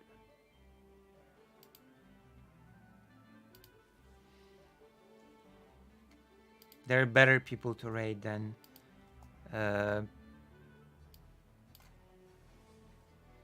okay, I cannot find movie night extravaganza. So you have to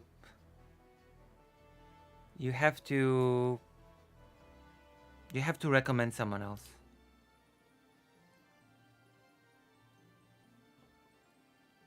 Vegcom. Okay, let's go to Vegcom. See? Unlike non-comment check, Vegcom is nice. Alright, thank you for coming. I'll see you tomorrow. Good night. Good night. Vegcom is smaller, deserves more love. Always has not enough viewers, I believe. Okay, I'll see you.